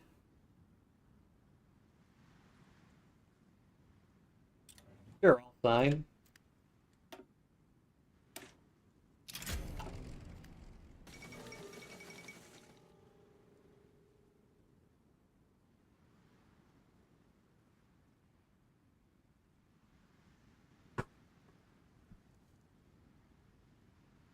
Troubling development. So a bunch of states left the Allies, but a bunch of states stayed in the Allies.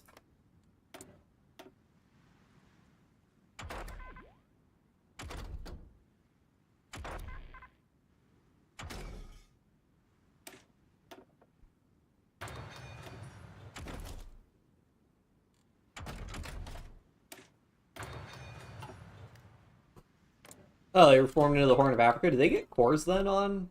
Oh yeah, cool. They get cores on everything. I wonder if that's because they might have only been able to do that because I gave them the British Somaliland and French Somaliland.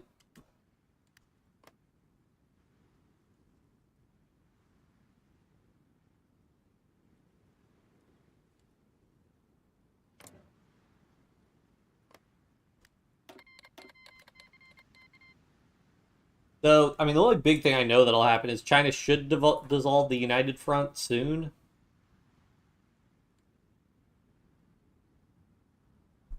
That's all boring. We're basically done for what we've done. So yeah, guys, this is the end of another A to Z. I think this is, aside from the times we've been annexed, it's probably the earliest we're wrapping up in August of 1944, a full year before World War II ended historically. Yeah, so we have India, in case you guys didn't know. So we do have Bangladesh, Pakistan, and Burma as our puppets. So that was the discovery we made. Normally, these would all become independent. But if you just release them as puppets before you get your independence from the United Kingdom, you can just keep them as puppets. So yeah, that's something.